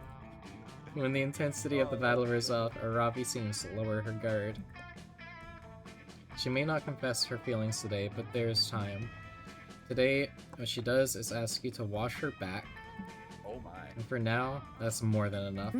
Oh, hey. Yeah, that's pretty good. We literally didn't even... Okay, whatever. Right? Let's see if I also don't go.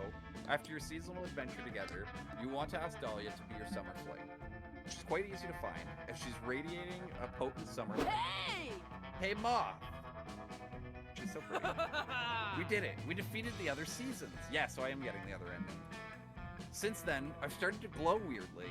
I think it's obviously because I'm the best harbinger of summer that has ever existed. What? You want me to be your summer fling? Best summer ever! Ah, of course. Oh, let's if go. I really want to achieve the best summer ever, it is clear I need a summer fling. Fuck yeah. Dahlia Aquino. I am Dahlia Aquino, Queen of summer, conqueror of the seasons. Bow to me, Ma. Henceforth, you shall be known as my summer fling. Okay. May you bask in my beauty and feast on my estival flesh. It's summer season. Whoa. Whoa. Dahlia accepts you in her warm, buff embrace.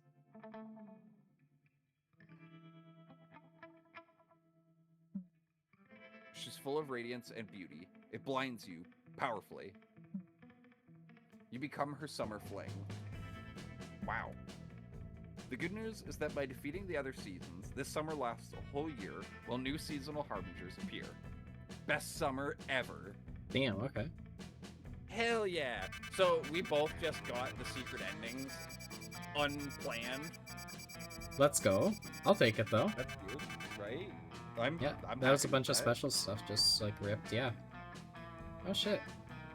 You fucking did good. I thought I was screwed.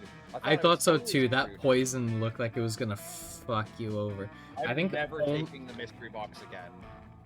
unless it gives you something as obvious as like what I had, the bone the hurty poison juice or right poison. away. Yeah. Like yeah. if it's something clear Yeah. that it's bad, you have to rip If the I box. didn't get that secret ending, I was getting screwed. I was Yeah, getting- so I think secret ending overwrites sat endings. that's good. It must, right? Yeah. Like Yeah. before we knew it, those weeks were gone. Felt like a hot minute, and it felt like an entire lifetime. That night, as we saw summer coming to an end, we all wondered what would come next for us. It felt like the end of something big. Little did we know, life still had many wonders and misadventures in store for us. Now I'm older, and I can see it, how those years became the foundation of the mythology of our lives. Broken hearts turned tragedies snug for centuries, wild nights became epics treasured forever. Every kiss and every laugh is now a consolation we'll always find while gazing into the starry night, no matter how many years go by.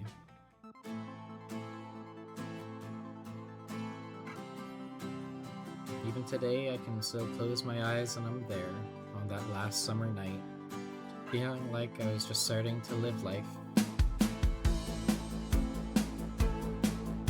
With all my friends around that campfire, so young and unafraid, and so ready to start. Welcome to the streamer version of the credit song. It's got the silly screamer version. Yeah. Thanks for playing Monster Camp. What did you like the most about it? Will you review it?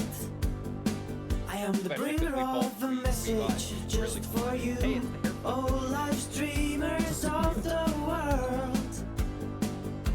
I really I like was commissioned to write a song about your issues. I hate him. You I'm can sorry. use it with no I got so angry with him conditions. on that first playthrough. It's like a permanent, It's a just pinky like promise. so hot though. It won't strike you down, down, down. I want to figure out if this game actually has a secret ending for the Sadako-like character. Oh yeah. Oh, Ross O'Donnell's in that. This boy. Streaming Monster Camp. I also saw Jesse Cox. I know that's a familiar name to a lot of stuff. Playing Monster I Camp. had no clue that he was, and it kind of makes sense because Eric Hampton was involved in the first one, Streaming and they Monster are Camp. like very close friends. And You so will it's not like monetize. makes sense. I really like Playing that. Monster Camp. This song is so loud. Don't forget to like and subscribe and hit the I cannot hear you. notification bell. Whatever you will make your favorite stream. I love her, Robbie. Look at that. Look at her. She's so cute. Don't you forget it. Like if making content wasn't hard enough to worry about this stuff, like losing all your revenue or getting your third strike. But Oh, that's not cute. with Monster Camp. Like losing your revenue and stuff. Streaming Monster Camp. You won't get a strike. I like the theme. Playing Monster Camp. You'll be just fine. The cat. So now that It's we're Juan. here, my name is Cloud.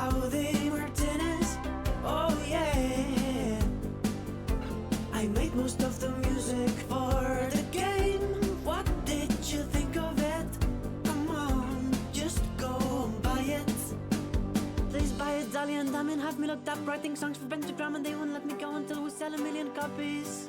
Streaming Monster Camp, you won't get a strike. Playing Monster Camp, you'll be just fine. Say goodbye to the streamer version of the credit song. And remember, streaming Monster Camp, you'll be just fine. Cute.